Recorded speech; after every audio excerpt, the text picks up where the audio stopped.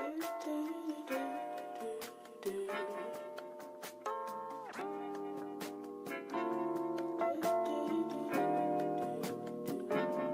see you acting on my face like you were unaffected. I see the lust in your eyes when you're with your new friends. Remember when we used to cruising through the city, yeah? Acting fool, reach right and on my booty, yeah. We went from smoking and drinking, fucking getting lit, to fighting and crying, lying and dying, yeah. I know we used to be good friends, and suddenly everything changed and it all ends, yeah. When I saw you, babe, it was almost instant. And I still don't know why we became so distant, so distant. But anyway, I became a real ass bitch. And you like it, but you're never gonna have it anymore. Boy, you play with the brown sugar, Kahlua and toffee. You play with the brown sugar, Kahlua and toffee. You play with the brown sugar, Kahlua and toffee.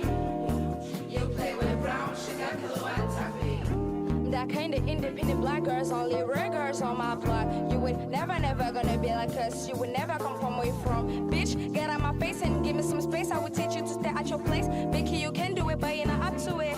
Boy, if it don't like it, fuck your money, I can't see my limits. That girl for a minute trying to do my milli. And I be fixing on niggas. And I be stunning on niggas. Cause you became on there. Ain't got time for you niggas.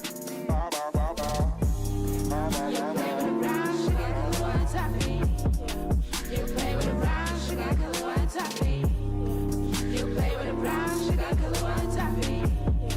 You play with the brown sugar, Kahlua and toffee. Brown sugar, Kahlua and toffee. Black girl, a magic for me. Brown sugar, Kahlua and toffee.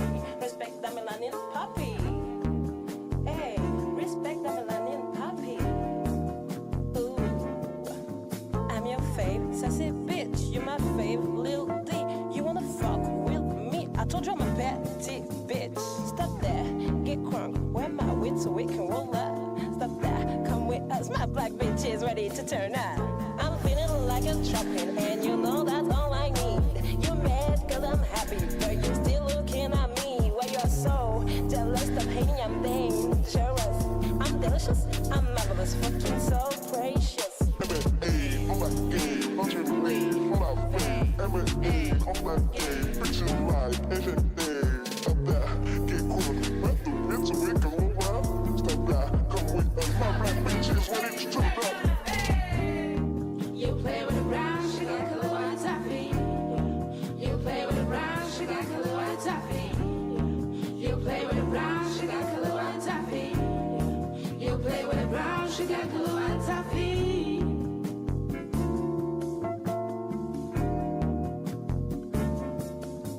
How we doing, everybody? After tonight, starting momentarily on a Wednesday night.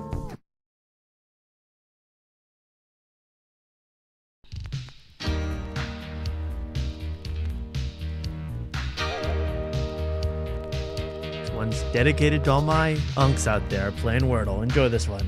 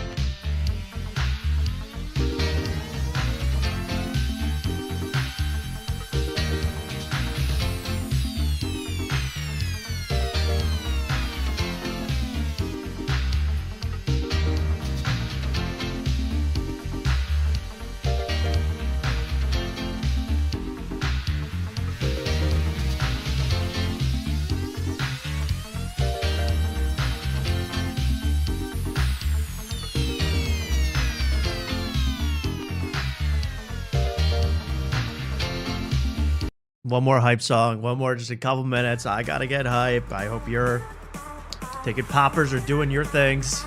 We're about to start. Thank you for your patience and love.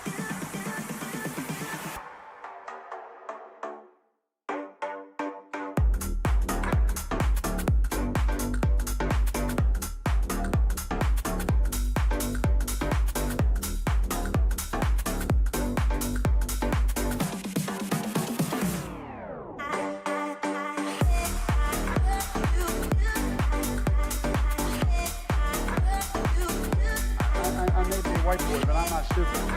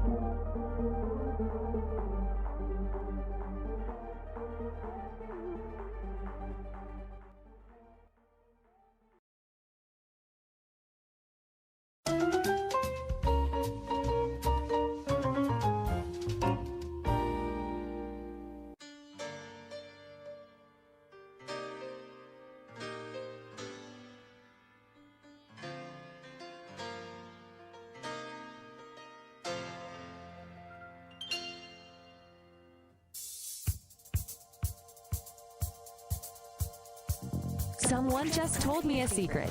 You're watching After Tonight. Hello, everybody, and welcome to another edition of After Tonight. My name is Tommy. I am the host of this program, and I'm so happy to have you alongside me on another Wednesday night, the United States of America 2026. We've never been stronger as a nation or as a show. This is what we call in the business a show. Not a comedy show, not a stand-up show, not a kids show. This is a bona fide broadcast television show, soon to be seen on your local CBS station, when on whatever dial that is. I'm currently on CBS 3 here in the Philadelphia region. I don't know where you're at. But it's going to be a huge, huge hot show tonight. I want to welcome all of you because, geez, it's going to be a barrel full of laughs.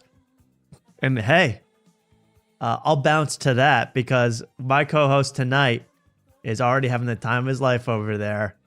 And he's clearly thinking of some great ideas. It's Mark Wellborn, everybody. Mark, how's it going? Hey, Tom. Mark, show that again. I don't think that was caught by the camera. What are you doing there? A boing? A boing? What is that, Mark? There we go. I heard it. It's a moon ball. Oh, it's the Jeff Dye moonball, isn't it?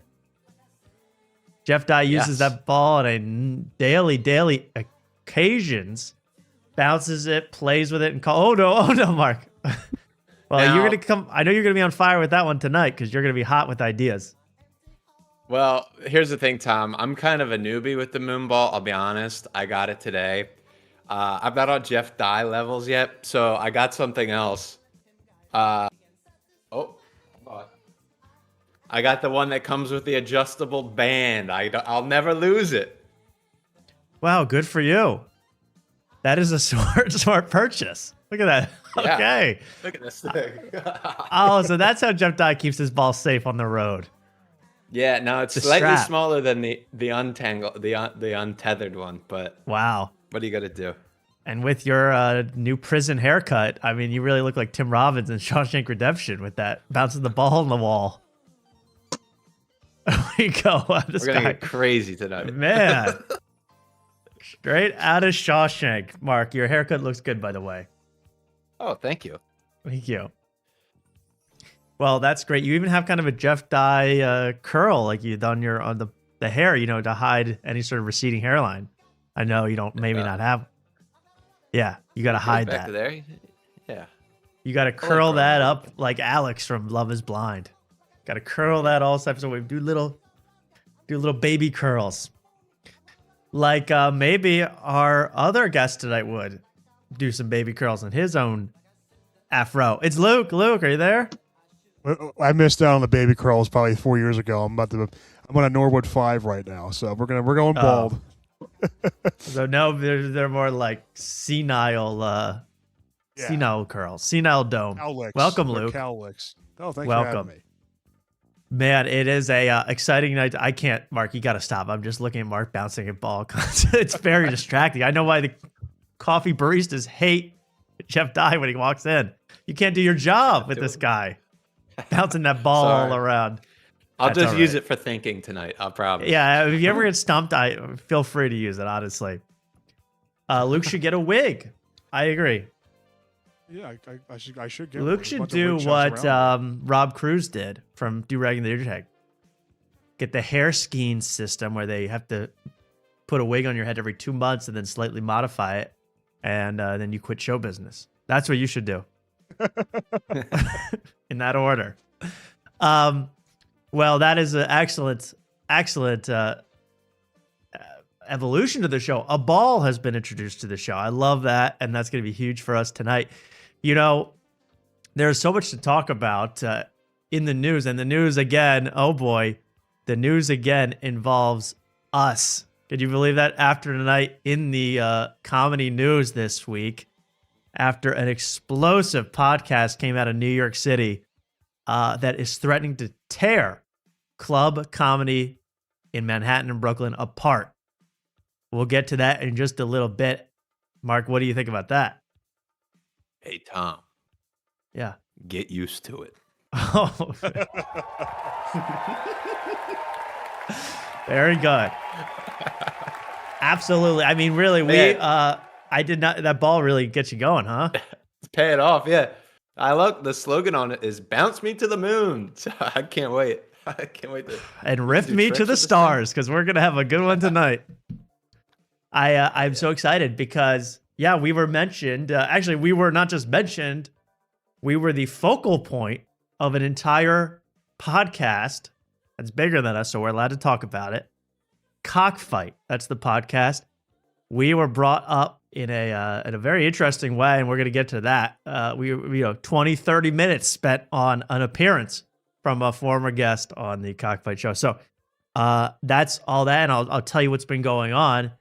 Not just with that. We're going to show clips from that, but we're also going to explain, boy, who's mad at us now, and how are we going to mend this fence.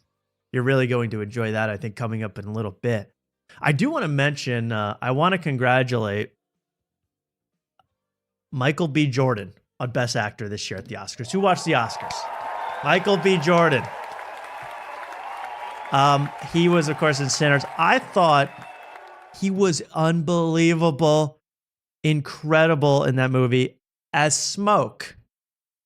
As Stack, I was a little disappointed by his performance, to be honest. I expected more with Stack. But Smoke, he killed it and he deserved it.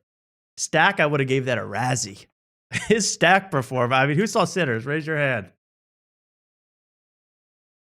Okay, just the biggest movie of all time, Luke.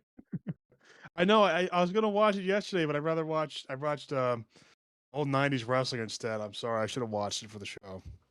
Well, Sinners, yeah. I mean, you should have because, I know. Mark has a whole moral, religious problem with Sinners because he and his nun friend won't watch Sinners together because of its title. Very, very ugly title, Sinners. Which, believe me, Mark, they kill the sinners with guns, so you could watch. Well, tell that to the nun. That wasn't my problem. Well, yeah, I know. First of all, how's that thing been going with the nun? You've been seeing this nun as friends, I guess, on and off. You had a movie date together. What's been going? What is that? Is that your plumbing not working? What is that?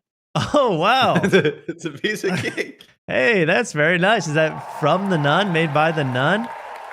From the nun herself. She came Wow. over. She knocked Chocolate. on my window. Uninvited. Oh my Came good over, Lord. knocked on my window to try to scare me. With Did a it piece of work? cake. Fortunately, I had headphones in, but yeah, it would have scared the shit out of me. That literally happens in The Nun 2. One of the scariest movies of all time. She knocks on the Nun. One of the scariest horror movies to date. Take a bite of that. Let's have a live review of the Nun cake. Chewy goodness. Tastes like heaven. Wow, that's very. I'm not going to hit the applause, but you guys know what that means. That was an applause moment. You should be applauding at home over that. You know what it tastes like? It tastes exactly like you know those chocolate like tasty cakes with the chocolate icing on top. Yeah, tastes That's like that. exactly what this. Well, tastes that's a like. good. That's Yeah. a good product. Then Luke's salivating Yeah. over there. Oh yeah, I could eat 15 of those. You know, I mean, she knocked on your window. She gave you a cake. I mean, is it?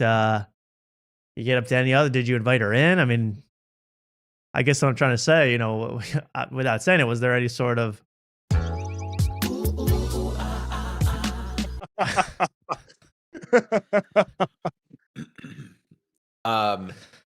Well, you know, the night before, we ended up making this arrangement where I would take her to Costco and she would be at my guest at Costco. Yeah, And Costco. That's a so she has a- romantic trip to Costco. I can't believe what's happening here. I know it was really bad because it's like we looked like a couple, you know. That's- Yeah, I mean, really. Yeah, I needed a mini fridge and I wasn't sure if it would fit my car, so I was like, "Oh, this is perfect. We'll take your car and then I can haul this big ass mini fridge in your car." Uh and then you know, we're taking then we get pizza. We get pizza at the food court. Beautiful. She gets grossed out by the food court at Costco. She thought it was too dirty and I was like, okay." And then Still never. so then we work get out. in our car and then we go back to my house and then, you know, I'd be polite. I go, "Do you want to come in to eat?" Of course she does.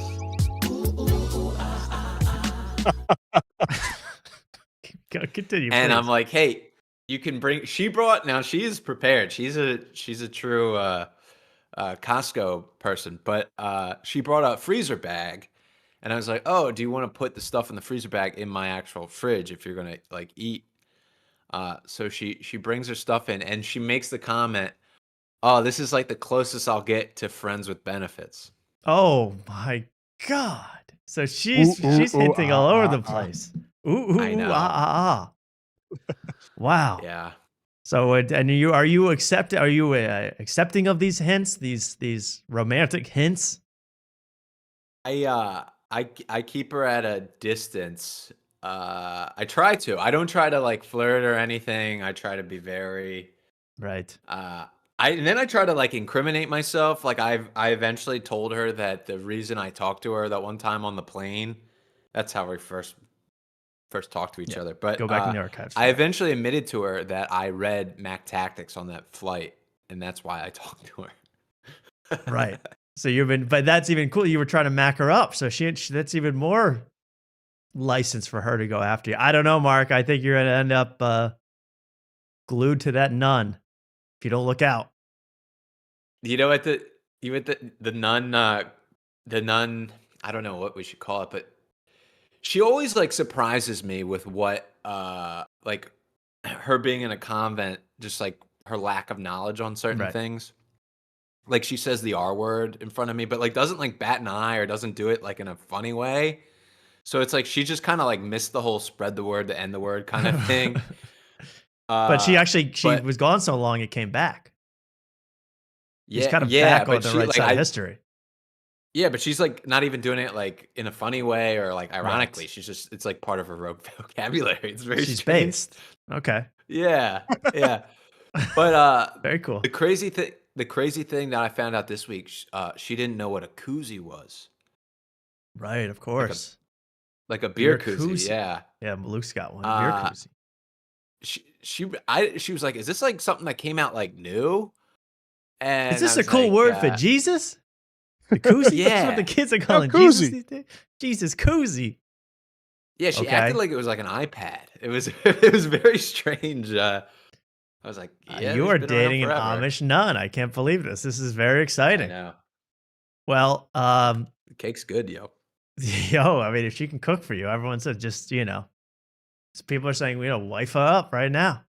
You know who else had Mac Tactics? Someone said Jesus. So, Of course. Oh, turn the other She's- cheek, though. That's Chaplain Full of Mac Tactics. turn that other cheek. None. Yo, I'm sure she's a very fine lady, very nice. And how is she not watching this show? I mean, she's so obsessed with you. I mean, have you told her about the show's existence? How is she not tuned in every week Yeah. to see her Yeah. fake hubby? I'm trying to keep her away as long as possible because there's people love this nun. They do. And she doesn't follow me on Instagram, and I think it's because she admitted that she got like mad at me when I like kind of ghosted her the first time. So I think she Right. may have unfollowed me during that period. So Holy ghosted her. Oh, All right, it's over. I'm done. I'm done hitting that for tonight. That's just my new toy. Well, yes, Mark. Continue, please. oh, she also said she's coming. She's coming to Big Stinky's gig this weekend. Oh, And yeah. she told me that other people have tried to make plans with her that night, and she's canceled them for him. She's blocked out her schedule for Big Stinky. Wow. Wow. That's awesome. Well, you're gonna get get a whole night of the nun, and tell the people where you'll be, and then we'll move on from Mark talk. I got one more month. I will be at Remedy on Sunday in downtown Austin. Remedy. 8:30 show. The maybe 8 Remedy o'clock in show. downtown Austin. I suggest you all be there. I'd be there if I could. great fucking room. Great fucking room. Great room. I hear that's a good room. It's a little tight, but if you're working your good material, Of course, it'll do well. Well, I'm sure that's going to be a great show. I can't wait to see what happens. It could go great. Could go horribly. It could inflate your ego to places we've never seen it before as Big Stinky. So that's exciting. Very exciting. I can't wait for her honest opinion on Big Stinky. Of course. Yes. That'd be fascinating. A woman has really never had to deal with being friends with Big Stinky before. And most women are repulsed instantly. So it's going to be interesting Yes. to see. Absolutely. Well, we can't wait for that. Well, I started this by talking about, sinners was the whole point of this with the nun. Yeah, sorry. sinners. Remember that? I'm sad Delroy Lindo didn't win. That was sad.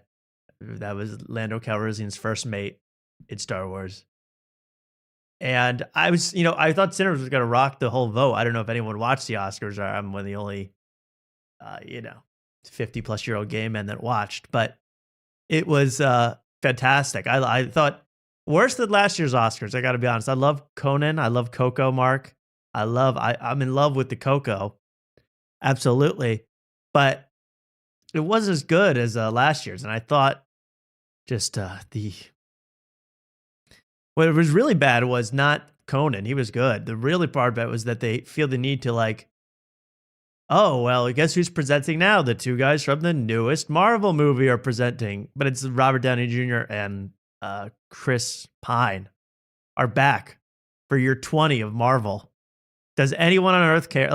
Does anyone on Earth care about Marvel anymore? I don't think so, right? I don't. I the same movie 60 times. Right, and It's hard to but now keep- and Robert Downey Jr.'s back, but as a totally different. He's as a villain this time. He's a different it's character. horrible. Who cares? But they got to push that. They had Baby Yoda. I'm like, these are things that from my childhood I barely remember. Baby Yoda wasn't that from 2012? So We're still wearing masks. Baby Yoda Yeah. came out. Also, I gotta say, Sigourney Weaver was there because I guess she's in a show or movie with Baby Yoda. I mean, Star Wars. Has there been a worse? This is not even controversial. Has there been a worse fall off of a franchise? I mean, no one even knows what's going on in Star Wars anymore. Oh, I get excited when new movies come out because I want to see how horrible they're going to be. I can't wait. Yeah, to see you're how bad excited to they see look. the hate that they get. How Yeah. did they go too woke this Yeah. time or something? That's the only interesting part about Star Wars. Yeah, I'm a big Star Wars fan. I gave The Mandalorian a shot. I gave all the new trilogy a shot, Right. and then I was watching And Andor. Andor. I was watching the Obi-Wan Kenobi series, and then I saw Jack Black and Lizzo were in it, and I was like, you know what? Right. I'm done. I'm done watching this. I know, and they like, and they're just cramming like guest stars and like stars that Yeah. Paul Rudd plays a Wookiee. I mean, it's so stupid.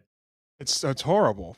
It's the worst. And I mean, I'm ready for Delroy to come out on Disney Plus. Delroy, can I make that joke for a 25th time? Delroy is gonna come out, but it's just so like, you talk about like, I thought we had everyone's already, it's hack debate to even talk about remakes, reboots, but they're like, I thought that was so hacked to even talk about it, so they were done doing it, but they're still doing it. It was just infested in the Oscars, and I thought really, really bad. And what really upset me was Teyana Taylor beating up that seat filler at the red carpet, whatever she did. From what I saw, she bludgeoned a seat filler to death with her K-pop Demon Hunter's light bulb. Did anyone see that headline? But Teyana Taylor is something else, man, and she is, for being like a middle of the road actress who's claim to fame as music videos. Like she's got one chip on her shoulder. Like I'd never seen that Teyana. She's fine, but one battle after another, which won all the stuff at the Oscars on Sunday. I could not be less into that movie besides the Sean Penn parts. Could not be less into it. And the SNL writer, whatever his name is, and was in it too. Robert Downey Jr. No, someone else. But it was just, I thought the Oscars, they're 3.5 hours long. And I watched them. I was at my mom's house. I was watching the Oscars at my mom's house, like any good mama's boy would do. Have a little party. And it's Sunday night, and you're like, okay, they just announced Best Sound in a movie, which it's just like, why did they by the way, Tom Cruise won a like Lifetime Achievement Award and I love Tom Cruise. Lifetime Achievement Award. They gave him the Oscar 2 months ago, not on television. They couldn't invite him to the Oscars to accept an award, but they give out Best Sound. And whatever, what wins Best Sound every year? The Loudest Movie. Always wins Best Sound. F1 won this year because it was super loud. Because people vote who have no idea what it is. Mm. Yeah, there's 0% chance Jeffrey Lurie understands what Best Sound means. He's voting in the Oscars. There's 0% chance that the kid from Hamnet knows what Best Sound means. And then the other biggest farce of an award is Best Editing, which should be a good award. That should be a big award, Best Editing, because every movie's horribly edited and too long. What do they do for Best Editing? Just like Best Sound, they always give Best Editing to the longest movie. And this one battle after another won Best Editing. I'm saying, so that was a 3.5 hour flick.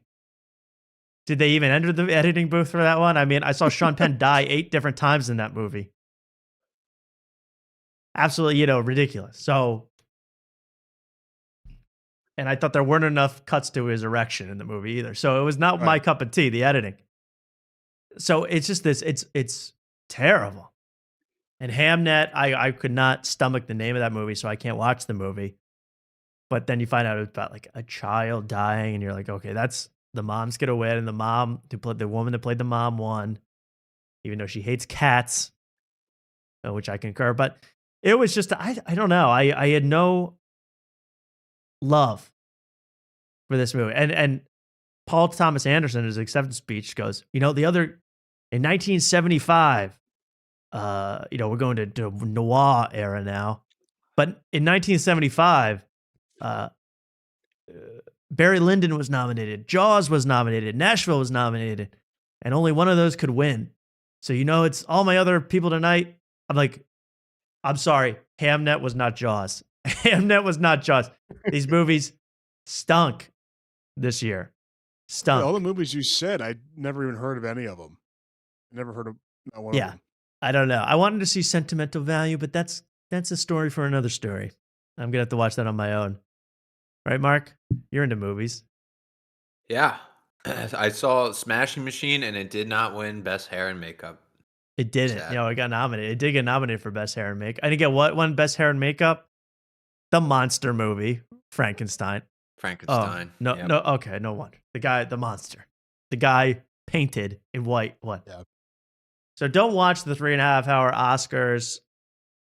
I don't know. It just turned me off this year, and everything else, even the monologue, I thought was not as good as last year's. But I salute Conan. You know, he was going all around LA performing in like tiny comedy clubs, doing the Oscars monologue. He went to like the Hollywood Comedy with Barry Montoya and the Caligari sisters and performed there. Like, I like that he does that.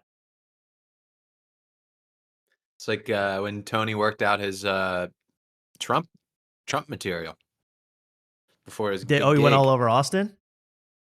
No. Remember that Tony was saying how he worked out the material for the Trump, like when he got Yeah, the for his Puerto Rican joke? MSG, the MSG, yeah, the speech that he gave, yeah.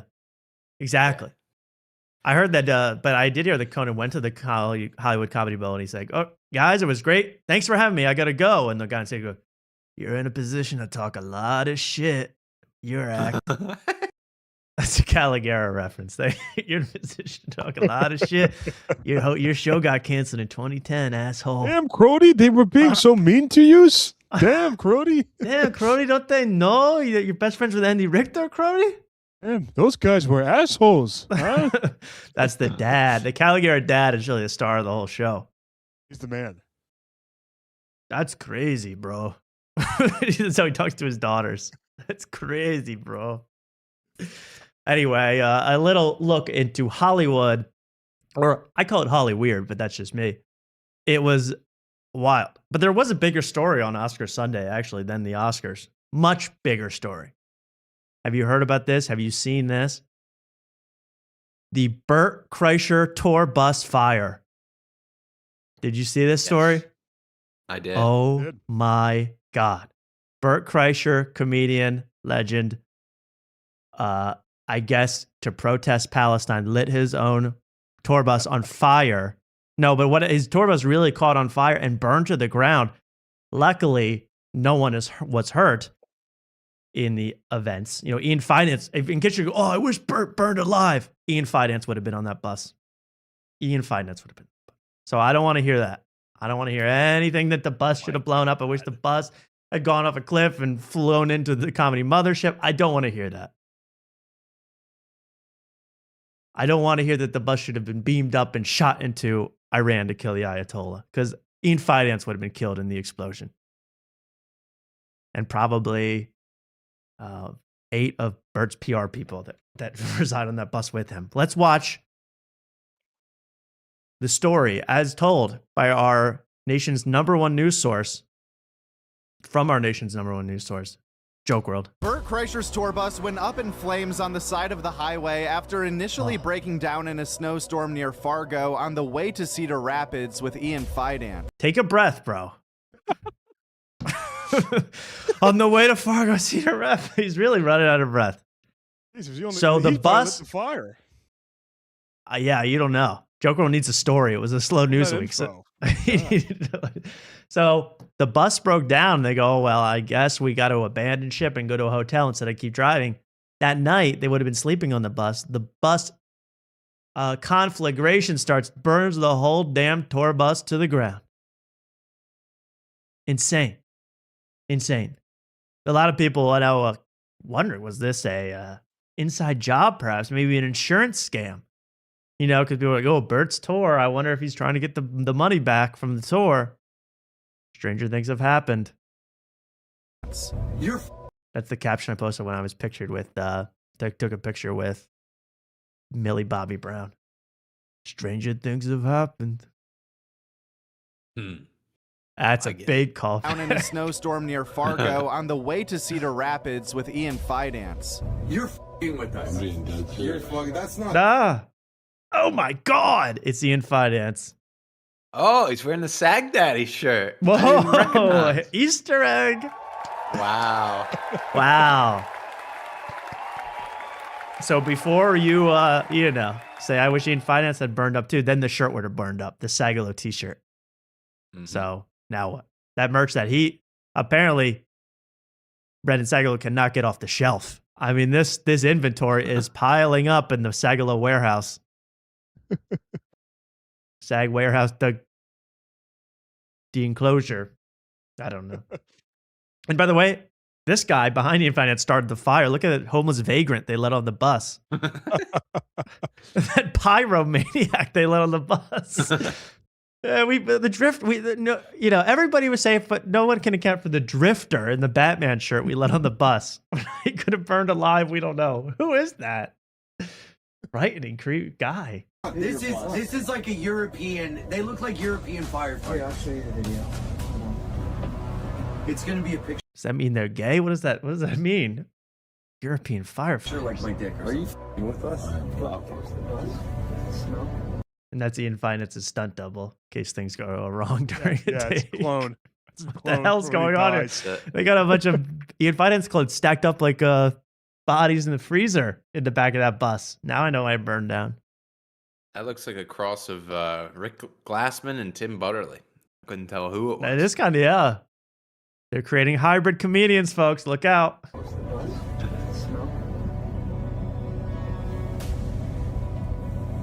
We would have all been. By the way, this guy in the back, unfazed by the whole I would have burned to death thing. He's like, I know. He does look like a homeless guy on the bus. Like, Wanted the warmth. he just picked up a ride.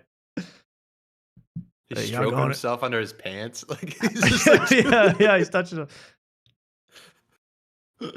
Oh, yeah, I've seen about 8 of these burn down before. I'm used to it. I almost died 20 times. Asleep. We'd have been dead. We would have been dead. There's the bus, and there's the fire that took. By the way, no comedians were harmed. All bus drivers perished, but they're civilians, so we really don't have to worry about that. There will have no funeral for those guys, but luckily the comedians are okay. Yeah, civilians' body doesn't burn like a comedian's body in fire, so comedians' bodies burn better in fire than civilians. Yeah, exactly. I don't know what you said, but I agree. It's fine. They died for the bit. Salute. Cheers to that. He is. Well, I was fascinated by this story because, people saying what happened, what really happened, what went on, and what could have happened, I guess. But luckily for us, I'm excited for this. Can I get this? Yeah, there we go. Luckily for us, I've gotten my hands on a copy of the insurance report from the fire. And I'd like to give you, Mark, some of the items or valuables reported as destroyed or missing by Bert Kreischer. Would you like to see this? Sure. Copy of the insurance report. We got our hands on it. So you understand this bit. We're going over valuables lost or destroyed on the Bert Kreischer bus. Wait, is this a bit? I can't tell anymore. Are we being hyperbolic? We're hyperbolic tonight. We're being very Okay. hyperbolic tonight. Remember that. All right. Whenever you go, if you're gonna get mad at us, remember, I'm hyperbole. I got a lot going on, hyperbolic wise. I got a hyperbolic thyroid. I'm all messed up. So here are again some of the items reported as destroyed, or lost, or missing, presumed dead on the Bert Kreischer tour bus. At number 1, 6 cases of fake laugh throat spray. That's to protect your voice when you need to wheeze laugh every 30 seconds. So that's the number 1. Of course, you can see podcaster strength. Oh, man. Yes. So that was That a bus loss. had no chance. No, I know. I think that those are definitely flammable, those bottles. Those are embers for that fire. Yeah, 1,000%.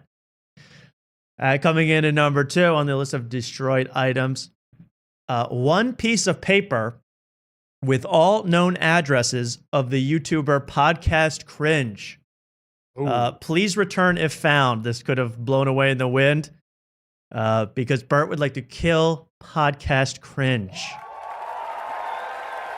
But hey, get in line. Oh. All right, there we go. Number 2. The third item, as reported, destroyed in the Bert Kreischer bus tour fire. 1 and the one and only copy of the unfinished script for The Machine 2. Wow. And I have a Wow. description of the film in case the screenplay is found. Through a series of drinking-induced mishaps, Bert goes to space to rob a Neptunian hovercraft. This is based on a 100% true story. This is The Machine 2. As you can see there, the final front beer. Thank you. There we go. Number 2. Number 3. We only have a couple more things reported as destroyed. Luckily, only the front of the bus was conflagrated.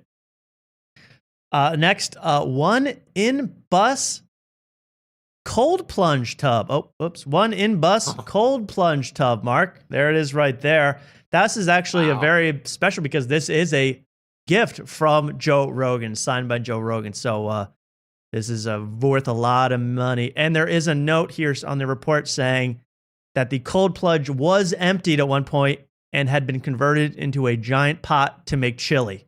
So, of course, you can imagine. There we go. I thought it once was served as a barrel where they put like whiskey in, but could have aged chili. their poor Osos, their vodka in there. Chili. Yeah. And finally, Mark, the final item listed on the insurance report after the Bert Kreischer bus tour fire. 0 shirts. 0 shirts. No shirts found. Thank you, ladies and gentlemen. That was the Bert Kreischer tour bus fire. Cheers. I hope every item is recovered. That is crazy, though. I hope Bert is able to still tour. I hope they get, I would like to think Infight hits and that homeless vagrant and Bert all riding around on segways across the west coast of America. Cedar Rapids, Fargo, just the god-awful place, probably. I mean, that's the worst place in the world to burn to death. If you had to place any place in the world that you don't want to burn to death, Cedar Rapids, between Fargo, North Dakota, and Cedar Rapids. Worst place to burn to death. Terrible place. I'd like to burn to death at home in bed, surrounded by my loved ones, personally. That was really entertaining for me. Not for you guys. We have a ton of stuff to do. I mean, I really don't want to. I don't want to waylay. I don't want to delay it because. But I don't want to go too fast because if I go too fast, I'll run out of the hot stuff. But I would like to play, and maybe we can talk a little bit about Kill Tony because it was quite interesting. And you visited on Monday, right, Mark? You tried to get on. Yeah, I put my name in the hat. It's South by Southwest week, so I rode my bike to the train station. So I was full and Big Stinky lore. Big Stinky rides a bike. Big Stinky likes to ride a bike. Yes, he's libbing out, or he likes to get sweaty. Either one, it's Yeah. He can improvise. So you rode there, you filled it, and who were the guests that were upcoming Kill Tony? Give us a little sneak preview for people that don't know. From what I overheard, I don't know for a fact, but I heard it was Ari Maddie and Dustin Poirier. UFC fighter. UFC I don't know if I pronounced it Interesting. Right. Well, I don't know much about him. I don't know. Is he entertaining, Luke? You probably know about fighting. You really know about. He was a great fighting. fighter. I think this is who I'm thinking of. He's a great fighter, but he's not really funny. I don't think. Hilarious. Yeah, I don't know him. I've heard his name. One of those guys I've heard his name, like Sugar Sean O'Malley. Like I know his name, but he's a character. I know he's funny. Yeah. So I don't know. When I heard that, I got very disappointed because it's like it's South by Southwest week. And they couldn't get anybody. Like Larry David was in town, Bill Burr was in town, Eric Andre was in town. Yeah, I think all those guys Couldn't probably score hate anybody. Kill Tony or don't know it. Like if he's not Larry David doesn't know Kill Tony, I would guess those are the guys. I would pay to see Larry David on Kill Tony. I would pray that Larry David doesn't know.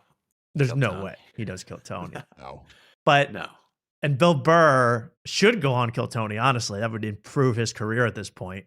I mean, improve his reputation among comedy fans if he was able to go tit for tat with Dedrick Flynn. If he was able to keep up with the mind of a Young Chow. What's that girl's name? What's that Korean woman's name? Young Minda? Yeely. No, Yee Hee is Yee Hee. really. I like Yee Hee. Yee Hee is You like awesome. Yee Hee. But the other woman, Yee Hee is the one with crutches, and Mark saved her life one time from a trampoline. Yes. But the other woman's name is like Young Kim. Young Wang or something. Yeah, she was at that Wang. open mic. No, I've just made that up. I don't know. Young I don't Wang. think Young Wang. Hey, yo. You know what Yeah, that yeah. shit mean, right? Hey, yo.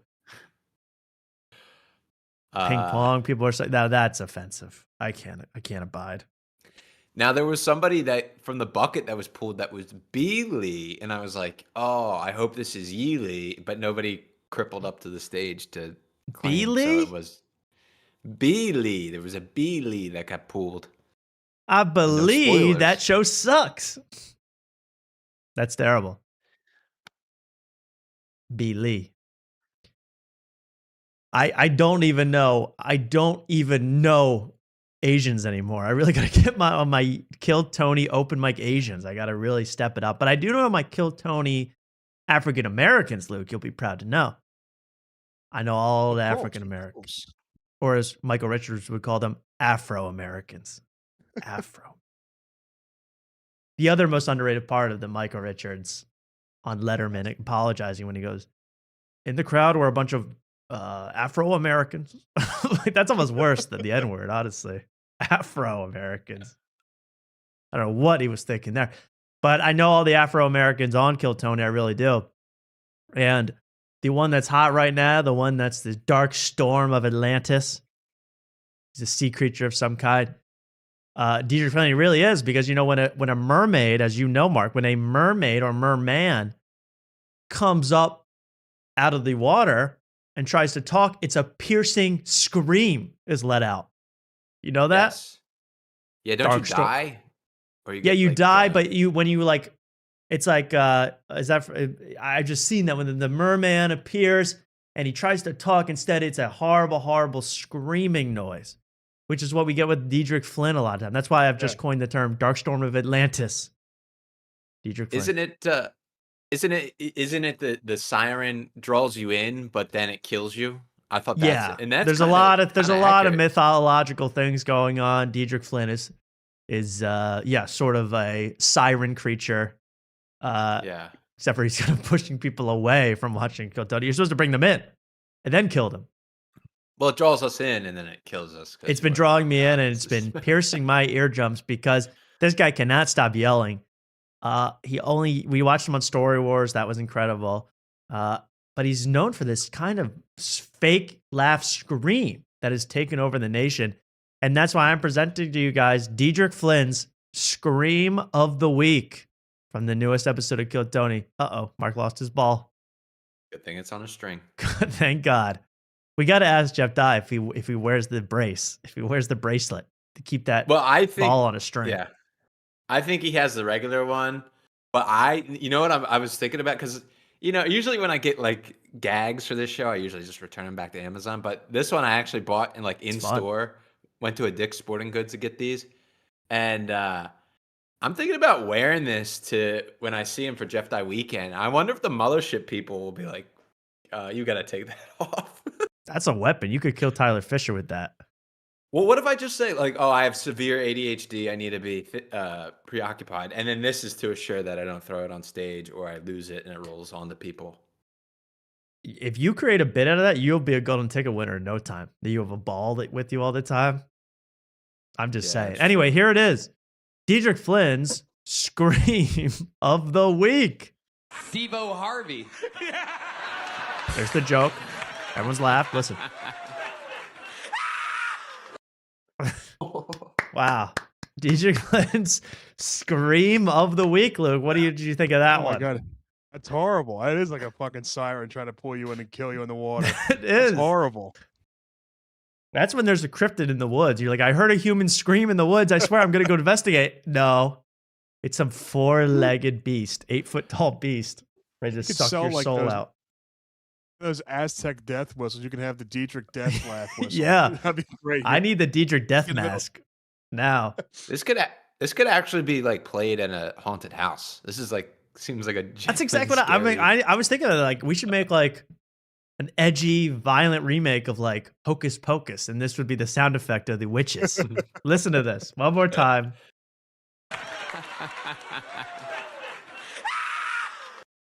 Oh God, that's frightening. It's funny. I watched this episode in like a big room with the Kill Tony watch party, Yes. but now hearing it like isolated like this in my headphones is like so much worse. Yeah, let's actually, because someone just had a great comment. First of all, they said that's exactly what a mountain lion sounds like. I like that comment. But then someone said it sounds exactly like Homer Simpson's scream, and it kind of does. Wait, like that, yeah. yeah, the Homer scream. Let's hear this. Oh yeah, This sounds exactly like Homer's scream. Wait. I don't know if this is a good one. No, that's a bad scream. Come on, give me a good scream. Do the top one. This could be. Yeah, see, that was it. Perfect. Yeah.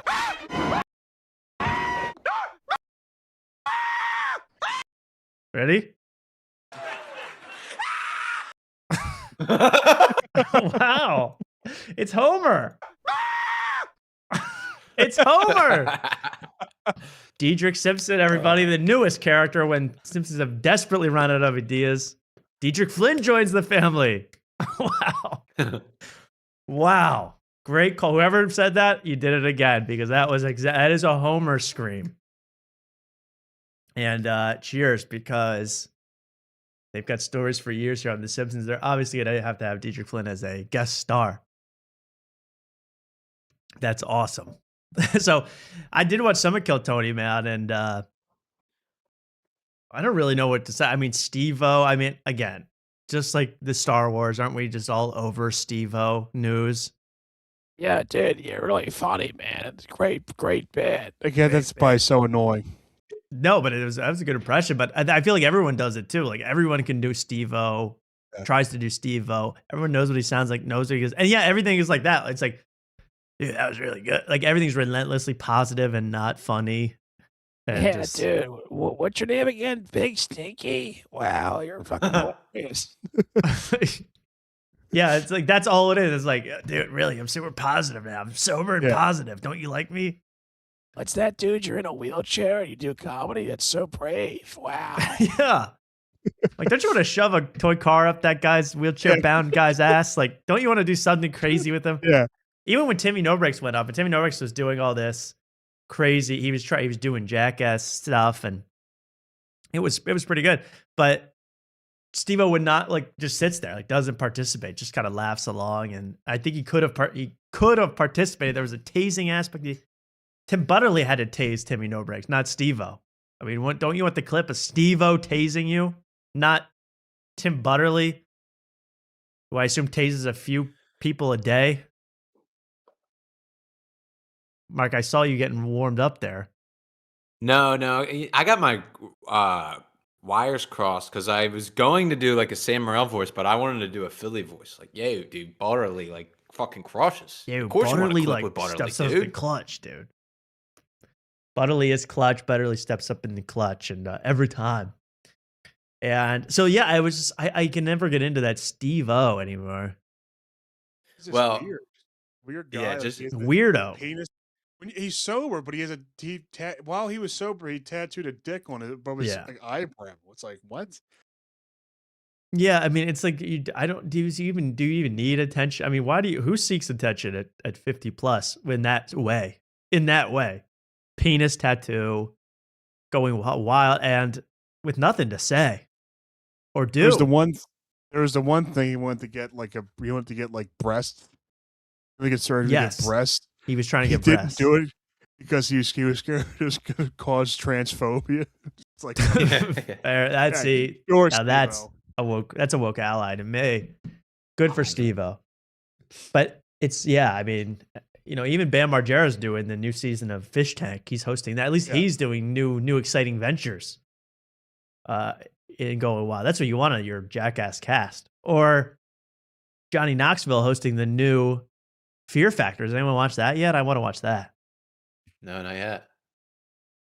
Johnny Knoxville, who actually scared Eric Andre. Eric Andre had to quit that show they were on together because he was scared of Johnny Knoxville. And yeah, Did I you don't see the Eric prank? Eric Andre as a guy that would like Kill Tony in any way. He's very woke.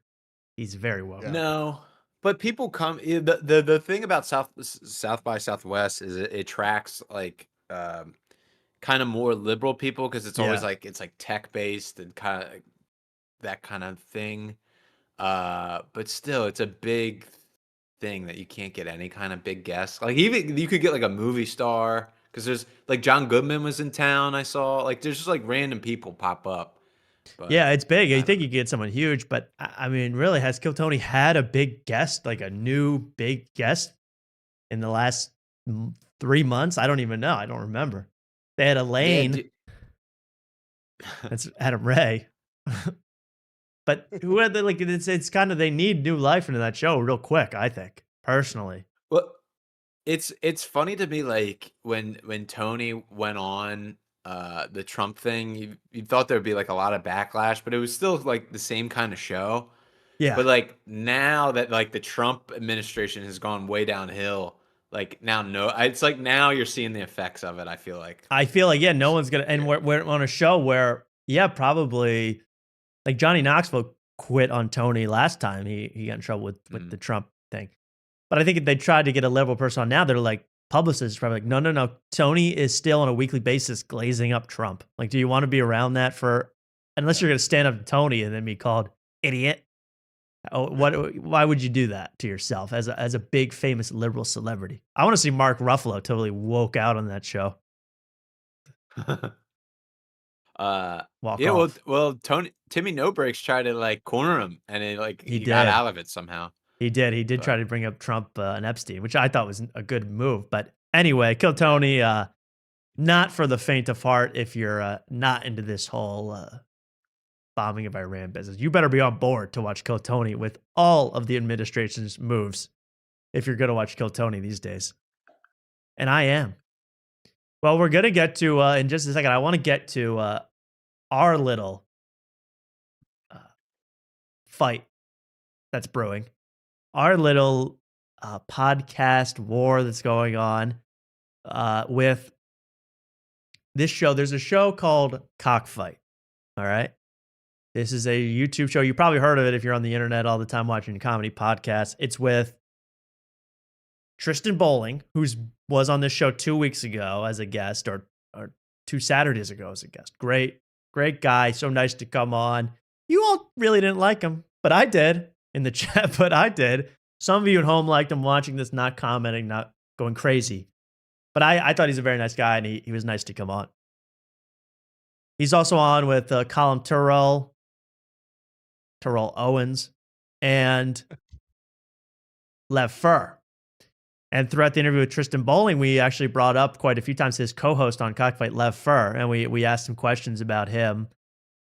You've probably seen it, you probably remember. And Tristan, I thought, was funny and honest about the whole Lev Fur and his fight with Jeff. We always bring up stuff about Jeff Dye. He called out Jeff Dye on Twitter, so we had to bring that up. Him fighting with Lemaire in Austin, we had to bring that up. All natural things to bring up, I thought, and it all ended up. That was one of my favorite parts of the interview. That was kind of a highlight. It was fun, lighthearted, I thought. Then I get a DM earlier, I guess it was last week now, after last show. Someone said, hey, the Cockfight Patreon, on that very episode, they are ripping Tristan. Lev Fur is ripping Tristan about his appearance on your show. I go, moi? I literally typed that in, moi. It auto-corrected to me because I speak English. But you see what I meant. Me? Little old me? And they said, yeah. And then they gave me a whole description. Well, we had to check it out for ourselves, because this was not just a slight mention. This was the entire Patreon episode was about us, Luke. Have you seen this? No, I didn't hear about this. This is crazy. Oh, good. Luke, I'm so you live glad. under a goddamn rock for this show. You guys don't didn't get tell mad me. at him. You guys Don't get What do you mean? mad at him. Don't wasn't get mad at told. him, Mark. Sorry, Luke. If I was told, yeah, it's okay. This is why Luke's on, to be a blank slate. He knows Yeah, very sure. he knows I'm very nothing, so then we can unbiased. educate him. I love Lev Fur. Sorry, Luke. Don't be You're the good. lash out. That ball's No, it getting was you funny. agitated. This We're gonna consumed take my whole week. We're gonna take that ball away from you, Mark. You're acting a little crazy. Yeah, bounce that ball. Bounce that ball. Calm down. So I go, no way. So I actually, and I'll say this, I got through legal means. I got access to this episode and I watched it. And we are going to show it. I mean, maybe that's gauche. Maybe that's not okay to take someone else's content that's on Patreon, but this is just a YouTube link. And I'm only showing the parts that directly involve us, directly involve me. And this was also said to me. You can find it on your own. I'm only playing the parts that are about us. So, Mark, let's watch a little bit of this episode of Cockfight, and I'll introduce you to all these guys in case you forget.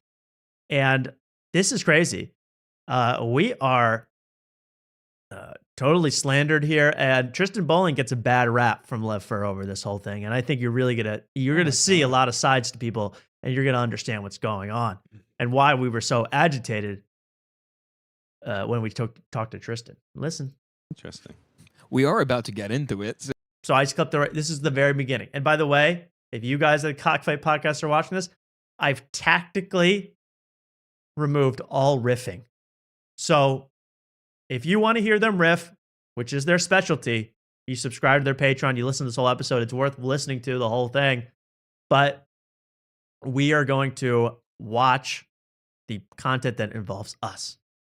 Now, this is from their episode about the new co-host of Legion of Skanks, because Tristan Bowling, our former guest, now being possibly bandied about as a possible replacement for Dave Smith on Legion of Skanks. Amazing. So, and I don't think Lev Fur's too happy with that ad either. He wasn't mentioned.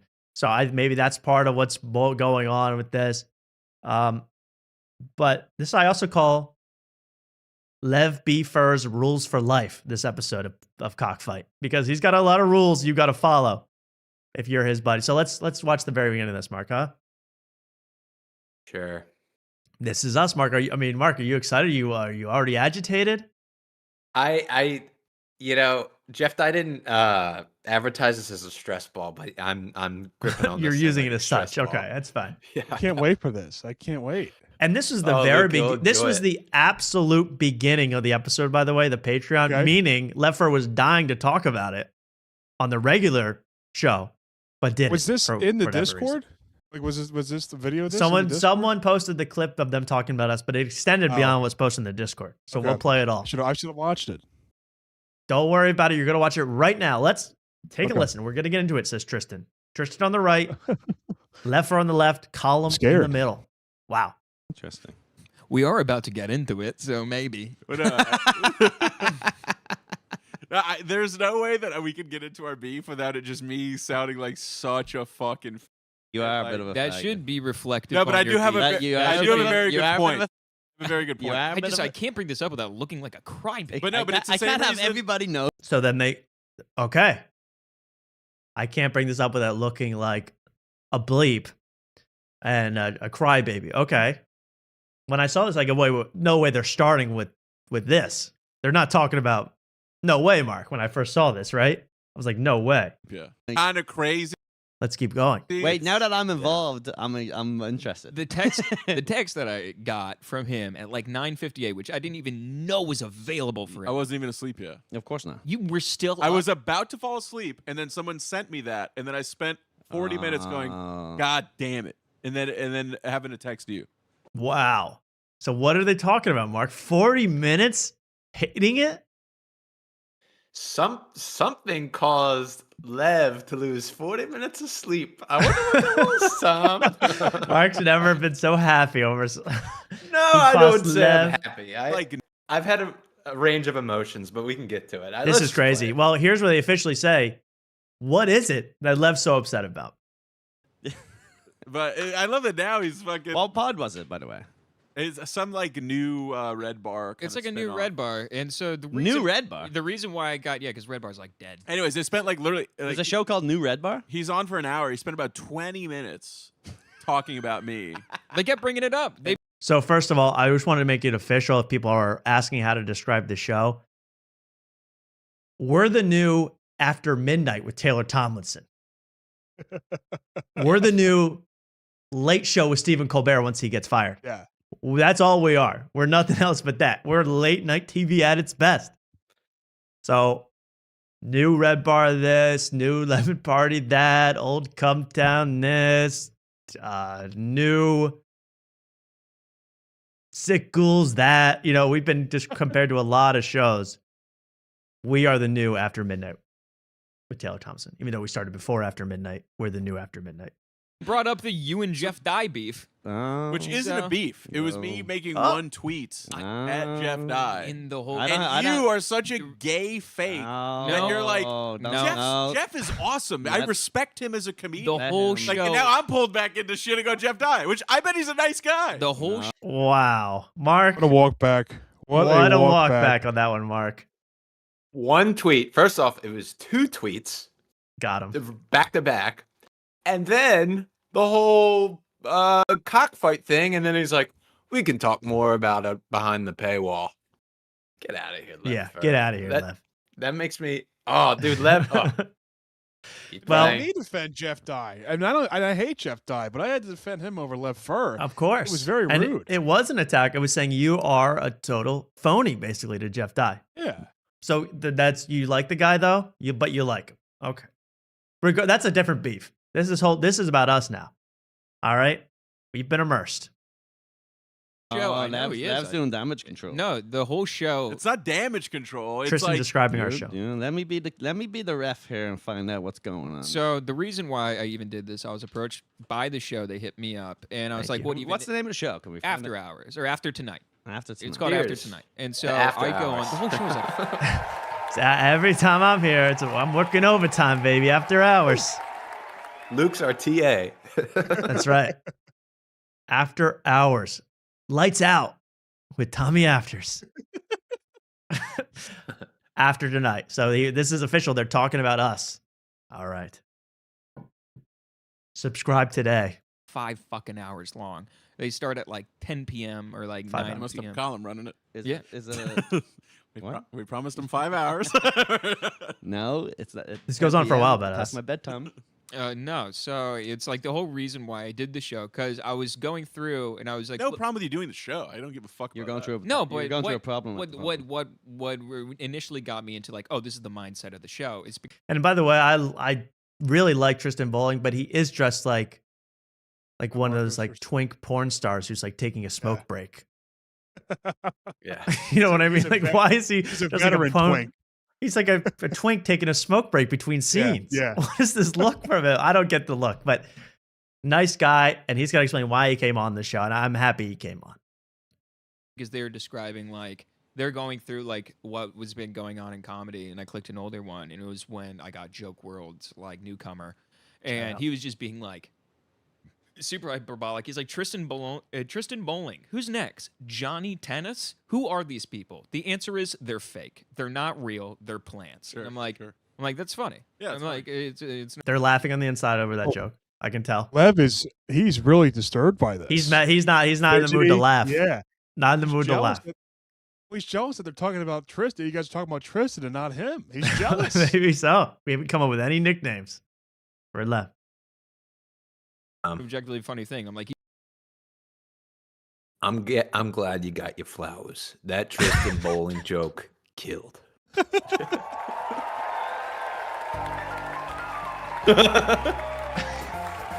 There we go.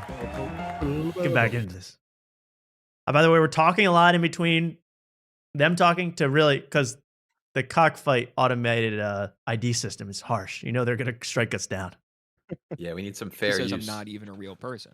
And I was just like, no, that's. So you felt you had to defend yourself and show them that you are a real person. I showed up. You left the bowling alley to do this podcast. One of the guys on the podcast was wearing bowling gloves the entire time. That's funny. That was Mark. funny. This is the bunch of boys hanging out called the After Hour. Lev No, thinks I'm after funny. tonight. He said that's funny. That's funny. That's a good bit. Man. I wish I could Like- I wish I could throw this ball at the camera and this was short enough where it would snap back. Like it would Yeah, go- like put on your 3D glasses, everybody. And throw it's like it's hitting you. Take that, We'll work on Lev. Boing, boing, boing.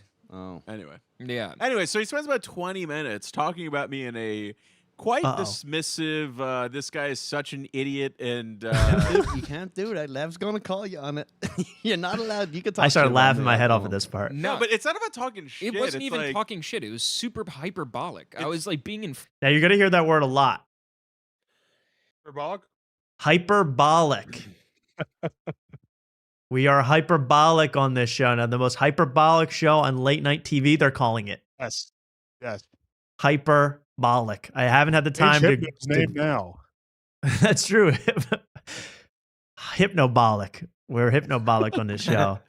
I haven't had the time to look up what hypnotic means, hyperbolic means, but I'm sure it describes us to a T. Best damn show on TV. Inflammatory You on should have every heard. statement. You should have heard. I was saying the that you're tone. pining after other comedians' respect, which you know. Yeah, and he I goes, know. describe Lev. He goes, pining after comedians' respect. It's like, Wait, when did this come out? This only came out 2 days ago. something Yeah, like that, yeah. came out on Saturday night. They sent it on our Patreon. I thought this was like 3 weeks ago or something. No, they sent it in our Patreon. We're like, Tristan's taking shots at Lev, and I was like, no, fuck. So, but We're it's gonna need a bigger gun. yeah. Do I have an elephant rifle? By the way, when he says we asked Tristan to describe Lev Fur, that's not quite true. We asked him to describe how Lev Fur smells. Yes. Much different. We don't care what Yes. he's like. We care how he smells. That's I wanted to mention that because I like how he knew the exact quote. They definitely exchanged at some point about this whole pining for Yes. comedians' respect, and this made me had a whole different kind of mindset because at first I'm just mad at Levfer, but then I thought about my Lenten promise to be nicer, and I said, you know what? I want to thank Levfer because I now have a newfound respect for our interview with Tristan Bowling. Because I went back, and when did he say pining for comedians' respect? During the what he smell like. What he segment, smell? Which that was a new segment by you, but now it's an infamous segment. It's now a infamous. staple. It smells like pine salt and other comedians' desperate need for their respect. Pine salt. But the other thing is that I noticed when I rewatched the interview, and Tristan in the beginning is like, I'm oddly nervous for this, which I thought was weird. Like I thought that was a weird comment, but now it all makes It's sense. all making sense. He knew he was going to blow the doors off the cockfight. Trifecta here. Yeah. Triumvirate. And let's keep listening. Again, I just want to make it clear. We don't ask questions like, what's Lev Fur really like? What's Lev Fur like on set? I don't care. Yeah. So we asked what he smelled like. Okay. Or maybe like the whole USS October. It's about the tone. And my thing to him was like, Uh-oh. hey man, if you knowingly the tone. are going on like a red bar type show, you should be like, oh, about your friends, you're going to like make your friends look good. Instead, you're completely yeah, 100%. I love that reaction. My comment is like, And then he goes, That's the rule of being on a show. You got to make your friends look good. All right. These are Lev's rules for life. 8 rules for interviewing my teenage Tristan by Lev Fur. Make him tell you that I'm nice. All right. That's fine.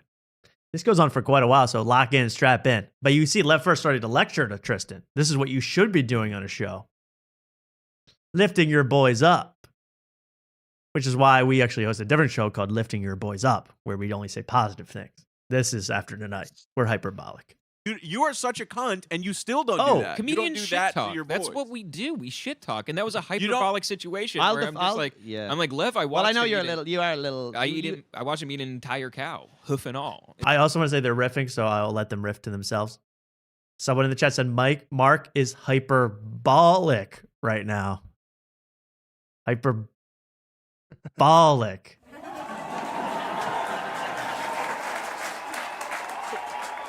Doesn't even mean it. Okay, let's get back to the show.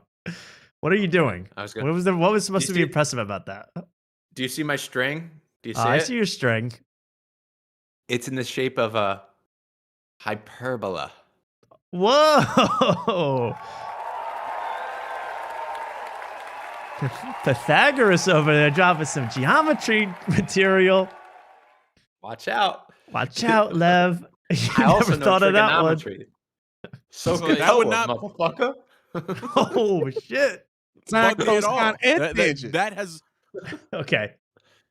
All right. One more time. So you see left for not having a good time. that would not bug me at all. That has shit like that would never bug me. What would bug me is you being like rolling your eyes and going like, "Oh, he's so fucking stupid," and like, and he's going, and all of our Never comments. once- never he literally once goes, said- You're a big dumbass. Never like once this said part. you were stupid. You are so And, he Never goes, and once- all of our comments, he's like, I don't know what he did, but they all hate him. Like they Oh. really hate him. He's like getting into one guy's hate comment. funny. They're all It's laughing. so- It's funny. He's laughing at your mistake. No, I think it's kind of funny to like. It's like, yeah, you shouldn't say that, but that is funny. I can see why you're mad. Yeah, You can but see it- both it- sides. But I'm laughing because it is It's funny. 20 to say. minutes of It's that. funny because you It's- shouldn't. And It's he's not- not being funny. He's speaking. It's not like a silly like I'm fucking. He's like speaking in this tone where Oh. he's like contemplative and like yeah. He's I hope just, I don't go down that road. Wow. I don't know about that. You got to rewatch the interview for yourself to know that. Mark's pissed like 'cause he's bouncing. Dude, I had to rewatch that. I'm like, he's clearly joking around this whole time. Like, Yeah, what? I know. That I was know. Such a. Well, Levfer was ready to be insulted, obviously. And I just want to say, and I'll reiterate this at the end, please tell Levfer he's welcome to come onto the show. We'd love to have Levfer on to hash this out. We do not want to cause discord, but I want you on the damn Discord talking because I think that's what's important, to talk it out. All right? But bring your hyperbolic gloves because it's about to get real hyper. And your bollock. he's just like I Hey. just don't get him. But like, you know what? There is a deep thing of like, he didn't say anything that's not true. You are a dumbass. Big New York comedians here talking So about it is- after. Did you hit up your group? Did you hit up? Did that hurt? No. Did that you hit up hurt. your group? Because I do think I'm a dumbass. I don't have a problem with You that. just don't want him saying It's it on just a you podcast. shouldn't. If somebody asks you, like you should go, he's a dumbass, but I love him. Sure. Done. Got that, guys? Them's the rules for talking about other people. Why is he so insecure? Come on, Lev. I mean, come on, get your chops Well, it's up about. there, It's gonna buddy. get worse, Luke, because Are yeah, you about to call me Lemaire? Lamar. I was gonna call you Lamarck. Oh, that's very, that's We kinda combined, Luke. That's kind of That how is I very see you as hyperbolic. Lamarck. very hyperbolic right there. Lamarck of Prosecco. You're very sweet. Okay, let's keep watching. I got no problem with that. I thought you got that I love disclaimer. him. But this is what a lot of people do, where they go, "I don't care if you make fun of me for this, but don't go there, don't go here, don't mention this at all." But I'm fine with so only do the things that I deem acceptable to make fun of about myself. It's not how it works, and on a show where I by the way, I'm just saying, I told Tristan, I said, Tristan, I'm sorry I caused any sort of strife. It wasn't the intent. That's not our thing to be a gotcha show where we make you diss your podcast partners. And I think he understood. Did he respond to you? He did. He did. We had a nice conversation. beautiful. Nice guy. Beautiful guy. Good. Beautiful man. No bridges burnt with hopefully the next third mic on Legion Yeah. of Skanks. Exactly. No, we're getting all the people. And I'm about to befriend Steve Ranazizi next. And that we were friends kind of went as a given. You shouldn't since like. we're together a lot. If I played you, you should listen to it on your way home. You would literally be on the train laughing to yourself, going, "Yeah, this doesn't really sound good." Really? Yeah, I don't know. it's such a bad tone. He's saying talking it to about watch me, and I'm later. like, hey man, like It's if, all- if you're willing to talk I about this know on what, though. podcasts like this, it's like, oh, and then the other It's thing, on now- the bit podcast where everything you're saying is a bit. It's hyperbolic and This it's blown is- way out of proportion. this Sure. is Thank you. where. No, but there is also even this right now. There's a little bit of a tongue-in-cheeky thing. This is not that. Yeah. But Just so you know. So Colum's trying to calm Lev Fur down Mm-hmm. because Lev Fur is getting worked up over this big time. Yeah. Yeah. And it's going to become, this time it's personal real soon about this whole thing because it is real personal. All right. And I just don't know what to think. All I know is that this is not being taken well by Lev. And he really is upset that Tristan said anything negative about him, obviously, on the show. Why is that? We're going to find out because I think Lev Fur feels like Tristan should feel like he owes Lev Fur a lot. Then that's going to come up in just a minute. I actually don't give a fuck anymore. But the Anymore. I wasn't You'll mad. hear I that was a just lot, like, too. Also, and that's another mad guy thing to say. I don't even care, but this is why I've been thinking about this for the last 7 days. I don't even care. You'll hear that a says lot. that. I have all those written down. How I many don't, times and he I don't said even that? care. But we're gonna talk about it for 30 more minutes. So Yeah. that's fine. And I might be upset if I was left too. But you gotta just, you gotta act hyperbolic sometimes. You gotta be a smooth customer. You know what I mean? It ruined the first start of my fucking Sunday. It ruined that almost because like I action- text him 3 times and I call him twice, and then he Epic decides. quote This is coming up. another thing that's like. And I know Now- he sees this. He knows. Yeah, Mark Lamarca. Now I've been trying to put this all together in my head that Lev saw this and then he must have berated Tristan. Yes. If Tristan feels this bad and has to call 3 times and 2 texts, Yeah. I wonder what Lev Fur what those messages looked like. I wonder. We're gonna find out what some of those messages exactly were. Tristan spills the beans here on what Lev Fur texted him, and it's crazy. It's wild. From a simple appearance on After Tonight, it's wild. Why he's looking at his letting you- phone. He's just Somebody like, I would have never yeah, seen in my life. Yeah, he's Patreon boiling. sent it to us. No, but I'm saying I know you see my text coming in while I'm texting you, just being like, Oh my "Yo, God. the whole thing is hyperbolic." You didn't respond. No, I actually immediately. was. I You actually just like, was. I'm gonna asleep. let him simmer No, the wrong. anxiety. I was asleep the whole time. I texted you when I woke up. You know he has anxiety, and you knew that would Great quote. hurt. Oh, it's almost like your consequences have actions, and if you're talking, Write that down. It's almost like your consequences have actions. Couldn't have said it better myself. What a good Yes. friendship these guys have. What good friends they are. Yeah, it's wild to say that, even as mismatched as that is to your buddy. It's almost like your consequences of action. That's what you say when you get drunk and you hit on someone's wife and they stop being friends with you. It's about about a YouTube podcast. It's about a simple appearance when we ask what Lev Fur smells like. All right? It's all good, guys. All good in the hood. That'll always get me. I love it. Greatest question I've ever asked as an interviewer. What does Lev Fur smell like? All right. You're ending professional relationships over Yes. what you smell like. What do you smell like? The worst segment ever, by the way. talking shit about the people that help you openly and publicly and with that kind of tone, they might get upset with you. He helps you. He helps you. Never No, said he because didn't. It's like Colin knows what's going on, that this is talking down to someone.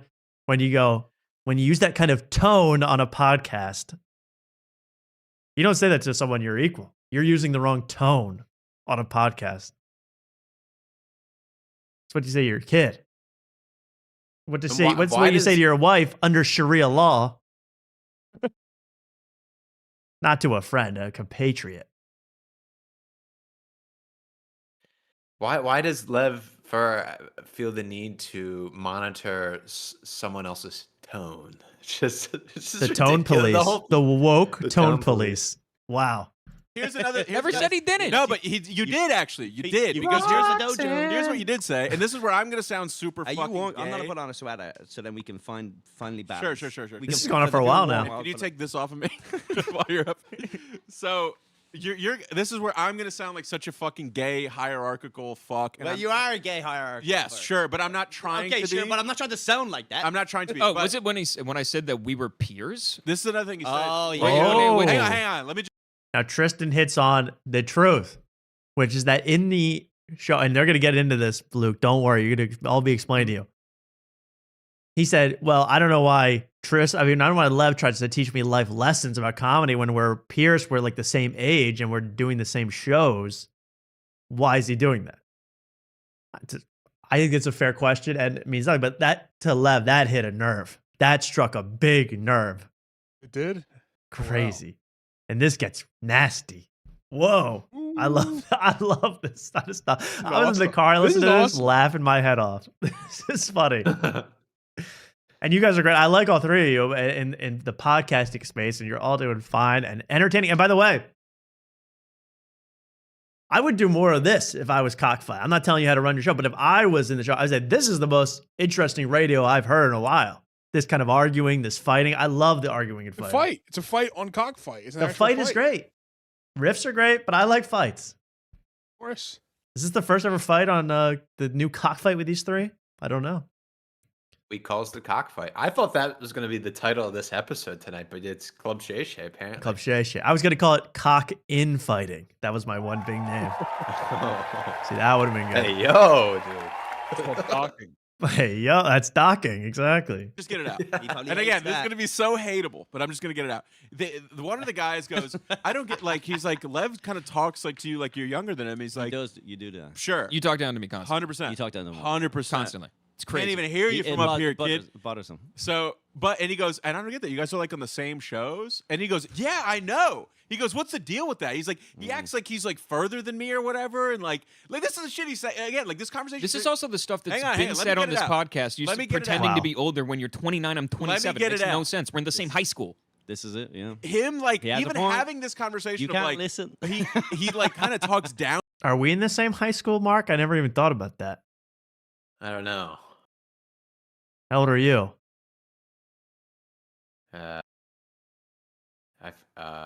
28. Okay. Yeah. So I'm 36, but I actually spent 8 years in high school. So I think we are in the same high school. I think by that, yeah. There you go. I was like, Nice. I was a hyperbolic senior, I'll tell you that. Real took me a lot of years. Hell yeah. To me on another podcast is crazy. Let's start there. But then he's like, "Wow, let's start there." And let's start there. That is a bitchy thing to say. No offense, love her. Let's start there. I probably said that a lot, but you know. Yeah. But then he's like, he's not even like a. I want to hear it. I want to electric. Oh, and then Calm really has to quell this fire because this is turning bad. He says, "Calm down. We'll chill out. We'll chill out." Yeah. So now we can skip because they're about to riff, and I get the riffs are property of Cockfight. You would have to subscribe to the Patreon to hear the riffs. I highly suggest it. Entertaining show, especially this episode. Just so you know, I'm not stealing this content for no reason. I'm enjoying it. You guys enjoying this?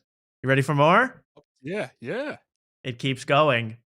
This is where we get into the we're on the same shows question mark. There seems to be a disagreement about that.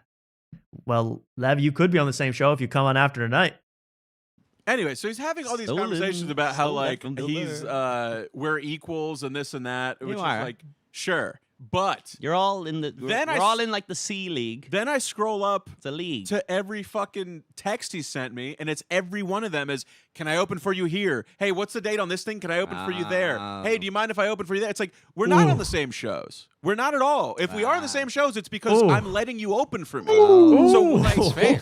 I never said you. But is that what you represented? Like on the show? What I was representing. You know what I mean? So it's like if I'm not, if we're equals, stop asking me for shit. We're on like, the same I fucking sent your tape into this place, and like all these things, I go to my way just be like, oh, let me help this kid out. Good guy. If I bring him to Let open, me help this kid out. Let me help this kid out. What a douche. What a You're douche. about to be. You're talking to the third Michael Legion of Skanks, talking about let me help this kid out. Damn. Man. Damn, Lev. Well, it is funny. The title of this episode was called, third Micah Legion of Skanks host, and I feel like it's already affecting Left. Like he's already jealous that these two are being brought. Yeah, up I think that's for what I the mean. I third think it's mic. affecting him, and it doesn't help that through all this, Tristan Bowling is dressed like a kid in a trailer park being yelled at by his stepdad. You know? Yeah. He's got that outfit on. It's like, yeah, you're being yelled at by your dad, your stepdad. You got to put a suit and tie on to talk to Lev in this situation, man. But that was crazy. I look at the text, all I see is you asking me for stuff. Stop asking me for stuff. If we're on the same level, whoa. Stop asking me.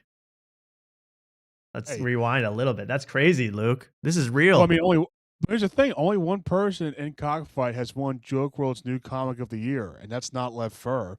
It's True. Tristan Bowling. True. Yo, that's facts, yo. Facts. Pay him into this place, and like all these things, I go to my just to be like, oh, let me help this kid out. Good guy. If I bring him to open, I'll double his pay. Makes me Is my cringe rent every behind? Yeah, but time. fuck it. And then he starts talking about pay. I pay money. him double. Oh, what a Oh douche. my What a- God. What a shyster. Play that again. And he goes, is my rent behind? Yeah, but F it. I'll pay him $12. You're Pay him going into into this place. debt. You're going into debt to get Tristan Bowling on your show. Well, that's not a smart financial decision by you. I got to be honest. And like all these things, I go to my just to be like, oh, let me help this kid out. Good guy. If I bring him to open, Ooh, I'll that double gives his me pay. chills. Is my rent behind? Yeah, but fuck it. I'll see what little I can add on. And then he's like to then go on and talk about me in that tone in these ways is like crazy. And like I said, I've totally. When saying we're on the same shows, I mean What shows are we on? This one, dickhead. I'm saying podcast. That's not what These they are the meant. shows I'm That's talking not what about. anyone meant. Well, that's what I meant. I can officially shut this debate down right now. When I say shows, I mean real shows, broadcast shows like Cockfight, not quirky bar rooms in Brooklyn. I don't give a crap about that. I don't care who's up, who's headlining, who's featuring. A show is a show is a show, and a show is on television. A show is broadcast on the internet. The show is out there. It's a radio broadcast. This idea of a show, I'm like, well, he never gets to the stand. I don't care. That doesn't, you know what I mean? So I'm going to shut that out. When we said, I don't even remember saying that, but when we say the same, I think I probably said that you're on the same show, meaning Cockfight. Yeah. Yeah. Seems simple to me. Yeah. Well, but also, I think Leffer's got that in his head. maybe take a second to just peruse kind of like our show. Do you think we're here talking about like stand-up comedy? Oh, I was Yeah. at a stand-up comedy. No, we only talk about podcasts pretty much. We only talk just about that. We don't care about stand-up comedy. We leave that to the Yeah. NYC rats. You do what you need to do out there to survive, to climb the mountain. But Right. it doesn't involve us, and we don't talk about that. So I'm just going to say that right and clear. When we said that, and when Tristan agreed, I knew exactly what he meant. You're on Cockfight together. Yeah. Lev, And you're on when you go stand-up on Real Ass Podcast, you're on the show together. Right. If you want to talk about, people on stand-up shows together, hey, right here. I was on a stand-up Exactly. show with Tristan Bowling. That's Makes you guys are nothing. equals. Right? We're equals, right, but still. right, Mark? I mean, Yeah, well, go ahead, Luke. you go ahead. What you're saying is going to be a lot You're better than clearly what I'm ready saying. for something big. No, I just got to say, we don't talk about stand-up comedy because you got to be in the room for stand-up comedy. If we're not in the room, then it doesn't really count. Mark, say the line. Say the line about the paper. You know that line. About the paper. Eyes on your own paper. Eyes on your own paper. Oh. Eyes on your own fucking paper. Yes. Maybe my favorite This is Morello. New York. Eyes on your own paper. So this is the whole show thing is so nonsense because no one thinks like that anymore. Okay. It's not vaudeville. You're not doing the same acts at the Catskill Mountains. Okay. We don't care.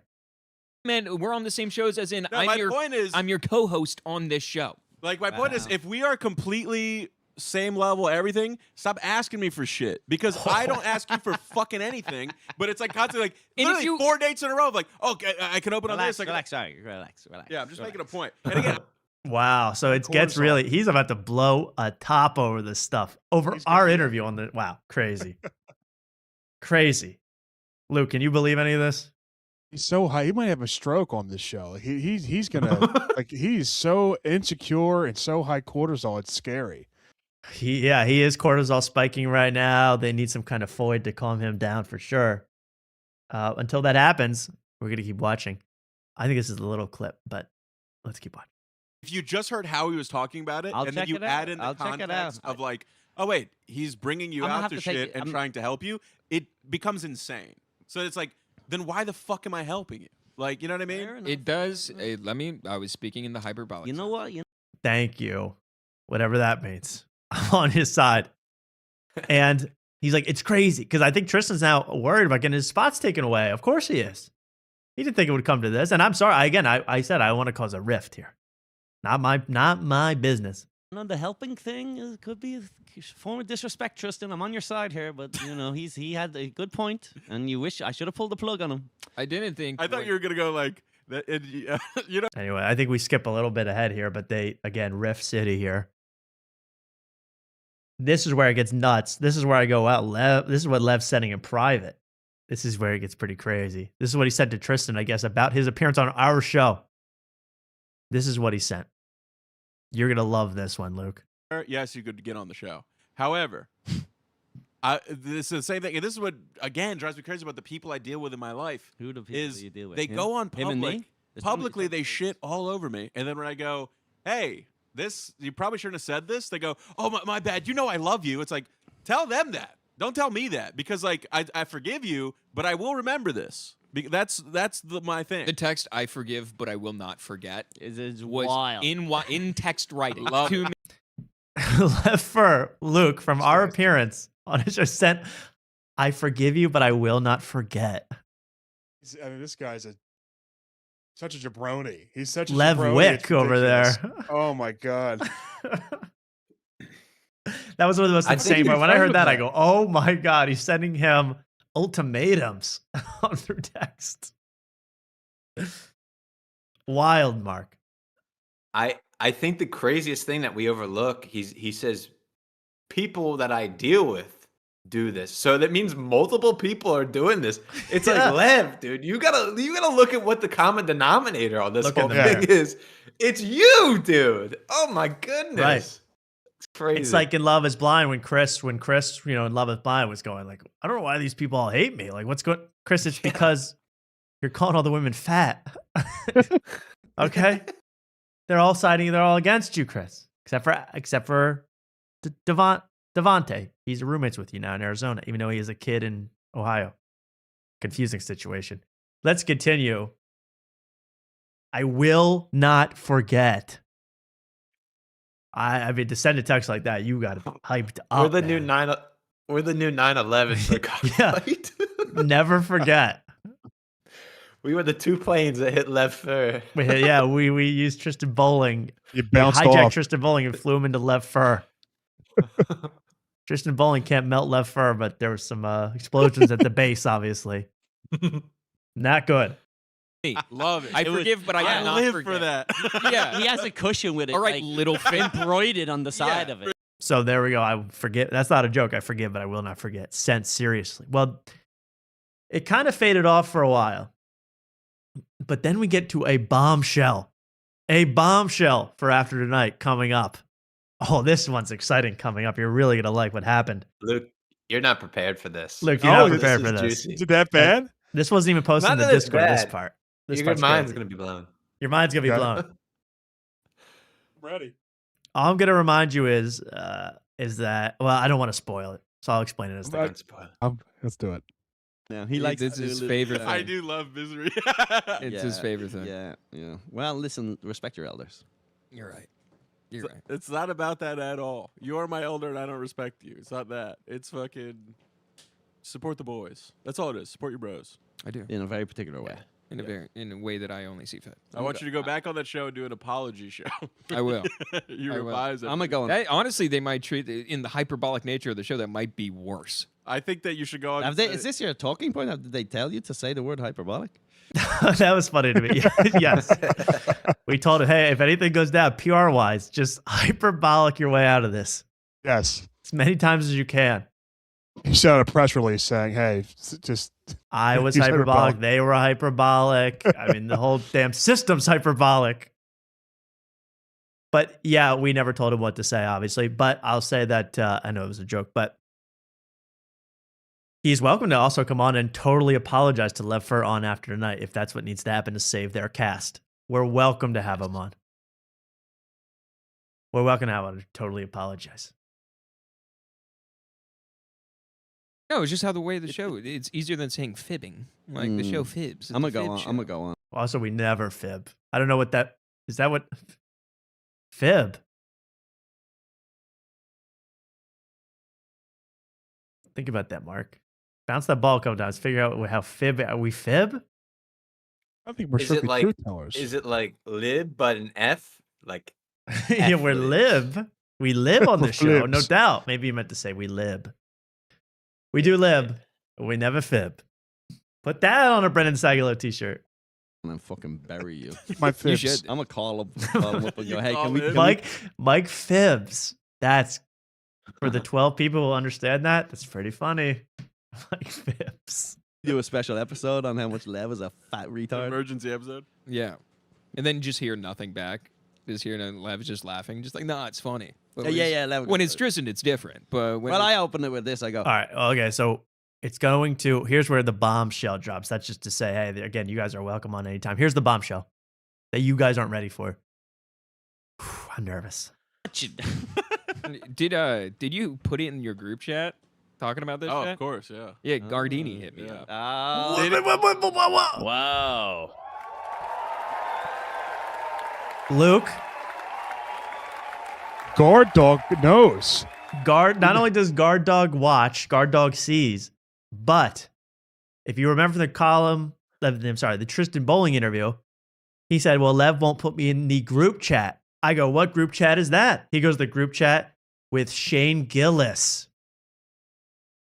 Oh, what? No way. So Lev Fur was complaining about Tristan Bowling's appearance in the Shane Gillis Philly Bull group chat. Yes. Wow. We made it, Wow. Mama. Mama. That's amazing. Mark, were you stunned as I was when you heard this?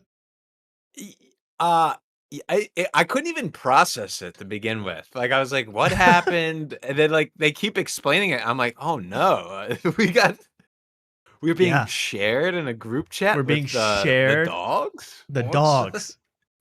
We're being fed to the dogs. What the? And by the hell? way, if you're like Shane Gillis, like you had to fly private across the country to do a show at SoFi Stadium, you're like, oh, I have to worry about Lev Fur getting hyperbolically badmouthed by Tristan Bowling. Like, what? I'm about to make 10 mil tonight, and I got freaking Kid Rock opening for me. I got other problems.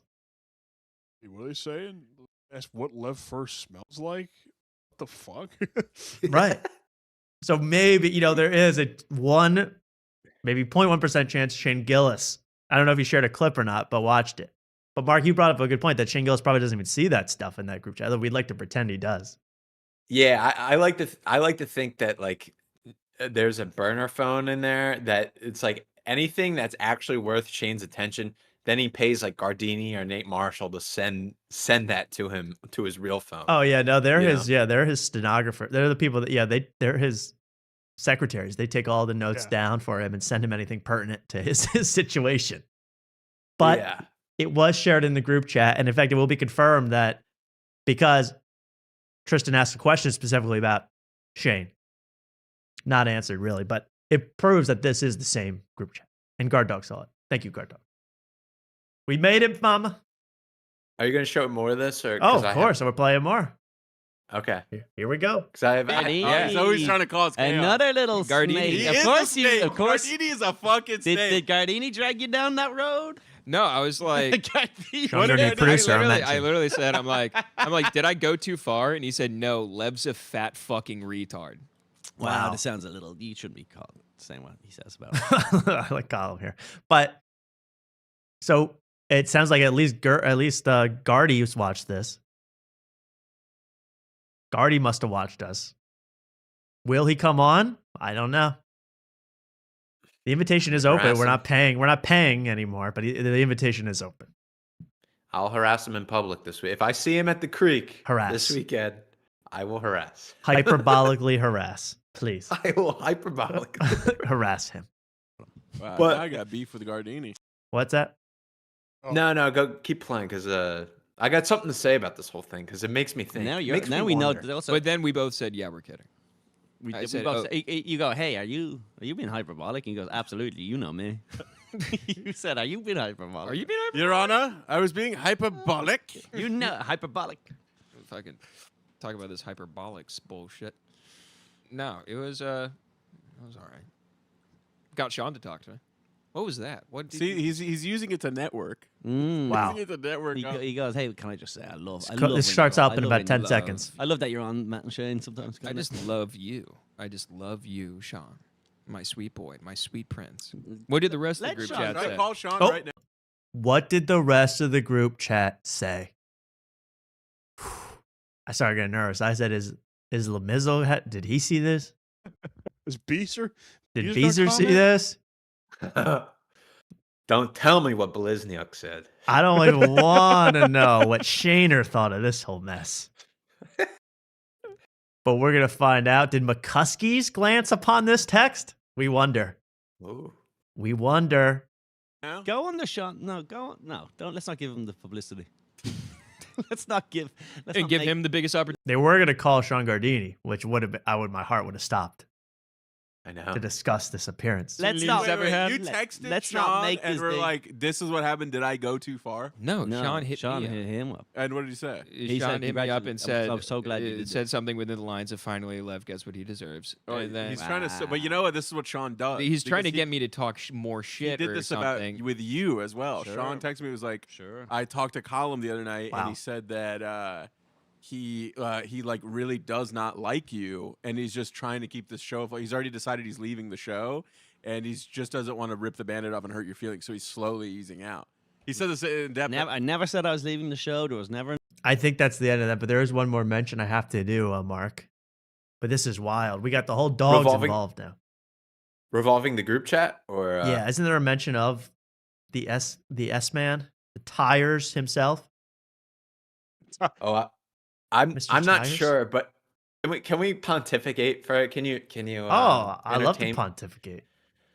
What do you think the context was of what Lev sent? Because I know exactly. I know exactly what he said. Lev had to send something into that group chat about this, right? That's Yes. the only way this got there. Of course. So, Yes. what do you think he possibly said? I believe he said he might have sent a link. That's what we have to pray for. But he said, guys, I don't know what to do. Tristan's shit talking me on this show. Call me all these names, saying I smell like this, smell like that. What do you, am I overreacting? That's what he asked. Am I overreacting? That's how because that's a good way to bring it up. That's how I would do it. Am I going crazy here or are they hyperbolic? Okay, so you think he asked for the group's opinion about his own personal problem? in a group chat? 1,000%. 1,000%. He asked Shane Gillis, what should I do about Tristan Bowling? When Shane Gillis is about to team up with Pedro Pascal for a new flick. He What do you doesn't think have Gillis time. did? What do you think Gillis said in response? Yeah, I mean, if Gillis even thought about it for 1 second, I'd be shocked to my core, but it would be incredible. Maybe he Probably laughed. He probably just gave it the thumbs up emoji, just like Moved all on. right, cool, dude, cool. Yeah. I could see him. Yeah, he does hire Nate Marshall as thumbs up all his texts he gets. You know? I would see that. So that could have happened. But anybody else have any other theories about how this went down? I mean, in the biggest group chat probably in comedy, probably the highest grossing group chat in comedy. I like to think that Lev tries to play it cool in this group chat because he loves to mention it. He doesn't want to do anything to rock the boat. I think he watched it and then put a clip of us talking about the group chat into the group chat. Oh, to say never let Tristan in. No. Because I went back and I rewatched our interview, and I made a big point about how the group chat is fake and Lev is faking it all. So I think Lev posted in there brilliant. being like, ha, ha, ha, look at these idiots. They think this group chat's fake. Right. Like, They think I'm not actually best buds with you guys. yeah. Right. That's how I see Lev. That's how I envision Lev. Well, we'll have to ask him just- for ourselves if he ever comes on, if he's hyperbolic enough to come on. Let's play the last little clip of this. This was absolutely must-see TV. And again, one more time, watch this for yourself. Subscribe to the Patreon if you are interested. But this is our parts that we find so interesting. This is just a little final clip talking about us. Anyone else in the group chat? Anyone else in the group chat mentioned this? I'd be fishing for information too, Tristan. I don't blame you. Anyone else in the group chat have anything to say? Maybe the biggest selling comedian out of Harrisburg? Start talking shit about He me. wants to know how Shane feels about him. No one. You've been fishing this around. None of them would know you exist. Nobody cares. Oh, Shane, what did him and Nick I want? have met. What We know each other. He doesn't remember you. Probably not, but I would like to think that. If I literally said to him Tristan Bowling, he'd be like, "That's not a real guy." Who's next? Nick Tennis. And that's the joke that got me on. He just wow. He just stole our joke. Unbelievable. Stole our joke and immediately admitted it, but stole our joke nonetheless. And by the way, the joke was Ethan Darts, and that's much better. Much better than Nick Tennis. What a putz. What a putz Leffer is, man. He's an idiot. Complete slackjaw. It's such a good joke. It got brought up twice. That's how you know it's a fucking banger. Yes. Banger. Banger after banger. We got stolen. See, great minds. Yeah. I like it. Anyways. Nick Tennis. And then he steals it. What about Dick? Also, who gives a fuck what Shane thinks? He's a nobody. And then a little sarcastic. That's hyperbolic, by the way. That's hyperbolic. Well, there we go. That was our appearance vicariously on the Cockfight podcast. Wow. That was wild. That was absolutely wild, Mark. And I don't know where we're going to go from here, but really we are in the ether of comedy now more than ever. We're floating around like a parasite, like a tapeworm in the intestine of comedy. Yeah, I have so many time codes from that whole thing. I'm gonna sell it all to Limeade to cover, but Yeah, Limeade can cover that one. Yeah, Yeah. Was there anything else important? Because I thought I covered most of it, but if there was anything huge, I you mean, tell I guess me. it's just little things. Seem like at the end, like Lev does this cope where he's like, "I feel bad that I made you feel bad." Like Yes. he's just completely unbearable at the end because he's like, he like totally puts it that like where he's not the victim anymore. It's ridiculous. Well, he becomes he turns himself into the guy like, oh, I'm sorry I made you upset, Tristan, by being like, come on, we all know what happened. Yeah. Anyway, I want to say, Lev, you are officially invited after tonight. I hope you come on. We'd love to have you on. Anything it takes, besides paying you in any way but promotion, anything like that, we'll give you. But we'd love to have you on and to hash this out. And I cannot wait. And the one last thing I want to say, I want to apologize to Jeff Dye, because after watching this, I realized that I never needed to defend Jeff Dye from Lev Fur. Jeff Dye's a man. When he gets called out, he comes on the show and he thugs it out. Mm-hmm. Lev Fur, I don't know. That's so true. Jeff Dye does not need our help, but we like to help him out anyway. I mean, Lev goes behind a paywall. Like, this whole thing was behind a paywall. Anytime he wants to talk ish about people, he goes behind a paywall. And it was clearly on the Not top Jeff of his Dye. mind, right? Because it's not like he 30 minutes in was like, oh yeah, what was up with that? No, it was minute 1 to minute 50. This was brought up.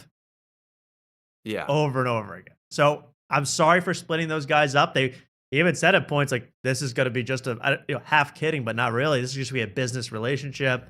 You're on the spots that I put you on now, but I don't know about the future. He was threatening him with a lot. Crazy business on in New York, man. A lot of personalities clashing, and I want to be a part of it. Cockfight and rap. And what's this? The other thing about that I couldn't get over is the whole thing where Tristan's like, I'm nervous to be on here. When has any interview of ours gone poorly for the person that went on?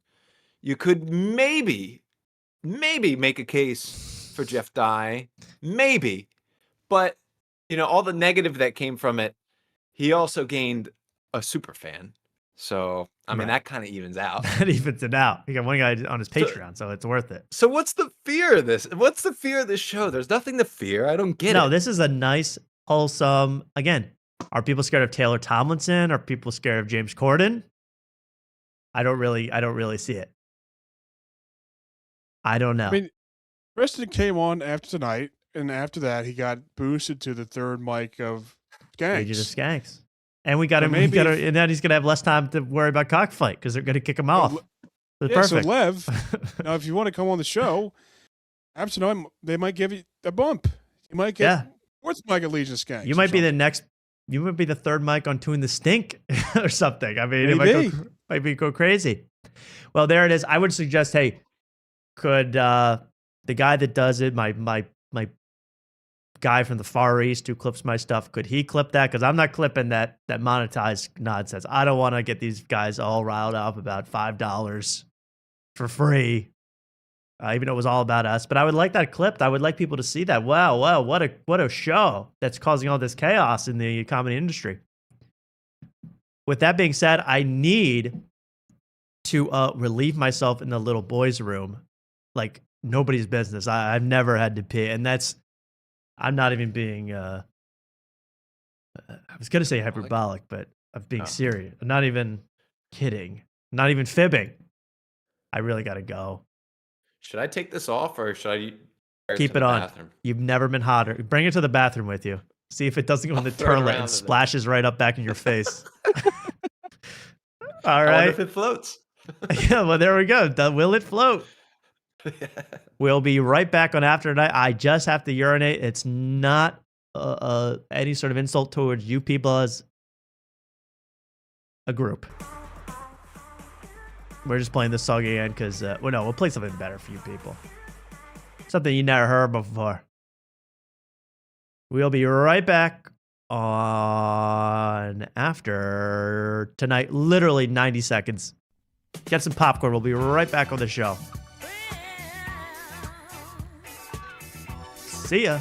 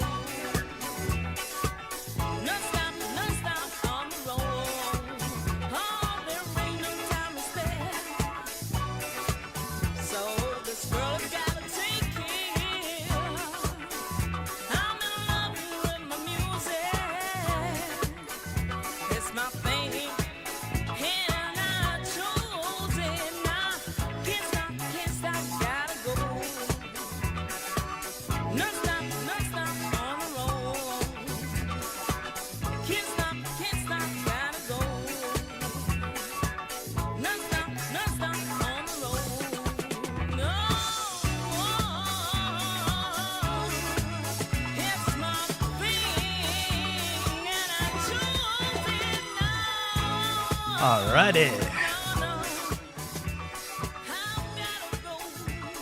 Not go. Whoa. Thank you, people. We're back on After Tonight. Just waiting for Mark. But I'll start with that. Luke, are you there? Uh-oh. It's just me, folks. Your worst nightmare. It's just me, folks. No one wants it, but you're going to have to hear it for a little bit. I can't believe what I just saw on the Cockfight podcast, but that's not the only crazy stuff that went on this week in shows and entertainment. I've been all over the place watching everything I can for you people. And we have for you, not just Club Shay Shay. I forgot I was going to punish you guys tonight. Everyone's been acting so proper and prim. But I was going to punish you guys tonight with a punishment if I saw anything acting out in chat. And you guys have been great. Army Tigers, the mod, everybody's been great. So I can't really punish you people. But someone just said, did I miss it? Did I miss the Jeff Dye content? So you weren't here.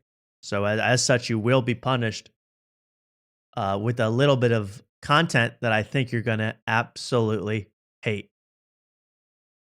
And what is that content? And where is that content? And where do I keep it? Well, here's what it is. If you misbehave the rest of the night, you're going to have to listen to Joe DeRosa pontificate about his band, Salsa Windfall. He has a band? He has a band. This is Joe DeRosa, by the way. He has a band named Salsa Windfall. Write that down for you people at home. You're going to have to remember that name. Salsa Windfall. Salsa Windfall. Salsa Windfall. Does he play like a pretentious instrument, like a harmonica or something in this band? He sings. And you're going to hear that. Oh, wow. But sorry, I prepared a little. I'm sorry. I just thought can I do my Karnak impression for a second? Sure, chef. Sorry. That's okay. This is a 50-year-old reference. Salsa Windfall. Salsa Windfall. The name of the Native American woman who serves me at Chipotle. Salsa Windfall. Thank you. Thank you. Thank you. That's wild. That is wild stuff. May Bonnie Blue visit your house and ask to use your toilet. Okay, it's wild. It's absolutely wild. All right, Salsa Windfall is your punishment. And not just that Carson impression, but Salsa Windfall is your punishment tonight. All you have to know is this album, their newest album. This is, by the way, how they shoot it's Joe Rosa drinking red wine. What kind of wine was that? Drinking red wine. And he compares his album to Thriller, the new Billie Eilish album, and Weezer's The Blue Album. So you know this is going to be hot stuff. All in one. All in one. All right? And here's just a little punishment, a preview of the punishment. Oh, is it muted? Oh, it is muted. Yeah. I'm sorry. Yeah, it was you almost got away with one too. Birth has a couple different kind of styles going on. Stream's not showing. showing. Like Mouth on My Money. It's not showing for you guys? It is for me. It is for me. It is. Refresh, Luke. Oh, I apologize. It's my fault. My fault. Is completely different from. For that little interruption, Salsa Windfall. Yes. Bag of Bones, for example. Now put your mouth where my money is. Give it just a little kiss. Listen to this one. Wait, can we pair this one with Dedrick's This scream? one, I think. Yeah, wait, that is perfect. This is the perfect haunted house music. Listen to this. Bag of Bones. Let's see if can I cue this up properly? You might just have to listen to it. See if I can do it.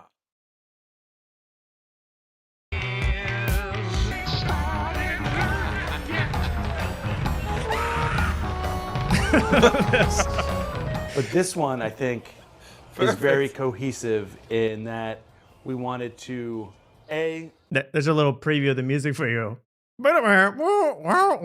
Sounds like Fart Carnival. Did you do the music for Fart Carnival? That discordant crap? Okay.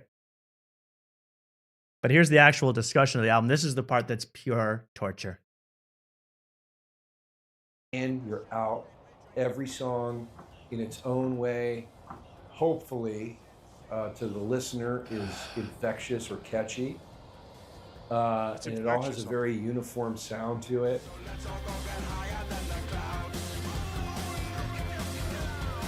When we started doing live shows, we noticed during the shows, like, people responding. What the? Oh, and look at that. What the fuck is he wearing? That's I think that's what Nancy Pelosi wore when she was celebrating Black Lives Matter. Did she put that helmet on? He's wearing a dashiki. I noticed that when the crowd sees me wear a dashiki, they get more infectious. But it's like, what? Yeah. You're Look spreading how crabs thrilled to the that woman audience. That's infectious. In the front is. She's having the bored looking woman in the front. Yeah, in the very, very front. The very front. This is outrageous. That looks like a punishment. But like, this is why they're like, Joe Rosa, you think this is interesting to anybody on planet Earth? Hearing about your band's, ethos? More than others. And that was part of it too, was like, okay, well, they seem to really respond to these songs that have like a little more energy, a little more stuff. upbeat, and not necessarily up. Oh, the people respond to upbeat music. Oh, okay. Let's make a doc about that. Good Lord.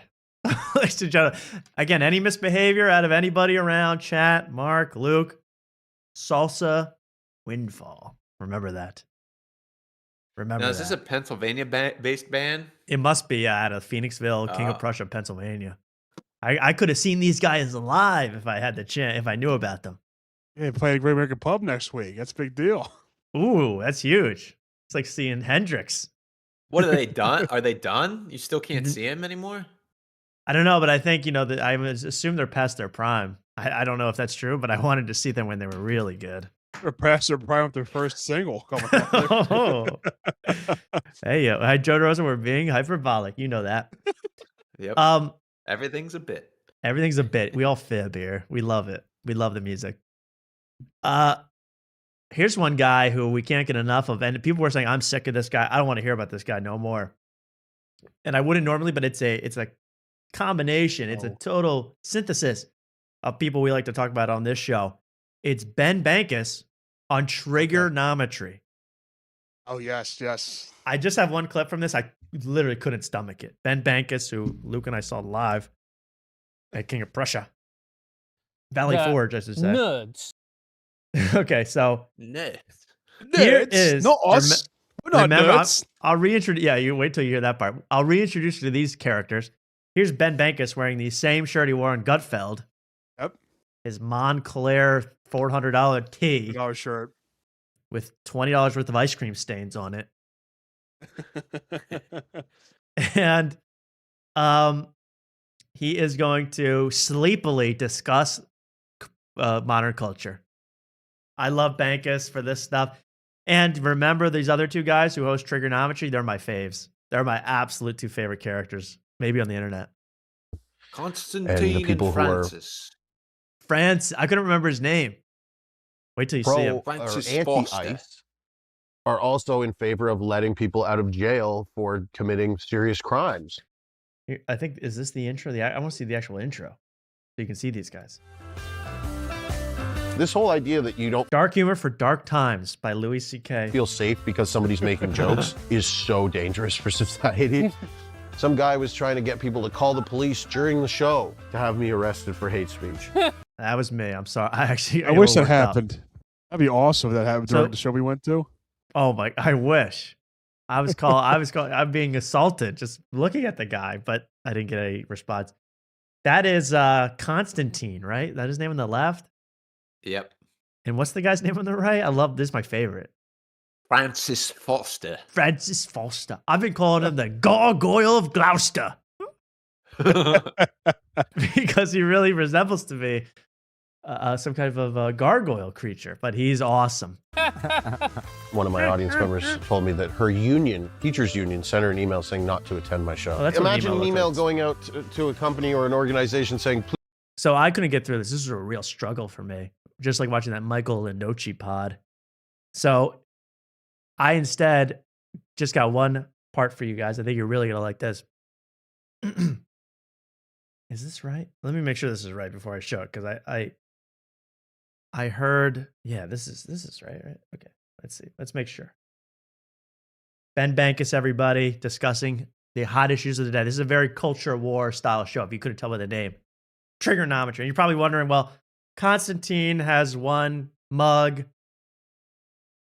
Francis has one mug. Why does Ben Bankus have two mugs? Well, I looked into this. One is full of chocolate syrup. The other full of gummy bears. So just making sure. Of free speech. I'm sorry. In my eyes, maybe, I don't know what, British Columbia and Canada has some really crazy laws. So I'm sure, they were suggesting, some guy was trying to get people to call the police during the show to have me arrested for hate speech. Why is he favorite? That's my favorite fake laugh. Very British. I can't even do it. It's so British. Mark, you're pissed. I can tell by the bouncing. What's wrong? I just hate his like little hot cocoa sip where he has to grab it and then grab it. Yeah, talk about an annoying sip. Look at this. I didn't even notice that. Gets worse. They were suggesting some guy was trying to get people to call the police during the show to have me arrested for hate speech. Delicate. But this is the part that really got so egregious I couldn't take it. And it comes from the gargoyle himself. Ready to hear him go off. I mean, you'll never believe what he can summon out of his pie hole. Did it become the case that nerds like these people, like, I'm just really offended and I mean... Excuse me? Nerds? Like other people? Wait a sec. We're not nerds. We have a podcast. So you're excluding yourself from the nerd category, huh?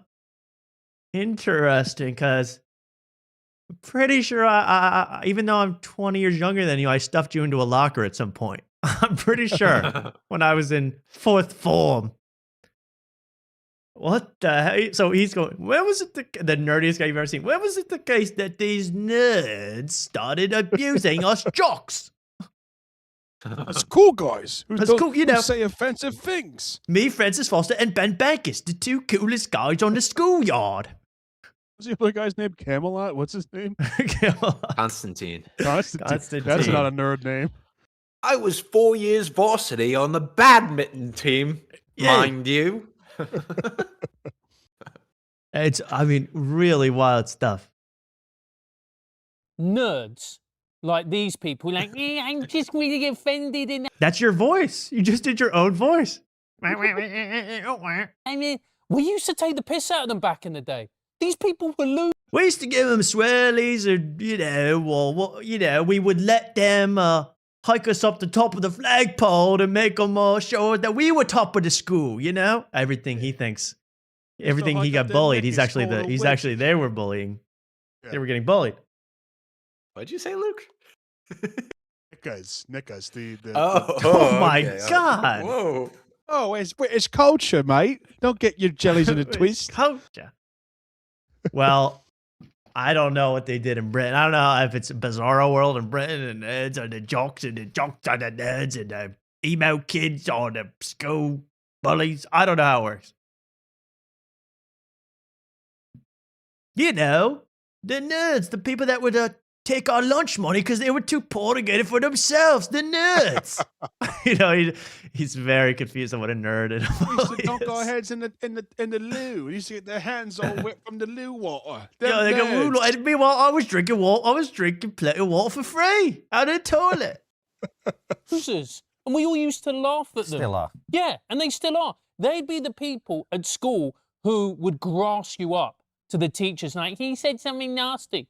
But now it's like, oh, we listen to these people. They grassed you up? Oh, balls. Balls, bro. I know what that shit mean, right? You know what that shit mean, right? They grassed you up, huh? Used to take the nerds. Used to take our cartons of milk and pour it on our heads. Like, what do you mean? You're wasting good use. You're wasting your own milk, and I'm getting it through me pores, eh? You stupid nerd. Yeah, the nerds used to have sex with our mum, and I was like, she's ugly, mate. What are you, crazy? Freaking 52 nerd. years old, nerd. Stupid nerd. Something nasty. But now it's like, oh, we listen to these people. Guess it's the payback we get for bullying the crap out of them in high school. Oh, yeah, you were a jock too, Bankus, huh? Ben Bankus, baby. Ben Bankus. Really? You think of him like Aaron Rodgers, like the coolest guy in school. I mean, come on, dudes. I mean, this is what we're watching. This show is Revenge of the Nerds. It's like the nerds have their chance to talk down to the cool kids. I guess that's our punishment for like being too cool, I guess, or something. I don't know. I thought about it too much. You bullied them your whole life. school, right? We bullied them, and then we bullied them in university when they took Nah, you don't look too confident about that you were bullying people all through school. I don't know if that's the case. liberal arts degrees. And You know, the Indian, when we went home, we would do the impression of the Indian kid, you know, bullying them. Post on the reels. There were no Indian Uber Eats drivers when you were in college in 2002, That's true. Ben. you could No one to bully make anyone fun back of. then. There's no one to make fun of. The Indian Uber drivers weren't around. we said, you're not going to have a job. You're not going to be anybody. You're going to be nobody. You're going to be working at McDonald's. We used to do that at my alma mater, Queen's University in Kingston, Ontario. The Frosh Week, the first. Oh, I can't look this guy anymore. I'm done. Bankus, Constantine, and Francis Forster. The jocks. The jocks. People really will just be delusional. Trick themselves into thinking anything. I guess, you know, us getting shows canceled, that's what we get for, you know. Having sex with all these hot girls. Yeah, I guess, you know, winning Homecoming King like me, Ben Bankus did. I guess that's my punishment. Karma, bro. You can't have it all. I'm Ben Bankus, coolest guy in school. This guy's telling you he was so cool that now the nerds are trying to get revenge 29 years later. You're going to be working at McDonald's. I'm going to be ordering at McDonald's. That's a good comment. Uber Eats from my Indian Uber Eats driver. Yeah. Deliver me food 8 times a day, nerd. He's got piercing eyes, though. I'll give Ben Bankus that. Got those 810s. Those Oh, bright blue man. eyes. He's meant to rule the freaking nation of Canada. Go back home. Go back to Queensland. Where the hell you're from? There was Touch Ben up that Bankus. beard. Get rid of that gray patch. That is one of the ugliest beards. I'm sorry, I don't mean to be so mean, but that is a horrendous looking beard. When you're wearing $400 t-shirts, then you want to clean yourself up in some way, right? You're not trying to be a total slob. Weird. Guy's a weird character. But he's a jerk. He's a bully. I always knew it. But there is a new Bankus. Have you guys seen the new Bankus? Oh. This guy's a killer, man. I think he's going to overtake Bankus, and you'll see him on Triggernometry any minute now. Let's take a look. Isn't it crazy how censored we become? Like you can't say shit anymore. Can't say midget anymore. Now you gotta say little person. Can't say retard anymore. Now you gotta say Democrat. Oh. The Gulf of America tour, baby. And, you know, that tour is paying off for that. That shirt's still on layaway, that bedazzled Joker. So he's still paying that off. So we got to help this guy. In fact, this exact joke was told on Kill Tony last week on Monday.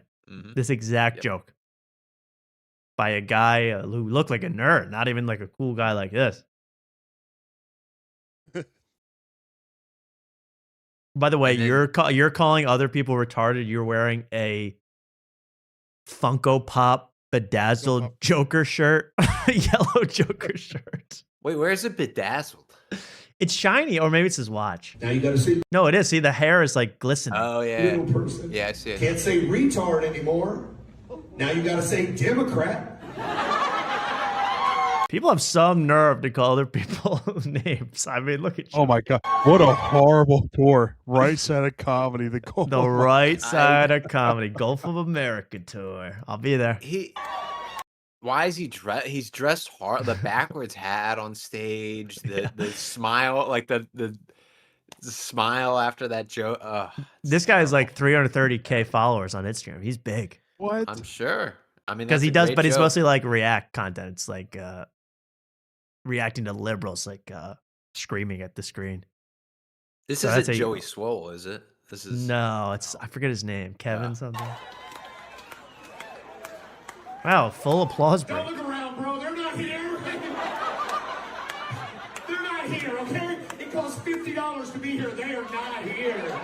That's not an advertisement. It costs $50 to see you perform stand up. What the hell's going on? It took us less to see Bankus. He's like right-winged older Schaub. That's what this sounds like. Yeah, it kind of is. It Yeah. it has Schaub cadence. Yeah. What is it? I'll look up his name because I thought it said it earlier. Oh, I don't know. I guess not. Oh, here it is. Featuring Jesse Payton. Ah. Featuring A golden retriever brought to life, Kenny Webster. What's Ben Shapiro? Can I make a soundboard suggestion? Of course. Could you play podcast cringe for that picture of Jesse Payton? That sounds sus as That looks sus as hell, bro. Absolutely wild, man. I thought that was crazy. But that was Jesse Payton, the Right Side of Comedy tour. That's what's you get to look forward to. When World War III starts, we're going to have to listen to the likes of Jesse Payton telling us what's up. Yeah. Can't wait. By the way, I just want to say, like, I feel bad about the whole cockfight thing. And, you know, I only feel bad because I don't want to, like, ruin Tristan's spot at all. You know, that was not my intent. And I tried to explain that to him, but I guess I'm really not that good at interpersonal stuff. I don't always phrase it right. So luckily I got advice from someone really close who could help explain how I'm feeling and explain it to Tristan. So let's just watch that. Why'd you still chase that man around like a fly around shit? He's a manipulator. He manipulates you. He blames you for your reaction to his disrespect. He can do whatever he wants. He can go wherever he wants. He can say whatever he wants. But the moment you react, he fucking blows up. You shouldn't have any time for a manipulating prick like that. Okay, thank you. That was Jeff Dye's manager. Mark? Yeah. I also have one more. I mean, I had to ask him about a bunch of stuff this week because it's absolutely crazy. And I did want to ask him just, I guess, you know, I don't know how to say this, Mark, but I had to ask about you and the nun. And I just thought he came away with some really solid points. You all think that girl is so fucking strong, but I don't think you fucking get it. She's losing herself bit by bit every fucking day and no one even knows. So let me pause this too, because I really there was an excuse to show this one because not only have I realized that every single one, his fly is completely down in every video. Okay, first of all, the fly completely down. All right. As far as it can go. But I'm going to, unfortunately, the badass backflip, okay? Badass, obviously, backflip. But then there is a little bit of a... Go ahead. Oh, wait. Badass. Thank you. But also, there is a little bit of a... I would call this a wardrobe malfunction as he lands. Oh, no. Right here. Oh, I missed that on the full crack. Full crack exposure. Oh, the whole moon is out.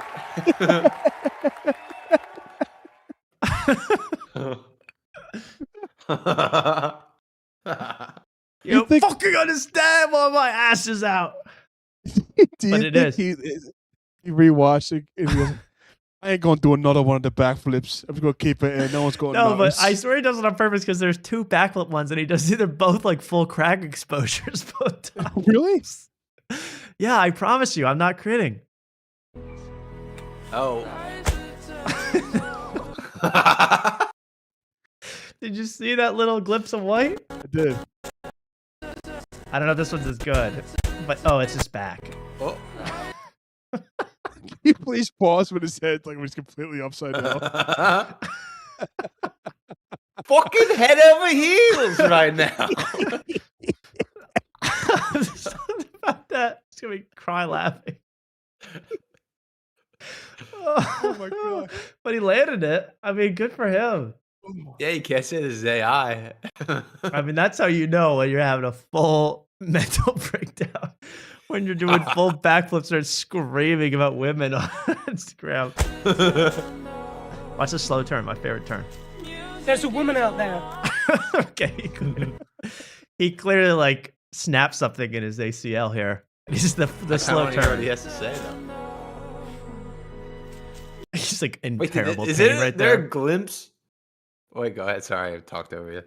No, there's just terrible pain. Obviously, when he just stands there, he won't turn around. He's like, is there a glimpse of what? I thought there was a very glimpse of butt crack. When he turns? There's a woman out there. Not when he turns, but like right before it, because he like kind of lifts up his shirt. Just the posture. I of don't him on know. the branch is funny.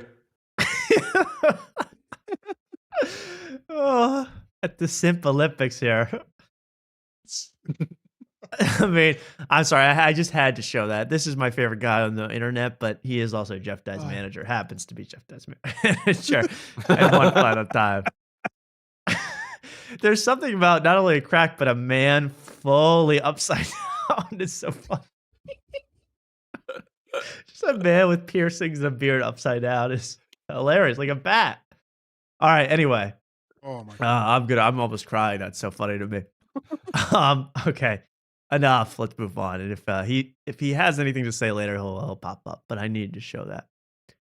Oh God, that's really funny. God Boy, oh protect boy. him for his backflips. Please, protect his legs. There is a lot of stuff going on. You know, Stephen Colbert only has like 2 months left on the air before he's done for good. Fired from CBS. We are looking to replace him. We'll see what happens with the big boss at CBS, Barry Weiss. If she lets us on, oh, geez, Mark. With that ball, are you okay? The ball got away from you there. Yeah, no, it was a little mix up where the wire got entangled with my headphones. There's too many wires over here. So, but you're okay. I'm fine. Everything's fine. I'm sorry to distract you. No, absolutely. No, I just wanted to make sure. Whoa, whoa, whoa, whoa, whoa. Back the fuck up. Back the fuck up. You're good at that. You're too good at that. Complimenting you. It's nice. Wait, Tom, should I send a DM or should we wait on that? Let's show one thing and then I'll show in the DM. The DM's gonna be good. Well, so we'll wait on that. Okay. There is a big DM. Mark, you've fit. Well, I'll just tease it by saying you've never slid into the DMs of a lady before, have you? No, I've never made an honest attempt at somebody's DMs before. This will be big. This will be big. Yeah. But before we do that, I just want to show Stephen Colbert for a minute because he has been kind of going on the tour of I'm ending the show soon. The show's ending. I'm being fired. So it's the Colbert Appreciation Month. And in fact, it's been going on for 6 months now since the announcement of him being fired. It's been nothing but a Colbert congratulation tour. I read a nice article in Variety about that, actually, about how the whole thing has become a little bit too much. Right, Mark? You saw that? I actually read that, yeah. I agree with the guy's points. I'm like, yeah, it's a little ridiculous to be like, pretend he is, first of all, retiring forever from all entertainment. You know, he's not. Obviously, he'll be back on Tubi, Hulu, doing some crap. I used to like Colbert, but it's hard, man, because he really is in love with himself. I mean, I've been noticing that since that show started. I love the Colbert Report, but since the Late Show started with Stephen Colbert, it's a daily celebration of how smart Stephen Colbert is and learned and his knowledge of Lord of the Rings and of the Founding Fathers. And every time I see him, it's a celebration of himself. You know, you have to have some humbleness when you're a talk show host. I should know. I'm the best at it. It's just difficult because you need to be able to say, like, I'm not going to be all up on myself. But it's been like that for a long time. And now that he can get his flowers for fighting the Trump administration, it's become all too sickening. And this was a great example. This happened just a little bit ago. They had John Lithgow on. Do you guys know John Lithgow, the actor? The name sounds familiar. Really? I mean, the only thing I even know him from is from Third Rock from the Sun. Wasn't he on that show? That was an old sitcom, maybe on ABC. He was on that, and I used to like that show. There was an alien. Did he play the alien? No, he played someone else. Who played the alien? He did play the alien on Third Rock from the Sun. There was an alien in the family, or he came down from. I don't even know. I don't remember the show, but he was some kind of creature. Newman was in it. Does anyone know anything about it? You guys are all old in here. This guy, I think this guy in the upper right saluting, he was the alien. He was the alien who came to Earth and he had to live like a normal life. So a lot of hijinks. And John Lithgow, this guy with the white hair, I mean, he was old back then. Now he's just on Colbert. And I first want to show you the intro to this, just to show you what's going on, who John Lithgow really is. And I'm going to show this in a little screen so that we don't get copyright blocked. But enjoy John Lithgow celebrating Stephen Colbert. Folks, we've captured John Lithgow. It's not just Broadway. You know what they say? You ever do that old prank call? Hey, have you guys captured John Lithgow? Well, you better keep him because I don't want to see him anymore. It's the old. Me and my friends used to do the Lithgow to all the numbers. But Lithgow, here, not Lithgow. No, it's Colbert. Lithgow. But Colbert said Lithgow. Well, that's probably the smart guy's way to say it. But when he was on Third Rock from the Sun, it was John Lithgow. Okay, sorry. Sorry. That looks weird. What? Colbert's face here. Colbert's face looks like edited here. That doesn't Well, it look is like him. flipped. I did have to flip this, so maybe that's Still, the facial structure. Well, it could be a clone or a reptile, or he could have eaten a baby recently, and that may be why he looks like that. Looks like De Niro. Hey, I'm walking here. Robert De Niro. Folks, we've captured John Lithgow. It's not just Broadway stages that you've graced. And no one's going to pick him up from the pound. You have also danced recently with the New York City Ballet. Yes. And not for the first time. Here you are. What part are you playing there, sir? I'm playing the elephant. That sounds sus as Yo, the elephant? Wow. Okay, that's looking really good. I have several. Yeah, Mark? The elephant in the room he's dressed like a lady.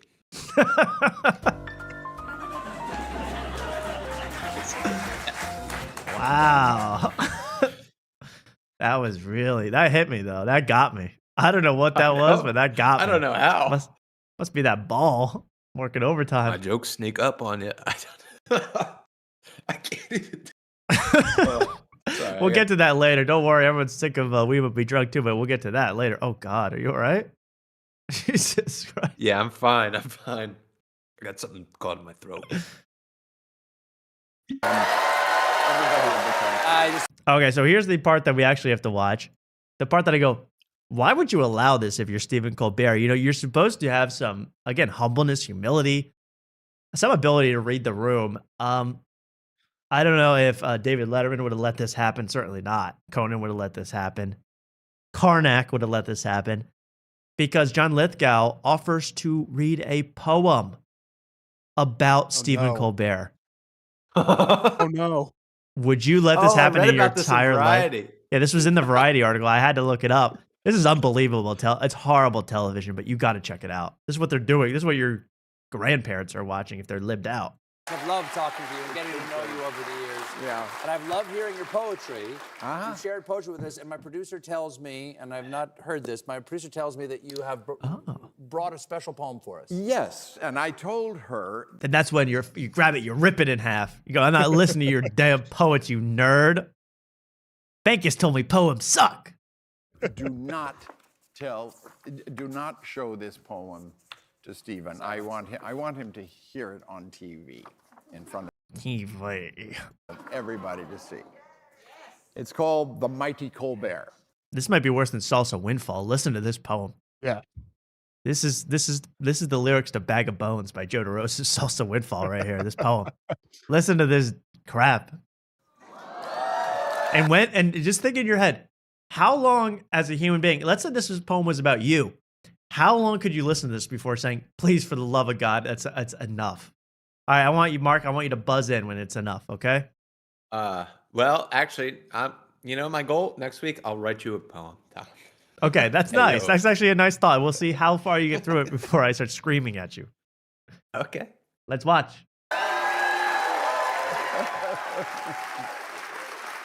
Long, look at that length. The time has arrived for us all to prepare for the doleful departure of Stephen Colbert. Tightening my fist on that How will ball. we last in the gaping black hole that's left in the absence of this merry soul. I'm tapping out right there. I go, shh. No one calls me a merry soul. That's Santa. What the hell? I don't like how he's reading it. I don't like how he's projecting. For a decade of late night and 9 years before of satirical japes on the Colbert Report, we've been lavished with laughter. Is japes like hyperbolic? What's a jape? I need to get on the jape train. I know gapes.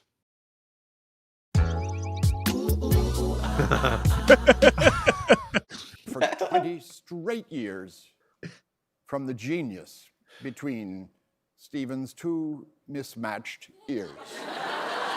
By the way, when I was watching this, I go, these poets, he does have some mismatched ears, but these poets have some comedic ability and timing. Like all you have to do is like as a poet is read anything and go,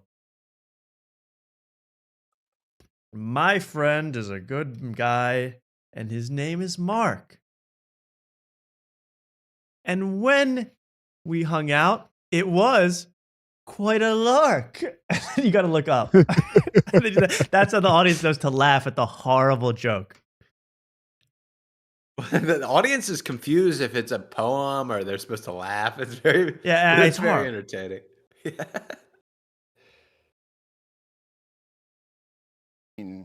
Stephen's two mismatched ears. He looks for he goes, well, oh, did I just say that? Think about the ears. Oh, no, I didn't. Have they always been like that? No, it's since he got replaced by a clone. The clone got malfunctioned, and yeah. Just for the poem, they just super glued one ear to his Yeah, they were side like, of his head. we need to make this entertaining in any way. Let's just tape your ear to your cheek. Why does his exit stir up such despair? What mysterious magic imbues late night's air? I'd be almost out. Crying? Was that serious? He does start to almost cry multiple times for this. I'm like, you really were my that God. into Stephen Colbert? Stephen's wit is the source of his lunatic art, his intelligence, wisdom, compassion, and heart. This better have the word fart coming up. These are the virtues that bring out the best in even his gravest, most humorless guest. Again, that's trick. You ever read a poem? You just look up and everyone knows, oh, it's time to laugh. Least funny thing ever. Big Sneaky should try that out. Maybe, yeah. That's a good bit. If you read from paper, then look up and everyone knows, oh, wait, he's self-aware. I do have a joke that I want to share with you eventually, but Eventually, do it now. Why would you tease us? well, because it's not like a poem.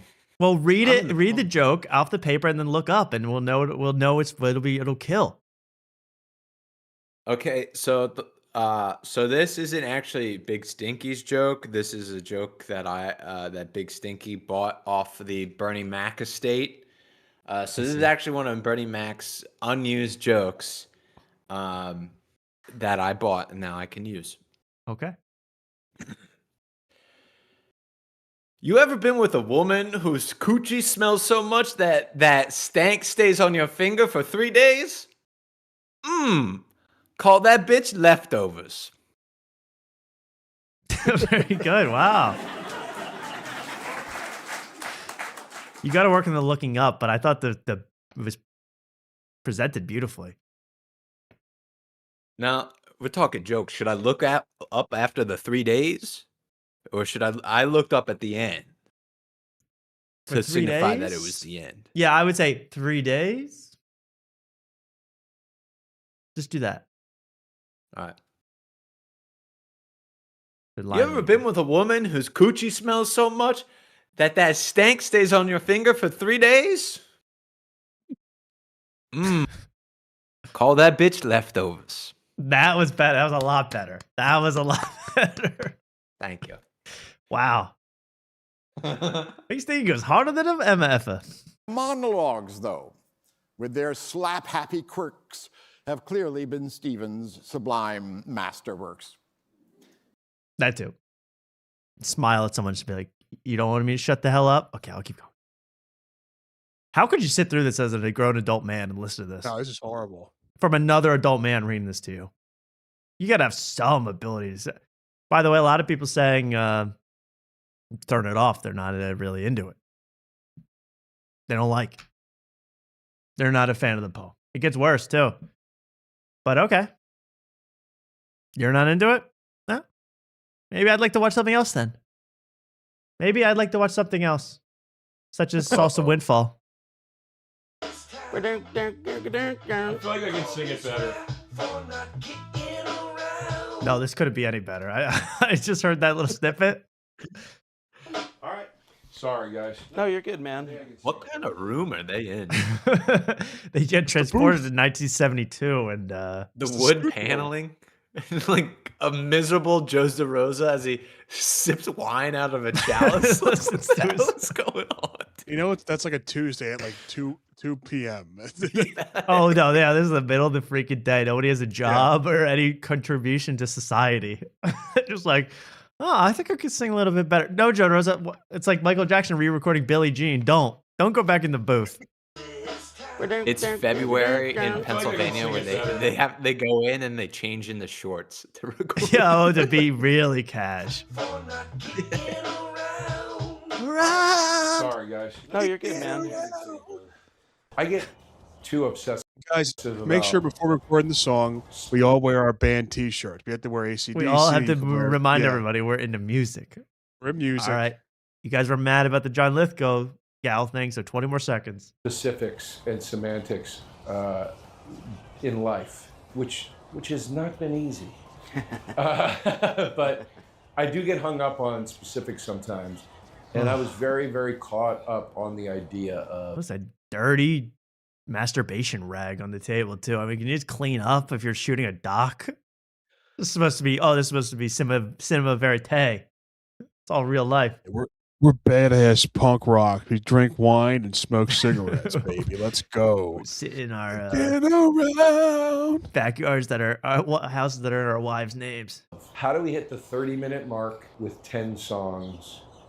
And you're in, you're out, and every song reminds you of why you like that band. That's really what it was. We're not sitting here going, okay, I've had enough. I want to hear Steely Dan say this, not the fucking that's Salsa Windfall. The people at Salsa Windfall thought this is good enough. We gotta broadcast this to the world. And the world is responding in kind. AC/DC. With the Rode mic, it's gonna make me sick. Well, just know that Stephen Colbert is in love with himself, and I want to show you the end where he calls him like the champion, the master Colbert.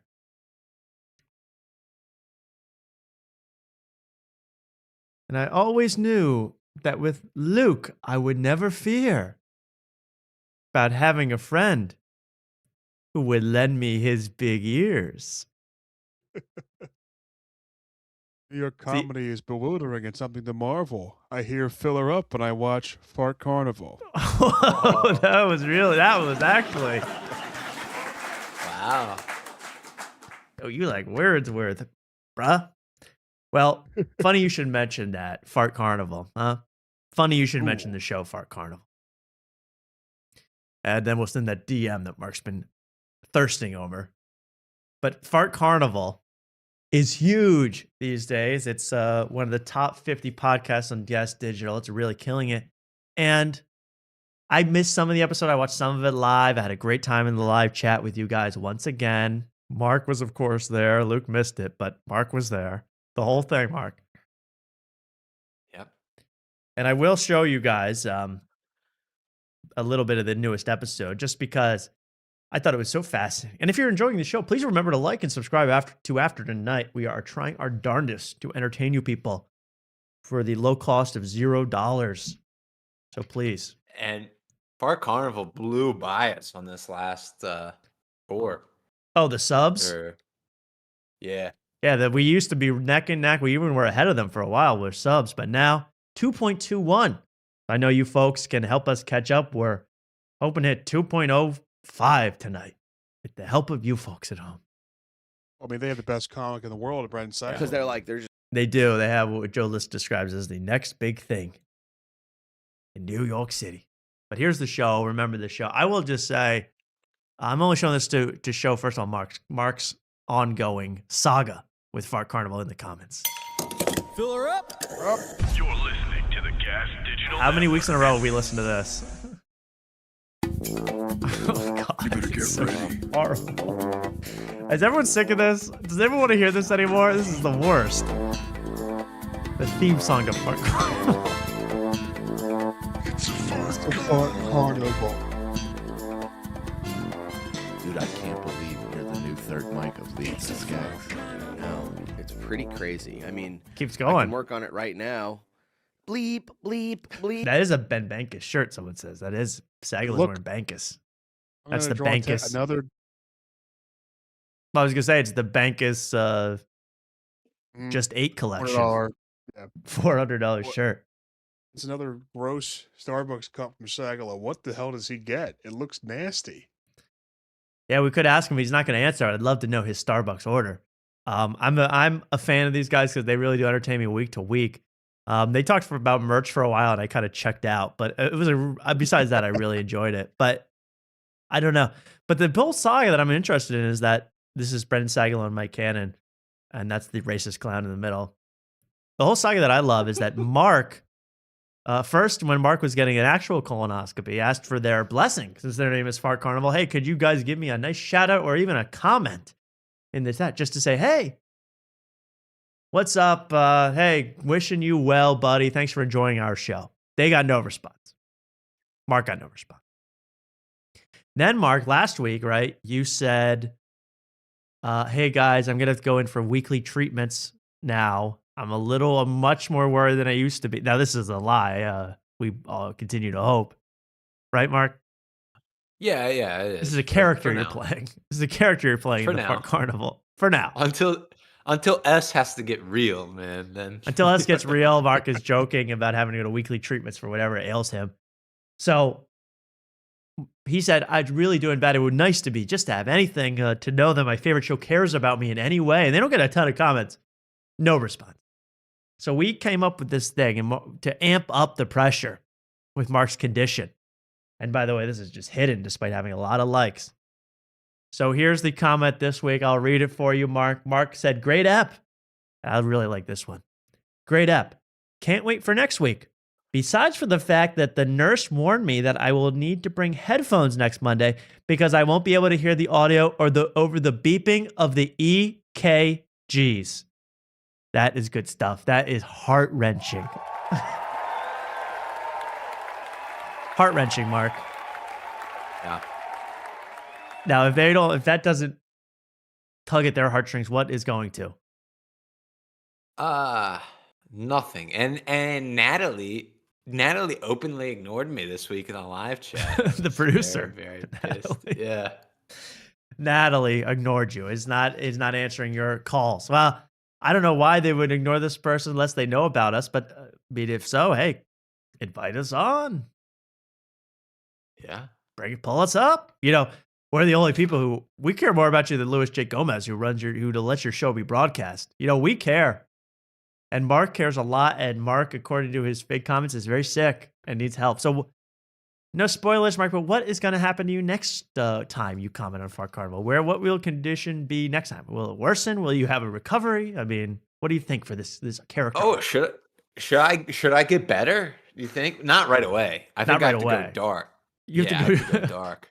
I don't know. I like the weekly, it's Yeah, not like dark in that I'm not posting, but like dark in that it's getting grim, I should say. What about something like, you know what? While I was in the hospital bed, my neighbors and my other patients in the room, they actually got a kick out of your show. I was playing it on my Bluetooth. What about something like that? Yeah, okay. The whole hospital wing is dying. Yo, I'm playing it for the gang, dude.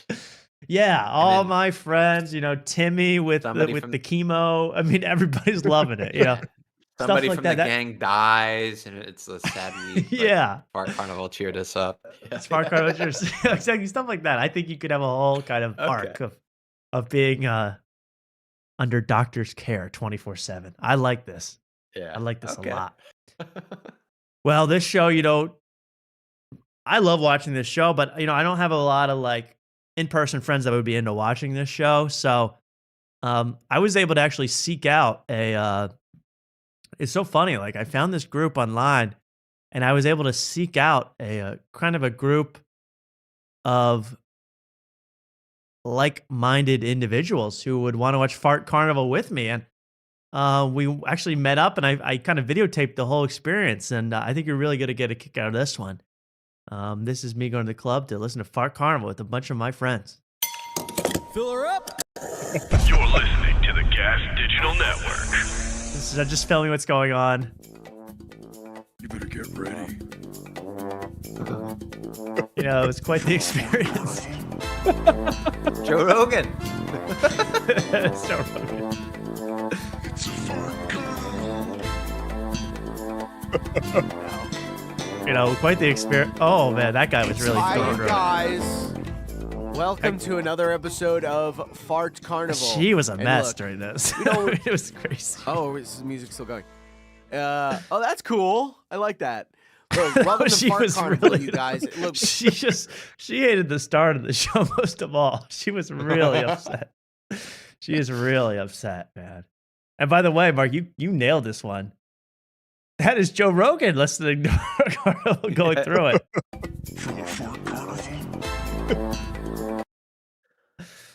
Yeah, I mean, he just heard he's gonna have to interview Sam Morril for his upcoming special. We did it on a Friday night in Tampa. We It killed. went well. We got it on the first night. All three It was pretty shows. We fucking got the awesome. first so I could relax on the second show. Dude, it was like fucking magic out there, honestly. Just horrible. But I found these people. These are some people. They run like it's called 9D sound breathing therapy Hey, classes. yo! What? Oh, I know what you mean. 9D. They got that good 9D. Hell yeah, buddy. But I found these guys on Instagram. I was obsessed, and then I found probably a favorite clip. They're promoting their business. These are the videos that promote themselves. And this is one of my favorites that promoted just to see how good the experience is when you go. Gary, you're here again, back. And they're Australian too, which makes it even better. Hell yeah. But the guy on the right runs the whole thing. The guy on the left is a frequent participant, and he's like, "I'm here again. I'm having the time of my life." Again, brother. 9D breath Brother. work. The last time for me it was unreal. Curious to know what this second know- experience is going to be like. Yes, Mark. The guy on the left, is not a bad looking guy, but that mullet is atrocious. Ridiculous. Well, the Either just- Australians have a whole different idea of what's okay to do. Yeah. I mean, if he shaved off the back, he'd look fine. If Yeah, he he'd look grew like it a all out, footballer. he'd look fine. But he just does the worst of both. He chose the worst choice possible. It's very fascinating. I just love this guy's transition for I'm really excited to get into this thing. It's gonna be really fun. Yeah, it's really powerful. Then watch how fun it is. For me, because the first one I had no idea. Yeah, Bro, yeah, this yeah. time I'm going in with knowledge. Yeah. I know what it's about. Exactly. There's always layers, bro. I'm curious to know, bro. Yeah, because yeah. I'm obsessed with getting better and just spreading my Sounds mental fun. and emotional Sounds awareness, powerful bro. and So fun. the more of this, the better for me, brother. All right, thank you, Let's brother. go. All right, great. Let's see how it's going. Oh, okay. You're in literal hell. Okay. Oh, there's a big fat guy tapping on your chest. Oh, that looks like a blast. I'm glad you're going to return. I mean, you're a returning customer for this. Nuts. I Are they need playing to music in the headphones, or is it just silent? Is this soundproof? Something's playing. I haven't figured out what yet. I would assume probably Salsa Windfall's newest album. Yes, also Windfall's my guess. I mean, my guess. I thought this would be a gag to Dedrick's scream. Can we hear the scream again? You want to hear the scream again? I kind of want to sync it up with them Yeah, screaming. we'll try my best to sync it up. I can't I know, promise. This is Dedrick I'm Flynn's pushing your limits. Dedrick Flynn's scream of the week. Devo Harvey. Let's see. No, I fucked it up. One more time. I'll try again. I just want to do it. Right here. No, this will be perfect if we can do it. Very hard. Okay, here's how I'll do it. I know what to do. Shh. We need to do it like this. This is going to be worth it. For Mark, at least. Did I miss it? I missed it. Okay. not quite. That didn't really work, but it was funny anyway to try. We're trying. That scream is ridiculous. The scream's incredible. The scream's what's really. Well, speaking of screaming out of joy, Mark, you have a DM to send. Oh, yeah. I'm so excited for this. I don't know how exciting this is going to be for you people, but I'll say that Mark is interested in one lady in particular. Do you even know what she looks like? Yeah, I stalked her Instagram. Okay, good. I'm glad to hear that. Yeah. This lady is from the Stiff Socks podcast with Trevor Wallace and oh wow, what's his name?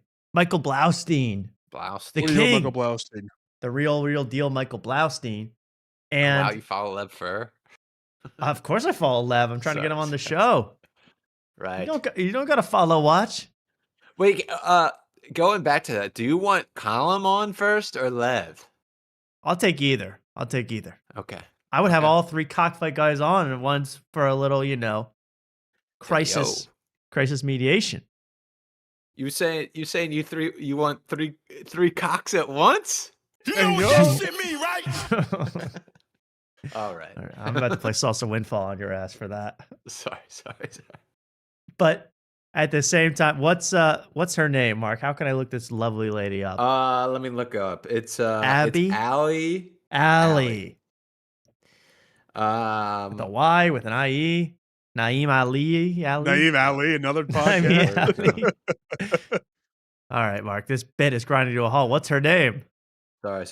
Allie Arazi. So Allie, Allie, period, Arasi.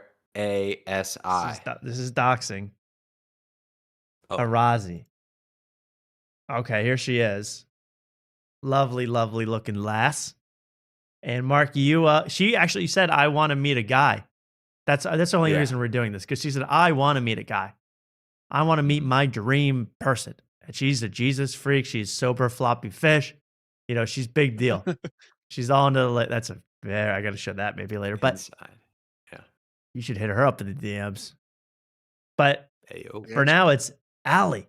So you sent a little tape we showed on the show to try to say, hey, why I'm a good fit for Allie. Why she'd like to date me. She didn't know about nobody from Stiff Socks responded, I assumed? No, they seen it, but this is. Yeah, you built that cross out of Pinkerton CDs. That looks good. Yeah. Okay, so what are you going to DM? You've never said a DM. This is quite exciting. You have any idea what you're going to say? Now, first question, should I send it from my personal account or should I send it from Big Stinky's account?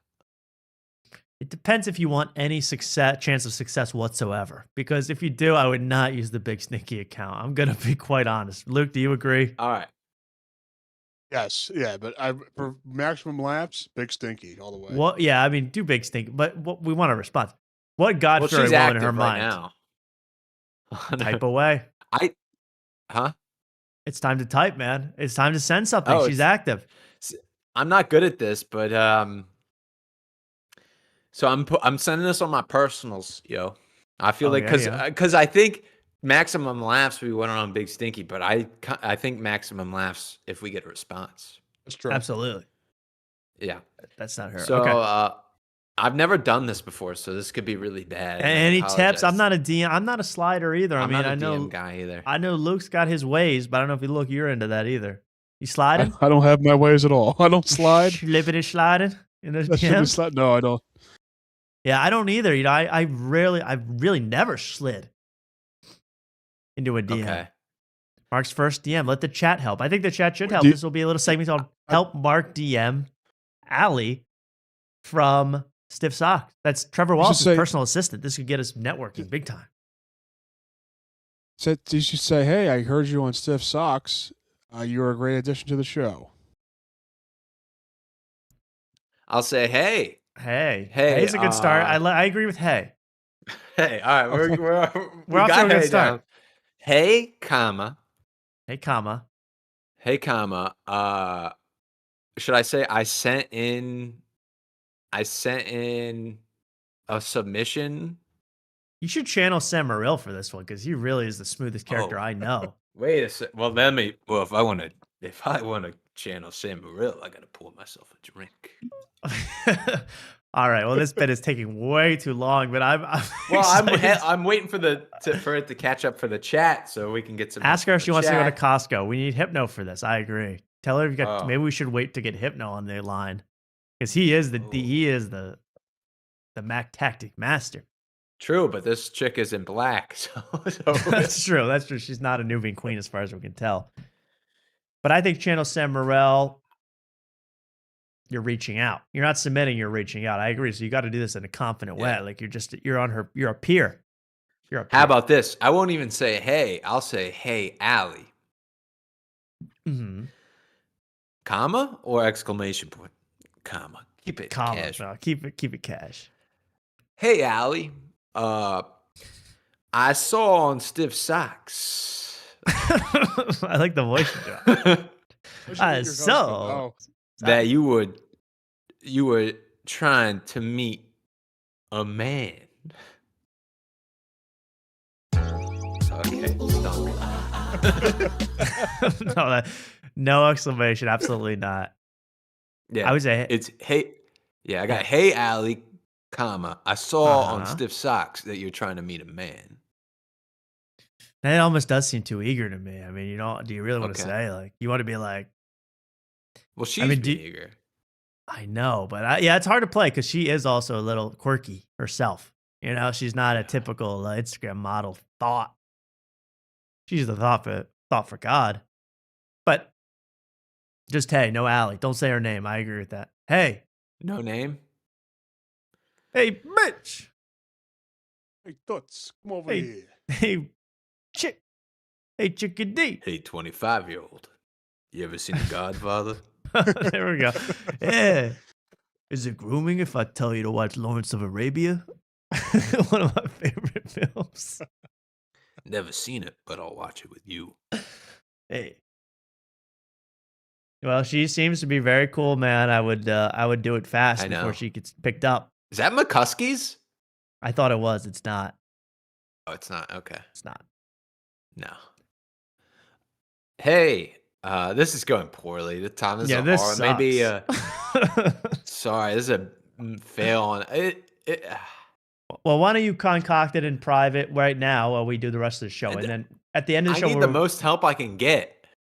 Read the chat. They'll give you stuff throughout the show.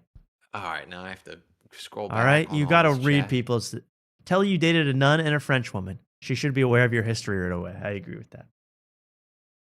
Don't let anything slide. I'll concoct something and then I'll tell you guys and see what the at the end of the show or later. Yes, not the end of the show when I concoct it. At the end of the show, you'll concoct it and tell it to us. No, because we want a response. Whenever you are done with it, tell us, please. Okay, I'll and start. Only then, then and only then, may we hear about it. Mark's writing now. Mark's got a piece of paper.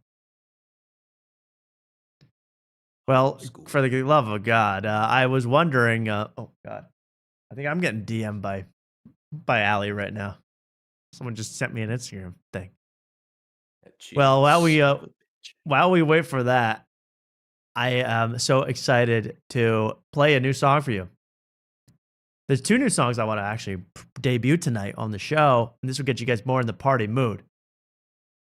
This is a new one from, I think his name's La Russell. And this is one that his engineer told him, do not release under any circumstances. I told him, F that. Let's listen. I made this record and I sent it off to my engineer, and he calls me. He said, man, you probably shouldn't put this out.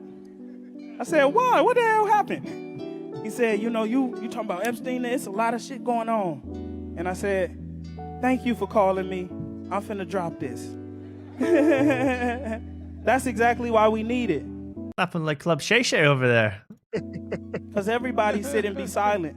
Luke, I need you on your best Club Shay Shay impression night because we're going to go into that next. And I never really focused on Club Shay Shay's laugh before, Shannon Sharp's laugh, but it's unbelievable, his fake laugh. you're gonna have to really lock in. And the goal of an artist is to express the times and discuss Lot say all of the introduction things for this that big nobody song. else want to say or know how to say. I'm Is not this from perfect. South by? I don't know what this is. It seems to be in a backyard somewhere, but it's hip as hell. Let's hear this song. This is new. Someone told him, do not put this out. Horrible idea. Let's hear it. And neither is the president. He chortles. Yeah, that's the perfect description of that laugh.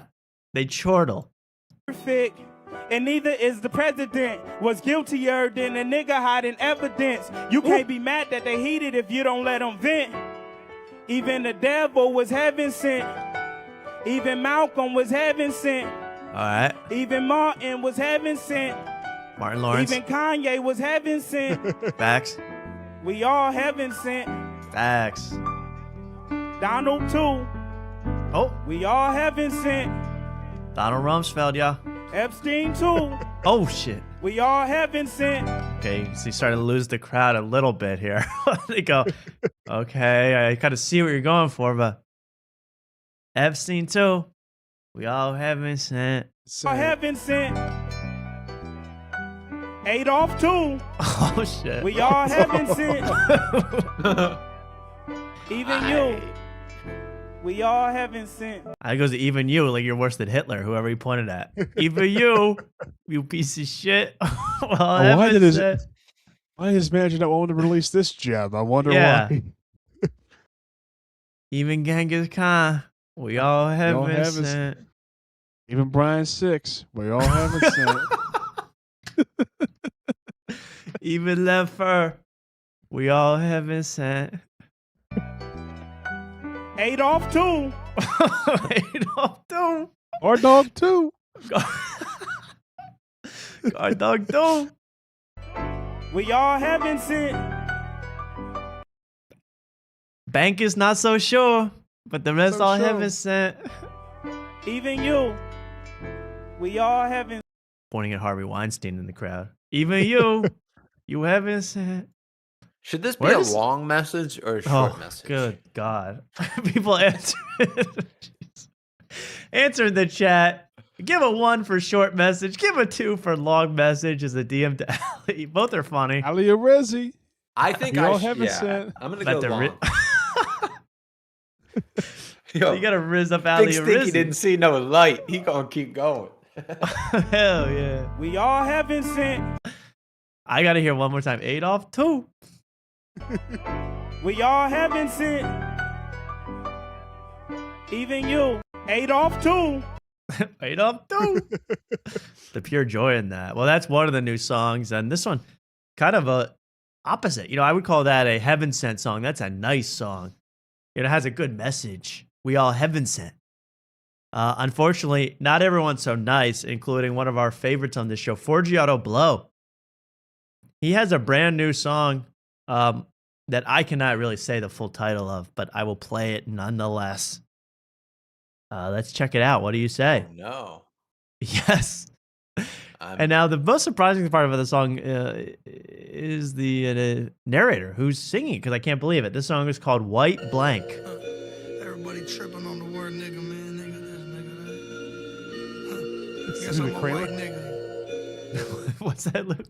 Is Kramer singing this song? Everybody talking about that. I'm just trying to get laughs. Everybody Not talking about jokes. those Afro Americans. He does have a monster line in this, one of the best lines I've ever heard. But this is called White N-Word by Forgiato Blow. And that's some woman just recovering from a BBL on the bed. Hope she's going to get well soon. What is it, Mark? I have nothing to say. I'm just admiring. Oh, get that off the screen. I'm too distracted. I mean, that's some good stuff. Hey, Niggas just like me. I'm getting I'm hard. trying to on riff here. I'm up early in the morning cause this bread don't bake itself. Turn my music up and listen if you trying to make some wealth. Keep a pistol on my hip so no, my waist don't need no belt. 20,000 that I made last night just laying on the shelf. Couple hundred on my neck, another 50 on my finger. Been a nigga my whole life, but now you trip that I say nigga. How you figure? It's okay to say when I'm bumping. So I gotta I believe that he used to be darker skinned and that I never thought he was a white man. Did you ever think this guy was white? Well, now I think he is, but no, I never. I think he's always doing like seen- Sammy Sosa skin whitening, man. I really do. To try to like, because he used to be more. I swear, I used to. I did not double take over him saying the N-word. Now I'm all confused. Oh, with him, I mean, is him bleaching his skin really the most ridiculous thing he can do? He's literally outlining his beard to show his chin tattoo. I mean, that's pretty much the worst thing you can do. And it I does think say bleaching your skin's a walk in the suburban park. legend, and Oh, really? nothing will Suburb beat daddy. suburby dad. Yeah, suburb to God. Nothing will beat the Richie Rich on his cheek, though. Nothing will beat the Richie Rich tattoo. The famous comic strip character from the 50s, Richie Rich. Some jigger. Turn the music off and now it's racist. What the fuck's the difference, nigga? Nigga, look, notice no R's, know why? Cause I put both of them bitches on my cars. Bitch, I'm Ooh. He took the R off the N-word, look and put it on his rolls. Voice, baby. Oh, he got to. busy making money, got no time for hate. There's a black guy driving him around. Oh yeah, he's it's Morgan Freeman butler. driving Miss Daisy. Yes. Colors that I claim, nigga. They tell me, bro, you can't say nigga if you white, nigga. I tell them word. I say any word I like. So I think he's like color grading himself to look more white so that the song is more offensive. That's I I would was- be surprised. I feel like he's like Latino, which in certain communities you're allowed to say that word, right? If you're Latinx. I mean, yeah, maybe. I'm more focused on like how it looks like he has the two Rolls Royces outside of a motel. That's pretty. Yeah, I know. He spent all the money on the cars and he's got no room for accommodations. He's in the cheapest trap house I've ever seen. I have his Wikipedia up. Like, I guess maybe this is supposed to be hard. You know, maybe we don't even get it. Because you're in like the most run down, beat to crap motel. His real name is Kurt Jantz, Jantz. So Kurt Jantz. So that's that's a white ass Jantz. name. He's born and raised in West Florida, attended Admiral Farragut Academy. Yeah, I heard know what that he went to is. like a really prestigious high school. That makes this even better. Yeah. And now he's in the trap. the Lord. Look You at his haven't truck. He has to make sure to have a black guy clean his truck. I think this is very interesting to look into our country. Trump just a trigger soy, niggas. Bitch, my bank account grown. Ooh, the Still soys. some little boy, niggas. $500,000 cars, what I call my toys, nigga. Okay, now I'm done, son of y'all. Now run along like from the law. Yeah, just outside the motel. I guess that is kind of a flex. He got his 4 Red- cars outside the worst tenement house. Outside the I've Red ever Roof Inn. Yeah. Wait, but when you go to that one thing, he has blue eyes, which that's a very white European. He honestly might be the direct descendant of Adolf. Heaven sent. Heaven sent. Even Forgiato Blow is heaven sent. He looks like the devil here, to be honest. I mean, you look demonic here, bro, for being all about targeting our kids. I mean, you look scary as hell. If you put like one of those like giant industrial magnets to him, he'd fall. He could go right into it and break his neck with all that. That's bling the he's way got to on. beat Forgiato Blow. Yeah, get a giant magnet and put it on the other side of some cacti. Yeah. And pull Forgiato Blow across. I'm just obsessed with this song.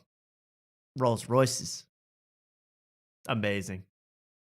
Before we get to Shay Shay, I just want to say that there is a new clip from the Digital Social Hour podcast. You guys love this show, right? Yes. I've been waiting now, a month for Clayton Lysy? They recorded it a month ago. It's not out yet. I'm like, what's going on? How could you bank these episodes so much? I guess he's already recorded. You know, he said in some other things, like, I've interviewed 8,000 people or something like that. He's interviewed like thousands of people. He's like 19 years old. This guy, Sean Kelly. By the way, I sent you guys that thing where like, oh, he's bigger than, he just posts his like charts where he is on the Spotify, Apple podcast charts with his totally allegedly inflated show, scam show. He was like 17th the other day in front of this past weekend with Theo Vaughn, despite the show getting 100 views on YouTube. Let's see what it's at now. Digital. Oh, he probably has a new story. Yeah, there he is. Digital Social Hour. Look at this. Let me see if I can find it. Number 4 on Spotify. Ahead of the Tucker Carlson podcast. Does that make sense to a single person out there where this show gets literally, I mean, look it up, literally 100 views? I mean, what kind of scam is going on there? He must have insanely rich parents to be pulling this scam off. And We're going into horrible debt, but the show has 1.2 million subscribers. The one from 8 hours ago, 46 views. One from 13 hours ago, 100 views. Some of them have big views, but a lot of them have almost no. I think it's just like, if you just throw a million things, the algorithm, will you go big eventually? Maybe that's what he's doing. If you have 10,000 podcasts playing simultaneously, you're going to level up.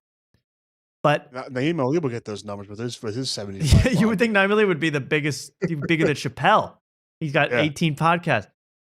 Well, regardless, there's one new clip from another person. I love, when he interviews crazy people. I love that. He interviews people that are remote viewing into the White House and seeing how they're replacing Donald Trump with a clone of Joe Biden, and the Joe Biden clones getting snatched up by giants, and the giants being eaten by Bibi Netanyahu. I love that stuff. What might top it, though, is the sexual talk. When he has a woman on to talk sex, when he's the least appealing person I've ever seen sexually, it's pretty fascinating. And this clip is with a truly insane person and a sexual person, so it's kind of a double take. Let's watch this newest clip from the Digital Social Hour. You have good sex with a small... Yes. Really? Yes. Oh. Good sex has nothing to do with size. All right. With this guy. With a small... Yes. Really? Yes. Oh. You grind on it. closely, If you guys. can grind on your hand, and if you can grind on a pillow, and if you can grind on whatever the fucking... I can't do the same on a penis. What's the smallest you've seen? I've been with micro penises. No way. Those exist? They actually exist. Wow. Like when it was trying to soft, write it a was DM kind of over here. inverted, and then when he got hard, it came out to like... Oh no my way. God. Mark. And he made you finish? Yeah. Wow. Wait a second. I got to rewind that. No way. Mark, Those exist? look at They this. actually exist. Wow. Like when it was soft, it was kind of inverted, and then when he got hard, it came Oh my God. Hey, what the hell, man? What a clip. out to like... Hey, No way. Inverted. Don't show this to Allie. copyright strike. You're not allowed to use that imaging. Hey. And he made you finish? Yeah. What? Gotta be good with his job. mouth, right? No, I finished on top. Oh, I made No it. way. I made Yeah, for me personally, like, I get off on everything, and a lot of it for me is mental. If the chemistry is good, if the passion is good, I'll find a way to fucking... That's impressive. Oh God, that was disgusting. That's impressive. That's impressive. That's impressive. I made her use her mentals, yo. Yeah. All right, let's show this clip again. I mean, Mark Bubba's featured done it. this. Oh, good. like this. No way. And he made you finish? Yeah. What? Gotta be What? with his mouth, right? No, I finished on top. No way. Yeah, for me personally, like... Oh, Jesus, girl. Oh my God, it's bazooms. My God. But that's Humana, crazy. humana, And humana, then I can't damn focus you with this rack. I mean, that is preposterous, lady. I don't know if that's AI. It better be, because you look sick. But all you guys get your screenshots in. You must be loving this, you horn dogs. All the guys in the chat, all their wives died at least 10 years ago. So this is the best they've seen in a while. You old. Like, I get off on everything, and a lot... But then somehow she's also got her ass out, Jeff Dye manager style, in the shot. Just she do a fully backflip? out, fully cracked out. She might be upside down right now. Can't tell. A lot of it for me is mental. If They shut out the zoom in on her crack. Is that even sexually appealing to anybody? It's just like bizarre looking. You belong in this it's like, carnival. are you trying to unclog a bathroom sink with that plumber's crack? What are you doing? Yeah, you got to run a snake down that drain. That's wide. me is mental. If the chemistry is good, if the passion is good, I'll find a way to fucking... That's impressive. Oh, that's sickening. That's impressive. That's impressive. Well, Mark, you obviously can teach these guys out here a thing or two. Yeah, I'm trying to finesse this last line here, but All right, why don't you give it to us now? We'll give you a last line. all right. Ocho? I got it, I think. But here we go. Ready? I'm listening. This is the DM to Allie. Hey, I saw your dating segment on Stiff Socks. I thought you were cute and decided to hit you up. I know I'm sure I'm among hundreds of DMs, but I think we have a lot in common, and I can't wait another week of Stiff Socks. It was horrible. You can't. You were simping. You're simping. Wait, but you gotta simp, right? You gotta like simp a little bit. I don't know. You got to show high value, right, Luke? Yeah, you gotta do the Mac tactics. You gotta be an alpha. No, part of Mac tactics, you gotta give a compliment. Someone said Mark Lithgow. I said cute. What? They said Mark what? Lithgow. That's a damn poem you wrote for Allie. I was doing. I'm sure you get this hundreds of times, dude. That's all right. Yeah. That was a stretch. Yeah. And she Okay, probably. You want to be into her for her mind, not her Stiff Socks affiliation too. So scrap that whole Stiff Socks part. But Just I heard it from the Stiff Socks though. That you can't forget where you came from, yo. I'm day one. That's true. Well, I just don't know what. I don't know. I would scrap it. Start over. Just start from first principles. Start over. There's nothing good here? There's no gold here? Luke, is there anything to save in that? I don't know. I don't know. You gotta keep it like brief and The hay casual, part. I think. Hay part was good. I liked hay. Hey, does your coochie smell that it I like stays on your that. fingers for 3 weeks? It's a big stinky. Maybe something like that. Big stinky. You should send like a big stinky DM that's super creepy and off-putting, and then send a Mark Wellborn DM that's like, I know you probably get a lot of creepy DMs from weirdos, and like totally I'll save you from that guy. But Be I'm like normal. white Yeah. knighting from myself. Yeah, you should do that. Like reference that. Yeah, there's probably a lot of creeps. Play both sides. I don't know. Read the chat, see what they say. I personally, I know it's tough. They got a lot of. Maybe we should let this simmer for a week. I don't know. Yeah, I don't know, but I don't want to get into this next week too. I think we should send the DM by next week or tonight. By next week, I'll have it written, and we can start it from the top. Okay. And I think I'll have it good. I can't think on the spot. Is this stinky guy bothering you? Yeah, you should do something like that. Send 2 DMs. Well, okay, let's get to Club Shay Shay. Enough of the DMs. Sorry. I honestly think, hey, could work. Your name's Big Stinky. It's wild. You know? Should I send her a hey from Big Stinky like right now? Yeah, I think you should. Okay. Are you an alpha or not? Is Big Stinky? You know what I mean? I am an alpha. You know what? Fuck it. I'll do it. Yeah, man. From Big Stinky. I'll do it. Hell yeah. I'm better than Mark on every level. How would you like to be co-host? You sound qualified. Who said on every level? All right. I'm in. All right, you get an audition. I'm just sending a hey from Big Stinky right now. Hey from Big Stinky. That's a win. Just a jumper from midcourt. People saying no, don't do it. No, horrible idea. I think it's a great idea. Who cares? Just shoot, bro. Shoot. And guess who won $16 off of Miami, Ohio tonight? Damn, ball throwers throw ball, man. Yo. We just throw balls around, bro. We throw balls, man. We don't think, we throw. I've got a good feeling about this. I think she might respond. All right, now let's get to one of my favorite moments of the night. That would be, this just came down the pipe. Mark Normand on Club Shay Shay. Let's go. I was excited for this one forever. You know, I think, and I kind of know what Mark Normand's getting into. I know his thing. He's going to tell some jokes. We're going to hardy horror it up. I was much more interested to hear from Shannon Sharp, who I never really tune into, but I thought this was a great moment. And this really exceeded my expectations. Let's watch the very beginning in terms of Shannon content. I love this Shannon stuff. Shannon Sharp. First of all, we're getting cognac drunk tonight. Let's take a listen. Best intro in the game. Want a slice, got to roll the dice, that's why all my grind of my life. Oh, and he hits the bends right at the beginning. The Mark Norman bends laugh. Oh, the backlash. The laugh that made sold millions of T-shirts and albums. Ooh, here we go. Hello, welcome to another episode of Club Shay Shay. I really thought Luke started talking. Oh, yeah. Club Shay Shay.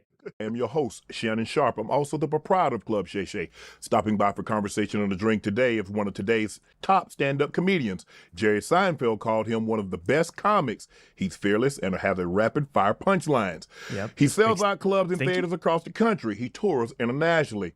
Every time he drops a special, it's in the top 10 on Netflix. He's a Facts. popular podcast host, prolific writer, expert trash talker, maverick, an actor, an entrepreneur.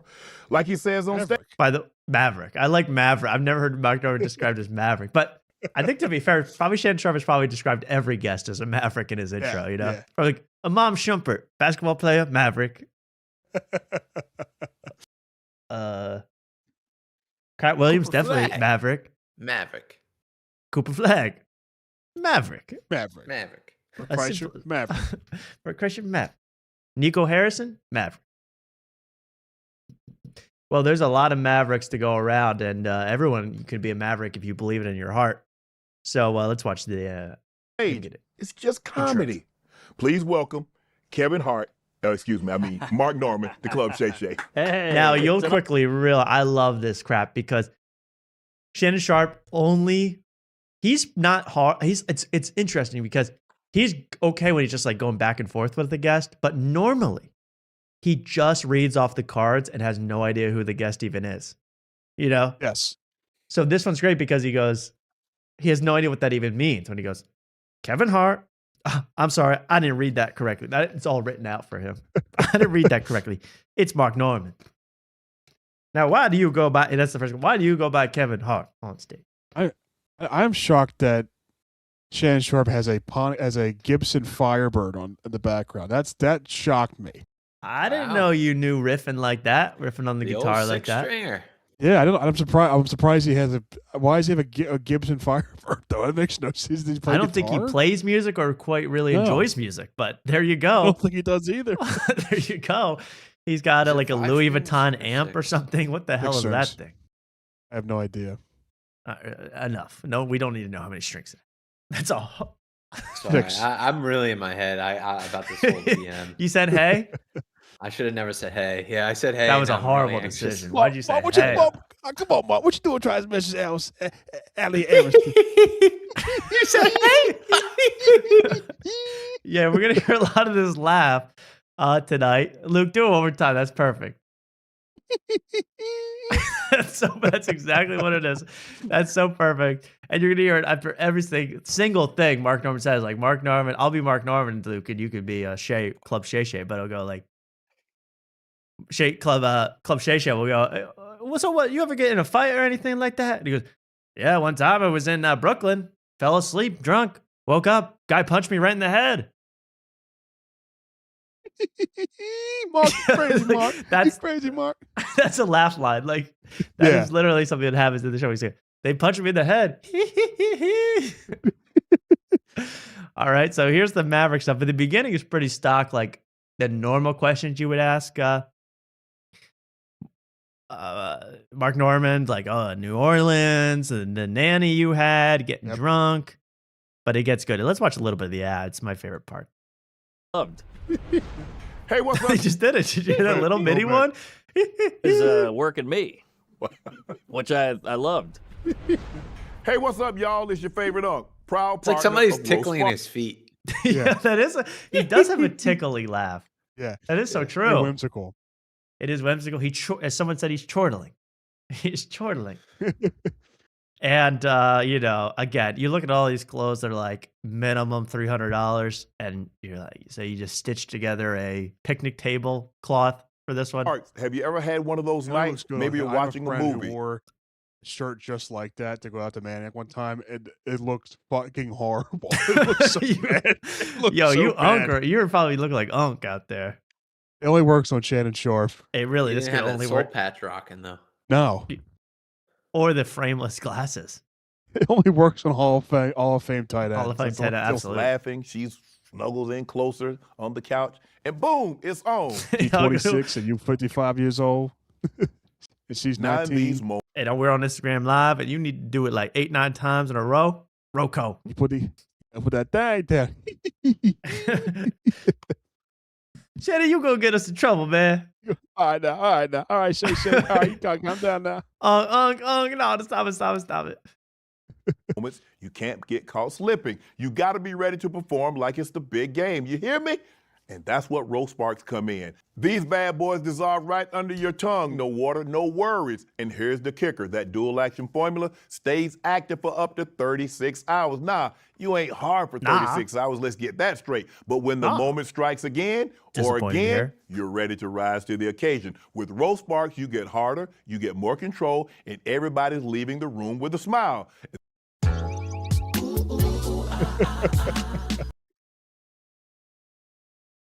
Right, Mark? Everybody. Is that from a famous song? What is this? This you're talking about this? Is that?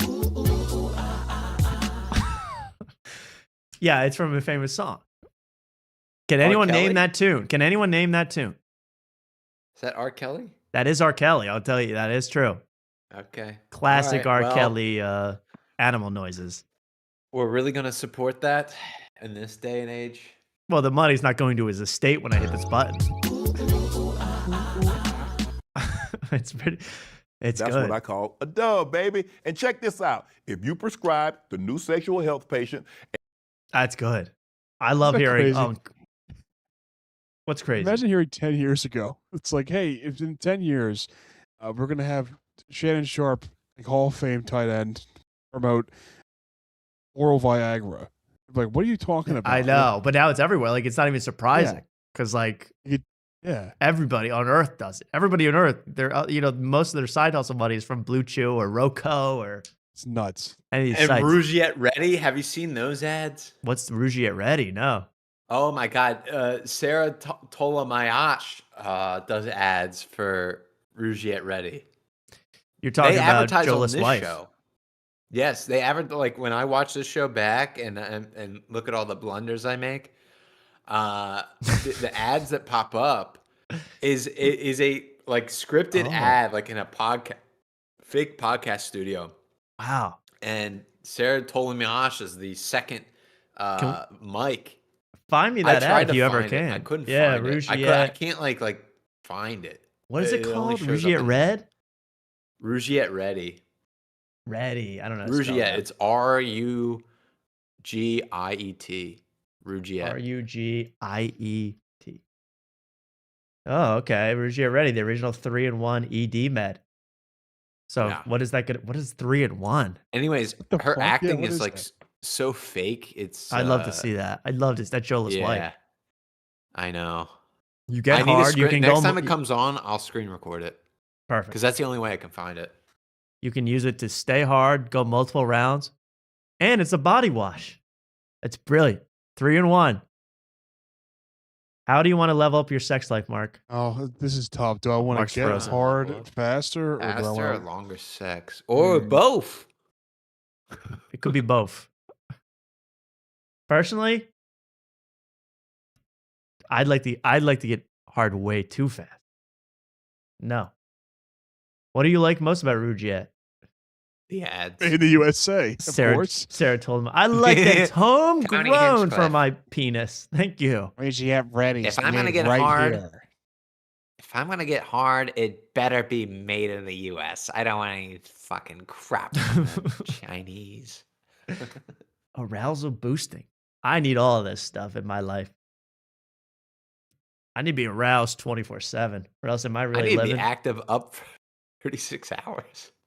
I need that's what when Shannon Sharp said you're not. Don't let me get it straight. You're not hard for that whole time. I got a little disappointed. I'd like it to be 36 hours of just pain. Waiting for Club Shay Shay to drop. Okay, enough of that riffing. Let's skip ahead. Sorry, guys. We got a little carried away there. In fact, we got so carried away that I'd like to just Penalized. we're gonna have to get penalized. Well, we wanted to make a thriller because we thought we had so many great hits in us that it's not that at all. We're not that arrogant or stupid. What it is like doing the live shows and seeing what seems to make whoever likes us like us. It was like, okay, how do we do 10 of those on one record and somehow land the plane right around 30 minutes? There was temptations at times. This might be the you're not making, you're not making music you think is good. You're making music that pleases the crowd more. Plays for 30 minutes only. Yeah. Deep in thought over Salsa Windfall, ladies and gentlemen. Do we do 3 10-minute songs or 10? What do we do? What do we do? 1 30-minute rock opera. Can I suggest that for Salsa Windfall? On my end, at least, to be like, well, if I stretch this one out an extra minute for no reason other than to create more time, we'd hit. No one cares. I'm going to tell you that, Joe. No one cares if the song is stretched out for another minute or not. And by the way, it's fine to do music and talk about this. Don't bring a camera crew until you're, selling on MSG. Until you're selling on MSG. Until you're freaking Juko, whatever the Korean guy's name is. K-pop Demon Hunters. That target a little easier, but it was like, no. The songs have to be what they're supposed to be. And then when we listened to the album last night for the first time straight through, Jim put it all into a playlist for us. Purple hair. What the hell is going on? That's digital social. That's digital social hours. Sean Kelly all grown up. And he turned He's even more boring. Who does he look? He looks like a cartoon character. Which one is Looks he? like Ern. He looks like Doug? Bert from Bert and Ernie. He looks like Bert. Put it all into a playlist like for us, and he turned around and he was like, was it all right, Mr. guys, Noodle 10 from songs, Elmo? And it's Mr. Noodle. 30 minutes long. I was Yeah. like, holy Nailed it. shit. Yeah. Like, it happened. The last song the band had to add finishing touches to was the closing track of the album. Jump and turn around. Jump. That's what I do when I go to a Salsa Windfall concert and see who's playing. I jump and I turn around. And I turn around. And I Go also home. leave. And then I go home. Jump and turn around, Mark. That's what Jeff Dye's manager know. did. He jumped and turned around and gave us advice on women. He fucking backflipped, you fucking pansy. You don't know a fucking thing about. He loved you. She loved you, and you broke her heart. And I showed You my still ass to miss you. him. You miss him. You miss him. What exactly do you fucking miss? The attention he couldn't give you. The gifts he never fucking bought you. The times he made you fucking cry. You miss the version of him you created in your motherfucking mind. Move the fuck on. Got that? I don't care what you're going through. It applies to every situation. All right, back to Club Shay Shay. Sorry, everybody. I got carried away sometimes, just like you. I ain't perfect, just like you. So this one, I like this because you'll see this happens a lot on Club Shay Shay, but especially with Mark Norman. The insane body language dynamics going on in this show. I mean, they're really going to drive you crazy how Shay Shay sits. Crazy. Snapping them up in London and I think Norway. Mm-hmm. But why don't we do it? Bill Clinton's fingering a chick right now, probably. So, like, what are we waiting for? Look at this stance. Can you imagine sitting across from someone who's first of all like 7'2", and then they're stretched to their full wingspan in their legs. This is unk spreading, Luke. I do that, so I can't comment. I wish Shannon Sharps do. I mean, you're strengthening your pelvic floor with this one. Yeah, This is it wild. is, yeah. I don't know what more evidence we need. Bill Gates is still Microsoft. Well, I mean, you worth $150 billion. Ain't really a whole lot they could do to you. Is that? Yeah. It ain't a whole bunch I can do to you, Skip. Mark, I mean Mark. I'm sorry, Mark. Ocho. Mark. What was a paperclip's name that won the software paperclip at Microsoft? Clippy. Clippy? See, remember Clippy? I remember Mark. Skip. I remember Clippy. You remember Clippy? Clippy was going crazy on your Word document. Going crazy. It would suggest all type of stuff I didn't want, man. Like, this ain't a tax form, Clippy. You help with the template?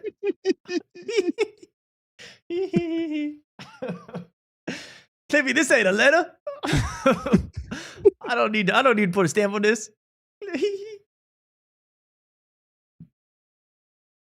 Exactly. This one is this whole thing is so good because whenever he gets to the he clearly doesn't know anything about Mark Norman, so he just reads from the card and it's like it devolves into remember this you said on Twitter? Like explain this tweet, which is my favorite. Yeah. But it's always something but it's all Mark Norman tweets, so you can see it right away what he's doing. He's like, so you said that trans people are like the duck boats of people. What's that mean? What's that mean? What do you mean by that? What do you mean by that? Explain that. What do you mean by that, Mark Norman? I they used to be on the land, but now they're in the water. It's like, I don't know what to call you. You crazy now. You crazy now, Mark. And then it goes into, so you said Bad Bunny at the Super Bowl was a little much. What was that all about? It's like, oh, it just keeps going. Oh, this is 2 hours? Kendrick. They not like us. They not like us. You racist?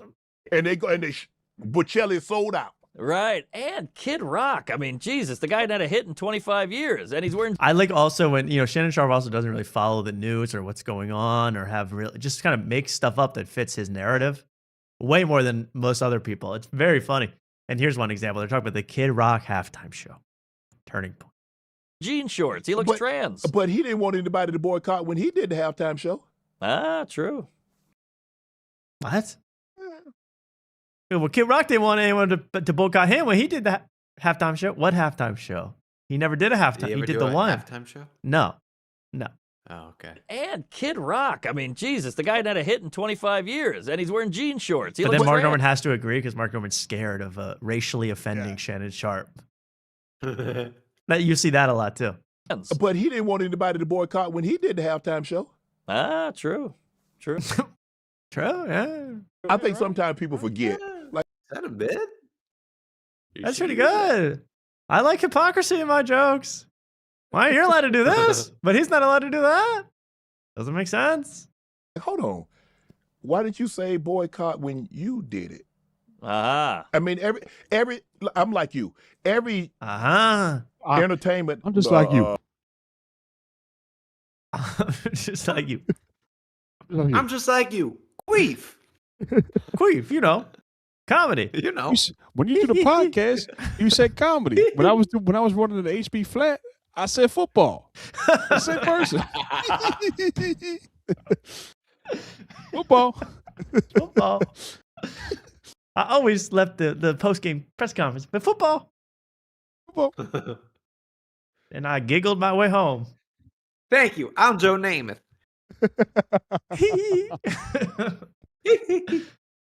Not for sale. I don't. This one's kind of a similar. Oh wait, this one, I forgot this one. This part I was really laughing over because they just obviously at some point the researchers find out that Mark Norman just tweeted about the Melania movie, the documentary about Melania Trump. So then they go, okay, here's a question. Just ask him about the Melania movie. Let's find out if Shannon Sharp even knows what that is. What was it, Stones? Stones, yeah. They had a Maroon 5. I hate Maroon 5. Put a shirt on. The Melania movie. Did you see the Melania movie? No. I did not. You're not a movie guy? I love movies. I love that. To me was killing me. Clearly, he thought I was nominated for one of the Oscars. He's like, you see, you're not Melania? a movie guy. Oh, you don't like the movies then? You don't go to the films. Why is cinema dying? You don't want to see Melania. I just like that he just has no clue what Melania is or that it's a joke or that. I just didn't see that one. I heard bad. And this whole thing, he starts laughing again. I heard it. I did not. You're not a movie guy? I love movies. I just didn't see that one. I heard bad things. He giggled at that. I didn't see the film. I didn't just see that particular movie. Like he's like, man, I don't know who I really don't know who the hell I'm talking to right now. Is he joking? Laughing. Is he funny or is he not? I'm just gonna laugh. And I don't really care. Give me a documentary when they die. I don't like the documentary when they're still alive. Hey, unless it's P. Diddy. I mean, it's nonstop. It is nonstop. He's This like, is like comedian how- means I must laugh. This is what they like, in those racist like cartoons with the black people. This is how they make them laugh. This is how they. The old Alright, Sambo now, cartoons you sang? You're Yeah. saying? Yes. I see what you're. No, I don't know about that. He has a Sambo laugh. He's like Black Jimmy Fallon. I agree to that. You said in this tweet you saw a stockbroker snuggling Missouri Mom Downey. What you mean by that? Come on out, Fal. Come on out, Fal. Tell Come me on, something, Val. Well, I can't even. I don't know. It's just the writers and they came up with that. It's crazy. I know it's crazy, but I had to come up with something. I mean, I don't know, Unc. I don't know. Crazy, Unc. You're not a movie guy about Milani. That really tickled me. More from this epic interview, and the whole thing was great because I've been watching every Tuesdays with Stories. Every We Might Be Drunk, and Markner was like, "I did Club Shay Shay the other week." Guy's a hell of an interviewer. Really knows his stuff. And then it turns out it's like, so you said Tom Brady should have been the one firing those missiles at Israel from Iran because he's got a good arm. What do you mean by that, Unc? You think that's your interview? Okay. It was a joke. Just kidding. Okay, more of this hilarious interview. Not for sale. I don't want to kill anybody over it. No. You tweeted you were excited for Taylor Swift to graduate from the breakup album to a divorce album. She's about to get married to my boy, to Neff. Hey. Trav. Oh, he's Neff. I never heard that one. Travis Neff. You know why? Us white boys can be Neff. If Good he to know. up, then we Neff. Hey, yo, we just flipped the page. Hey, yo, we stepchild, yo. Yes, Luke? They call him that because before Taylor Swift, he was I think he was married to a black woman. Yeah, he loves the black women. Dating. Just dating. Just dating. Yeah. Dating he loves the black. I think a black woman won his 50 Dates show where he dated all women from all 50 states. I think a black woman won that as well. He got rid of the black woman and dated the whitest woman to ever exist in the history of the world. Exactly. Yeah, nothing funny going on there. You going? I wish. I would love to go. You think they're going to televise it? Probably. Like Princess Di. You know? Yeah. Well, I don't know. I know Princess Di, yeah. I mean, did Princess Di? Princess Di. Come on now, Di. It's so sad she had to die, Princess Di. You ever watch Die Hard? You ever watch Die Podcast, Hard? I mean. You're not a movie guy? You're not a pod guy? You a 2001 liberal?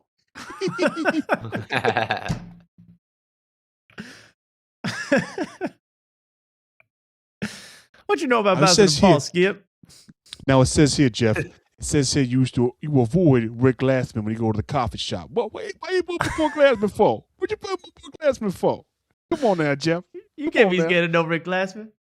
Can't be scared of no Rick Glassman. Now He's not signing your checks, is he? I mean, what's wrong? Why are you scared of Unc? I'm not scared of him. I just don't prefer the guy. Wow. When I found out when I played in Denver, they used to tell me that glass used to break easy, so never be afraid no glass man, because they break easy. No, you know what I mean. You know what I mean? This is becoming a cavalcade of impressions. We got to slow down. This is crazy. Sorry. No, I love it. I love it. Believe me. Another good tweet joke question. So, yeah, but why would you say the hot dog is kind of like America?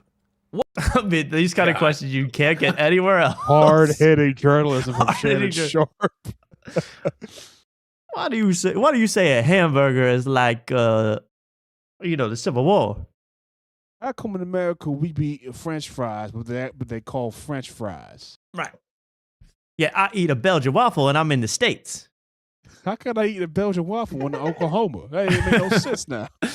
Hey, I tell you, I was in France, man. They served me a Polish sausage. I said, what? This is getting nuts. These are hard-hitting questions. Well, because it's once you learn more about the history, you're like, oh, damn. What was that joke that you had to really stretch to make sense that you tweeted out? Explain that to me. I'm going to start doing that from now on to all my comedian interviews.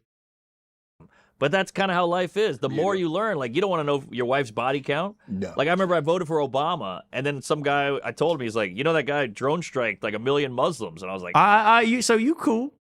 He's trying to make Okay, you invite to the cookout. Norman. I see. All I right, thought you were, see. you know. I saw you. I said that man must have voted for Mitt Romney. But nah. Why is Shannon not wearing socks with his shoes? That's really bugging me. He does that all the time. He's one of a kind, man. You know, because I ain't scared of no athlete's foot, because I'm an athlete with feet. I already got athlete's foot. I ain't need to worry about no athlete's foot. I already got feet, and I'm an athlete. Yeah. tough time getting a job, but they never. This is also a question that makes even Mark Norman can't fathom what this question means. I like this one a lot. Never complain. You got to give it to him for that. Rush Hour, the movie content disclaimers. Do you put disclaimers on your stuff? Like some of this stuff might be offensive. Or... I don't. If Netflix might, but I don't do that.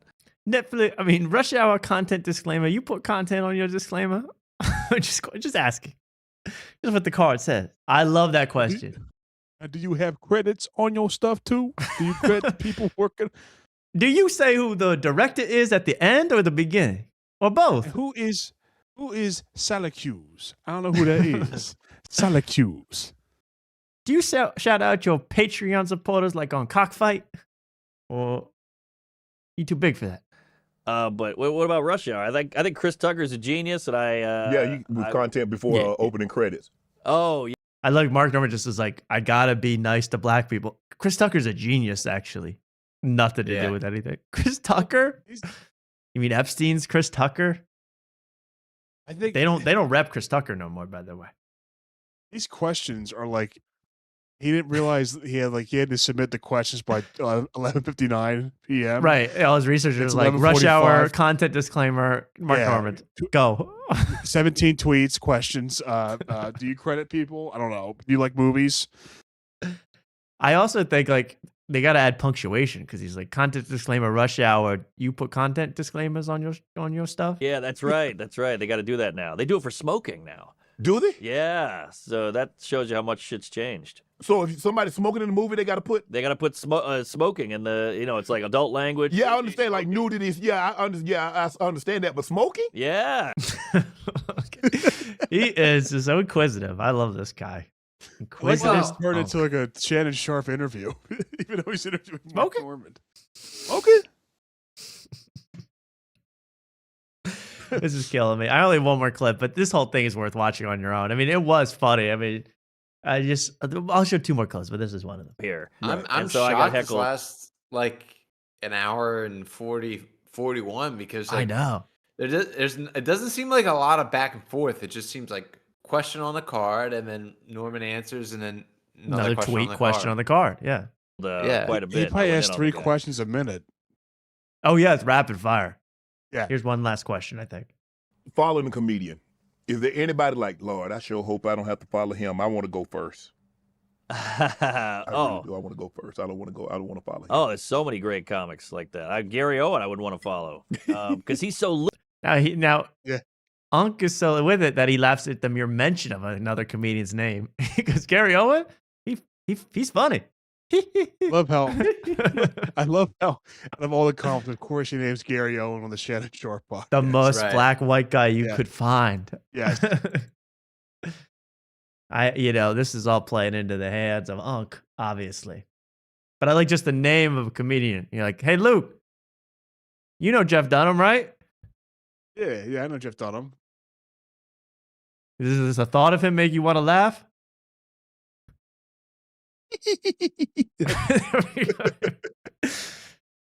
Peanut.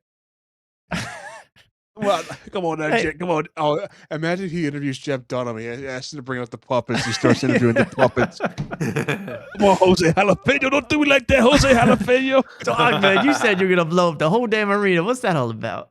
Yeah, so you Jose, what you on? Mystique. Luke, you could have a one-man show, man. You could do Unc, Shannon Sharp interviewing all the comedians, especially all Jeff Dunham's. I didn't know you knew all of Jeff Dunham's puppets like that. Oh yeah, I had a Jeff. I only know Ahmed. Yeah. Ahmed, Jose Jalapeno, Walter. You know, I know Walter too. Is he the cranky guy? much an old man. Yeah. I love Walter.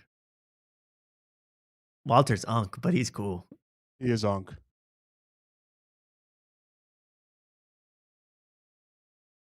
Okay. Nothing else to say. I was just wondering. I was thinking about Walter for a second. I'm sorry. He did also Mark Norman totally backtrack because they bring up the Black National Anthem. And Mark Norman does stand up for his principles and say, I'm not into that. And Unk does not like that. He does? He does. I couldn't believe it. And look, this might get controversial. I don't even love I think the Black National Anthem's weird. Okay. To me, the Black National Anthem is the same as the Turning Point. Okay. It's just another alternative. I think the National Anthem is supposed to be for hear any giggling Americans. now. As in, do we do an Asian one? Do we do a Tourette's one? Do It's we so do funny. a Jewish one? A Mexican But you do one? realize the national anthem in its sincerity and its entirety was really not for Black America. That's true, but it wasn't you had for a 30 lot. It's in its iniquity. It's not equivalent. It is not synchronicity with the experience. You know. There's a reason why they cut. What's that, I Luke? don't think Black National Anthem's good. I don't like it. We had Jewish. Remember, I voted for Obama though. Obama, Gary Owen, Cat Williams, Dave Chappelle, Chris Rock. Trismegistus. Is everything? Come on. Trismegistus. Trismegistus actually put a spell on me. That's why I can't stop laughing like this. Okay, that was Unk, everybody. That third line out. What was the third line? Yeah, go back and look at that. Look, kind of like that Richards. Oh, really? Oh, yeah. So he implies that the national anthem used to have the N-word in it. Was it written by Forgiato Blow? Like, what are you talking about? I wish. It had nothing to do with that, by the way. I mean, look it up. Google it yourself. That's probably But a complete lie, right? it's totally made up. There's not any reference to slavery or black people or any race or anything or white people or anything in the anthem. It's actually, the anthem's about the War of 1812 ending and us winning. That's all it's about. But, they kind of went Richards mode. And who's us? Right. Not my banner. And Francis Scott Key was not very fond. He didn't think highly of slaves. All right. Well, I'm glad I brought this up. So I get it, but it's like, okay, it's kind of like what Frederick Douglass says. He says, "What is the 4th of July to a black man? What are we celebrating?" Right. When the hot dogs, they're like America. You think Shannon Sharp was like, they played the national anthem before he went to play the Super Bowl? He's like, I don't like this. This don't include me in this. I can't be putting my hand on my heart for this. Yeah, he never knelt. Milk boys, never. Hot dogs. It's like America. They're full of crap, but we all love them.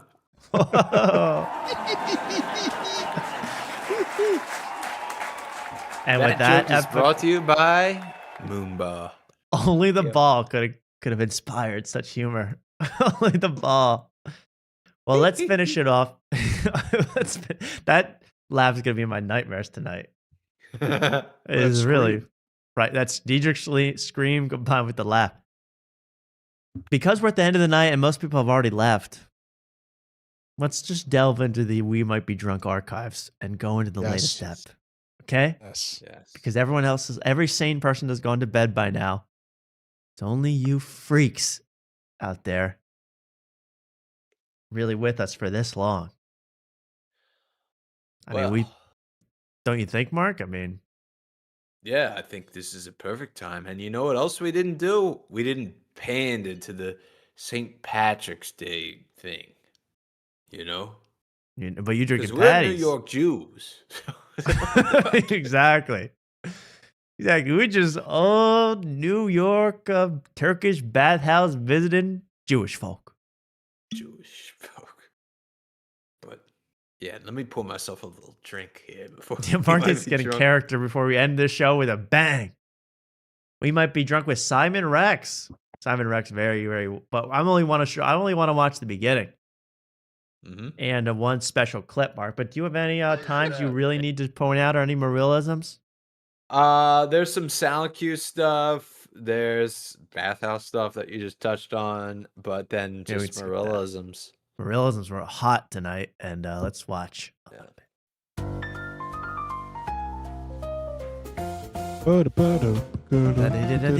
man. Hey, we're here. What do you? I remember this, but Luke probably didn't see this. Luke, what do you think they talked about right off? No. What do you think was brought up immediately? Oh, just how great the rooms were this weekend, I bet.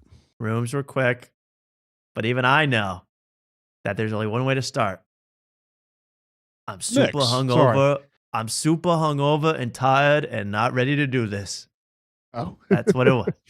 You might be drunk, folks. I might be hungover. Oh, good.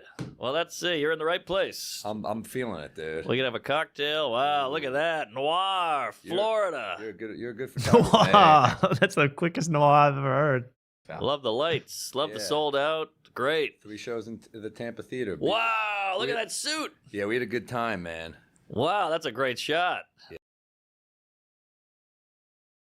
Yes. Yeah. No, I'm posing like. Oh, I didn't know. I thought you were. Yeah. Look at that. Perfect. Yeah, he got some great shots. I would say I feel like I got it Thursday. So first show we had 3 shows, 2 Friday, 1 Thursday. I was like, I got it Thursday, and then the early show Friday was even better. And I was like, oh, I'm not going to top that show. I swear to God, I've heard this like 10,000 times already. Like this exact conversation. I was just riffing earlier. I was saying that, And it was like this. I'm the Yeah, it same was exactly thing, like but this. yeah, it's actually I got it almost verbatim. Friday was even better. Friday was good, but dude, Thursday was killer. But actually, Saturday was a little bit of a letdown, but we already had it Thursday. So Saturday was like an extra thing. It was in the can by Friday at 10 p.m. Right. And I've been on the can all morning. Oh, it up. When you drink that many beers, buddy. Beers. And I was right. The late show Friday was a little stiff. Not bad, but not like at the level. Yeah. Early. Oh, okay. It wasn't bad. Bad. I got nervous for a sec. It was bad. Let's do a Marilism. I'm getting sick of these guys. I'm actually I was not even going to show them this week because I'm getting sick of them.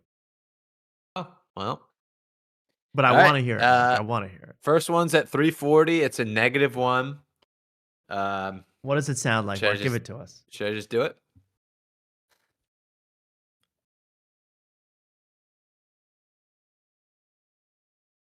Huh? Ugh, God. It's brutal. I got it. I got it. Go for it, Luke. War in Iran.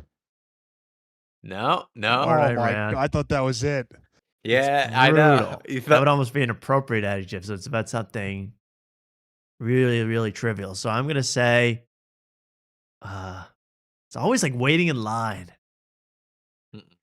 Ah, shit. What is it, Mark? Guys, I'll play think it. comedy. Think comedy. It's brutal. Having to follow Gary Owen. Having to cancel a show because of the snow or the weather? No. All right, let's hear it. Let's hear it. Damn it. I'm so mad. We never get these. Traffic in NYC? I'm reading the chat. No, it's comedy related. Okay, let's hear it. Yeah, the cruise. I did the Bert one and I just drank the whole time. That's how I got through it. Oh God, it's brutal. And the hang helps. Well, they asked me to do Bert's. I'm not even sure what it was, but it's brutal was just kind of like a filler sentence. It's cruise comedy. Doing Cruise comedy on is a brutal. cruise. Of course, that's the one. Even the way he's dressed is annoying me this week. It's not even next gear, but it's really, really Like a homeless chic. bugging me. Homeless chic. Yeah. Uh, It's like noir jacket, but then you put on a Louis C.K. stained t-shirt, black tee. So you're bugging me. His manager was a lot, and she was like demanding I give an answer. Also, this must have been recorded before or after because they have a little gift basket there or something. Look like cigars or so. Oh no, tell them or do. Is that tell 'em or do? So Wow.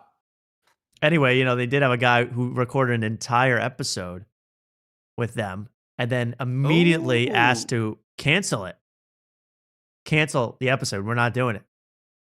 So instead they brought in Simon Rex, I guess, to fill in the next one. They bank them all out anyway. Who do you think it was? I personally read the comments. I was investigating. I think it's, he said it was too edgy. I think it was a clean comedian, Derek Stroop, who's on Netflix now. I don't know. Is he Irish? I don't know. Because Tullamore and St. Patrick's Day, this is the St. Patrick's Day episode. Should have been an Irish person, right? Should have been, yeah. Or Irish descent. Should have been Colin Terrell. Maybe he canceled it. He talked too bad about Left Fur, and he said, take it down. This is not a hyperbolic program. So, was there another moralism? Because I only wanted to show one other thing I needed to show. I have two more moralisms. Okay, give it to us. Okay, this one's a positive one. Oh, great. Feeling good. And this one's at 10:25. All right, 10:25. Give it to us, Mark. Wow, that's solid. I'm gonna say. Can I give you a hint? Because we never get in close. Yeah, give us a hint. Right.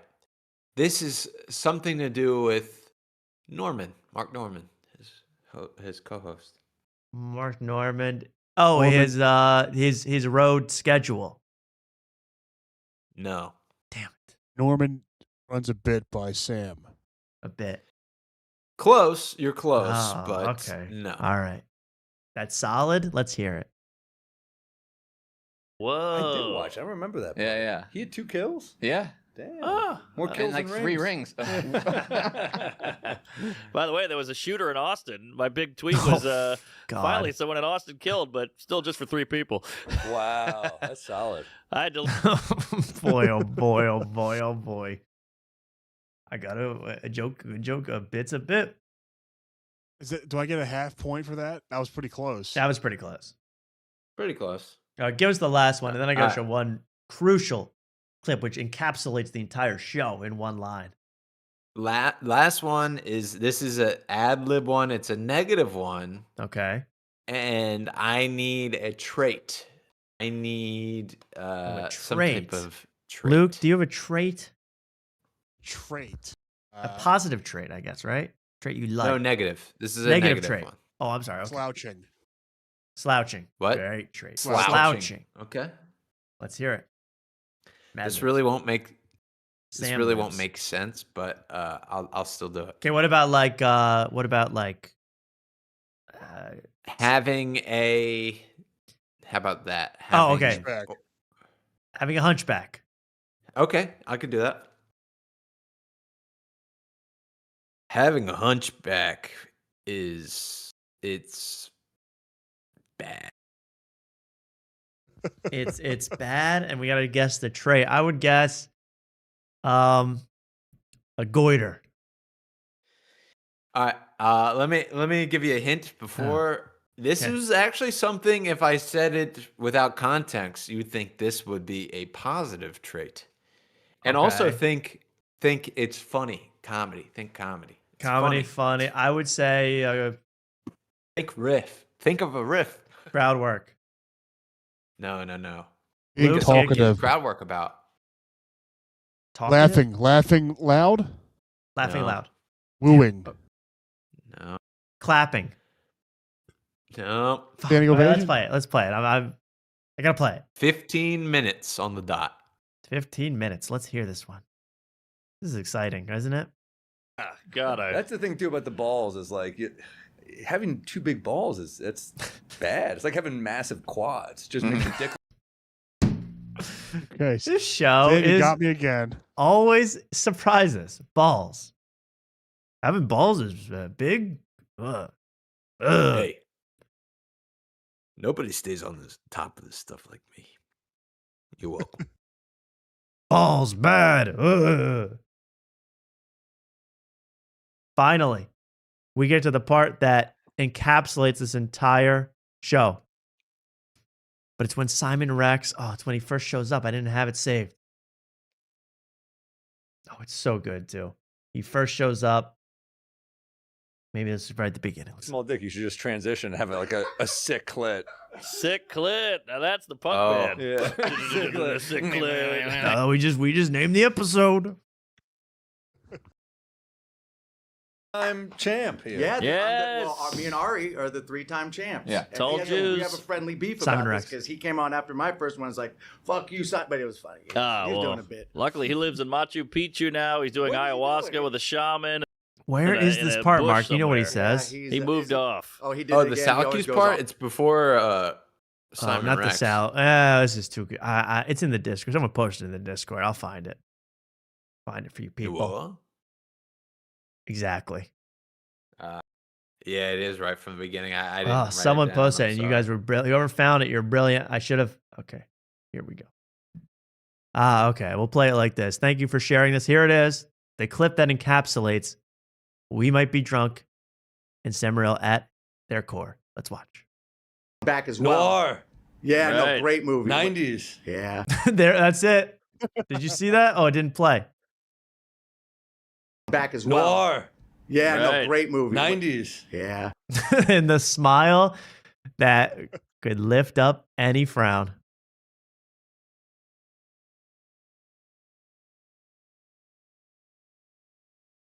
I'm waiting. I'm waiting.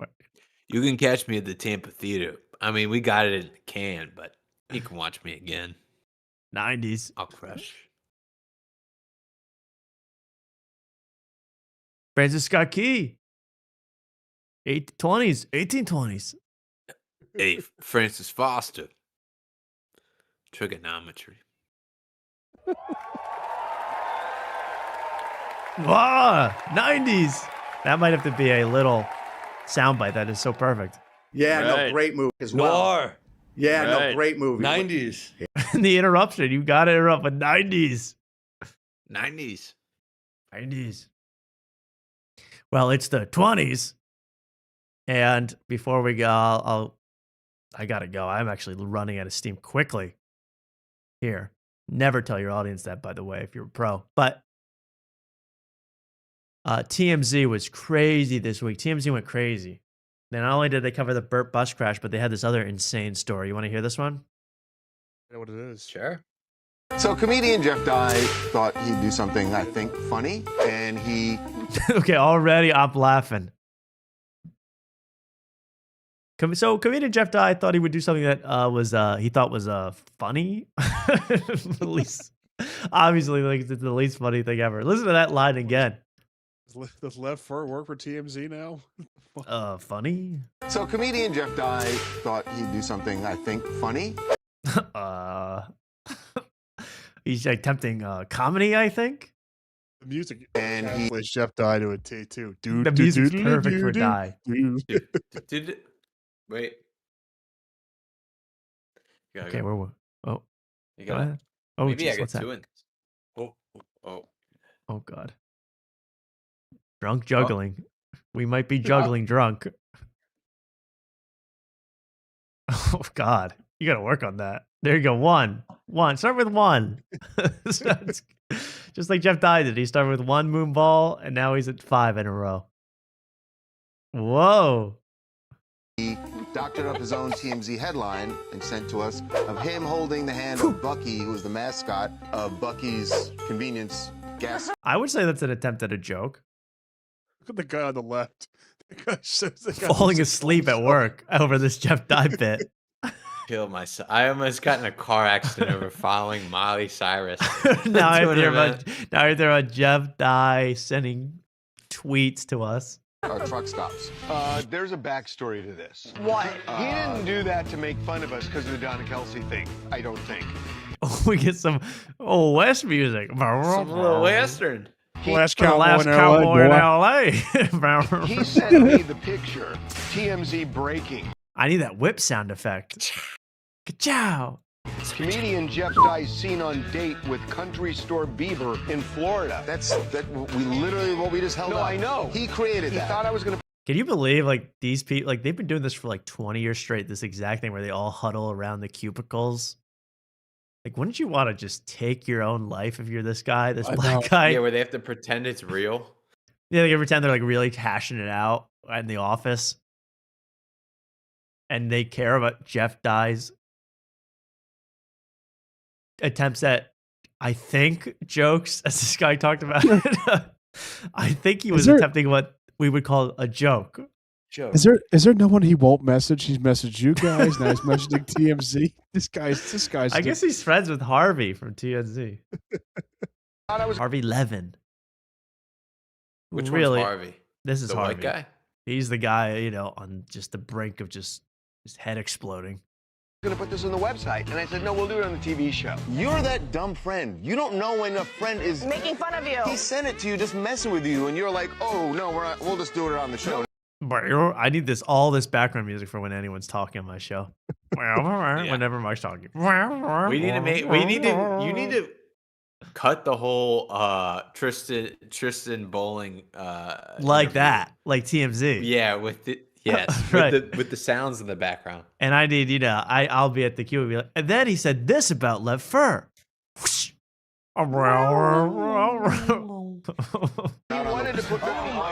He bamboozled. No, and he was being hyperbolic. No, he wasn't.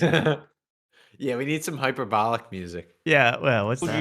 You got full trolled, and you're like, okay, we'll put it on the show. And then I said, Kristen, as in Cavallari, eat your heart out. Oh, that's a low blow. Oh, wow. That's a low blow. Former lover of Jeff Dye, now enemy. Kristen. And he said, upgrade. Oh, now we got some drama. Back to upbeat Western music. Please, like you're drinking out of that cup as an adult man, and you feel good about it. You feel good about yourself and all you do, Harvey. I mean, Harvey was seen drinking out of the gayest cup of all time.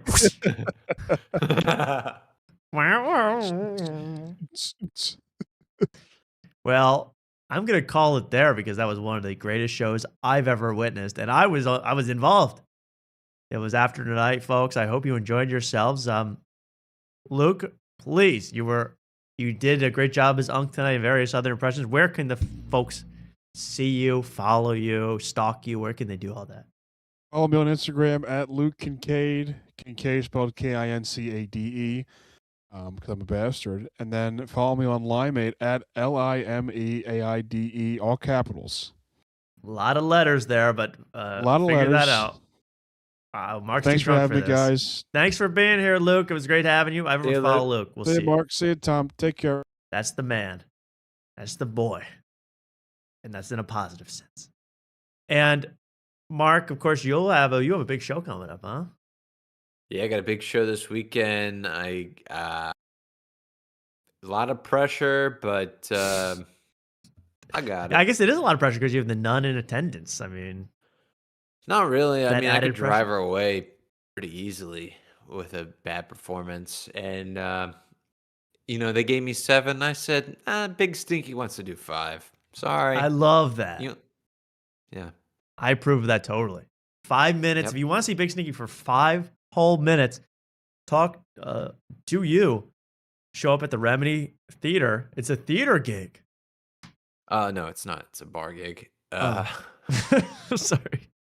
Did you like the Bernie Mac joke? I'll work on it. Should you do it at the Remedy? No, I don't think I want to do it, but does it have legs? I mean, it has legs, in the sense that Bernie Mac did it and it has legs. So, yeah.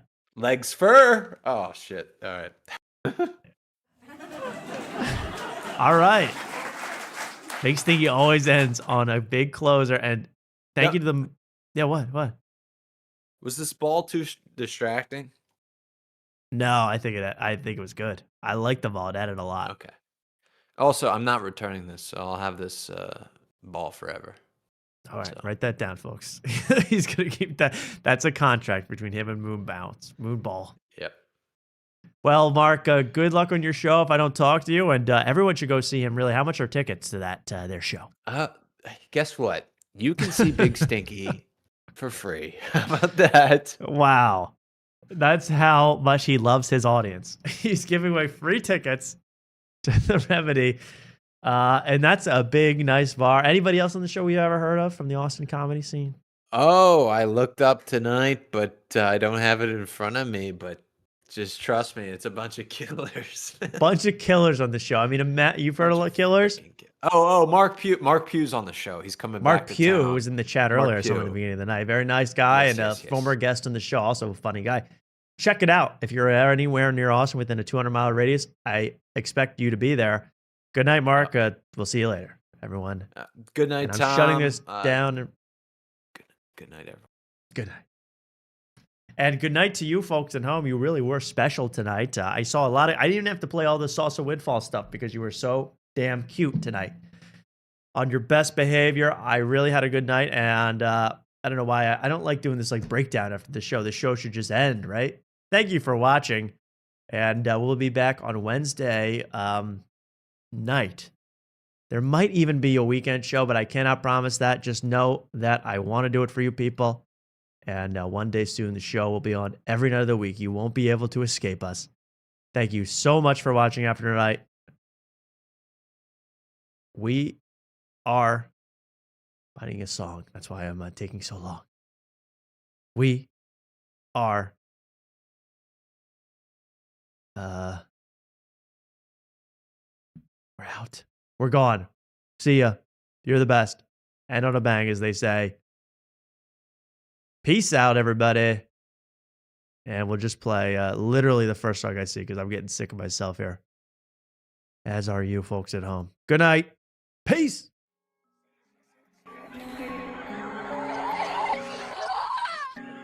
Ain't no killer come at me, huh? Don't need nobody to bet me, huh? Put on this forehead, don't at me, huh? Put the police can't tell me, huh? Ain't no killer come at me, huh? Don't need nobody to bet me, huh? Put on this forehead, don't at me, huh? Put the police can't tell me, huh? Blood up in my cut, I don't give a fuck, talk good, that's what for my blood, blood up in my cut, I don't give a fuck, talk good, that's what for my blood, last time we gon' fade away, made that boy to send him fake, shoot that boy till I see his body in a fucking gate, gotta keep all these demons around me, so much blood around me, this much Johnny, you be walking around, send a fine light, bitch, I just woke up and they Thank you, everybody. Oh.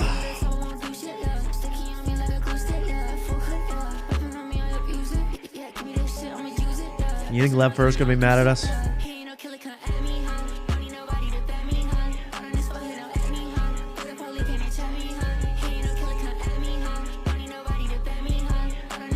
I wonder. I wonder what Gillis thinks about this.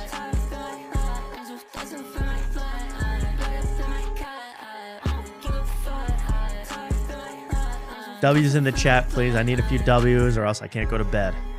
Won't be able to sleep tonight without a W or two. Thank you so much.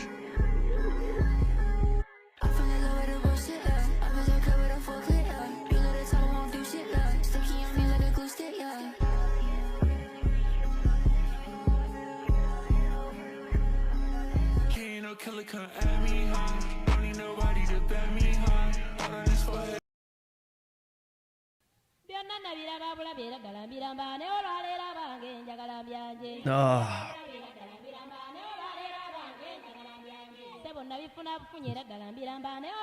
Well, I think it's time for everyone to go.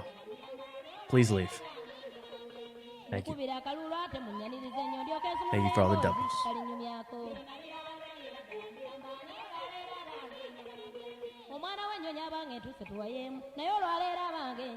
Please let Lev know we're not mad.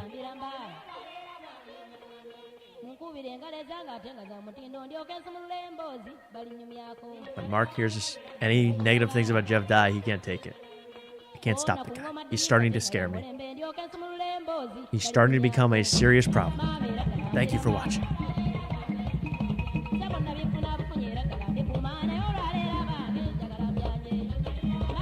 Is everyone gone yet?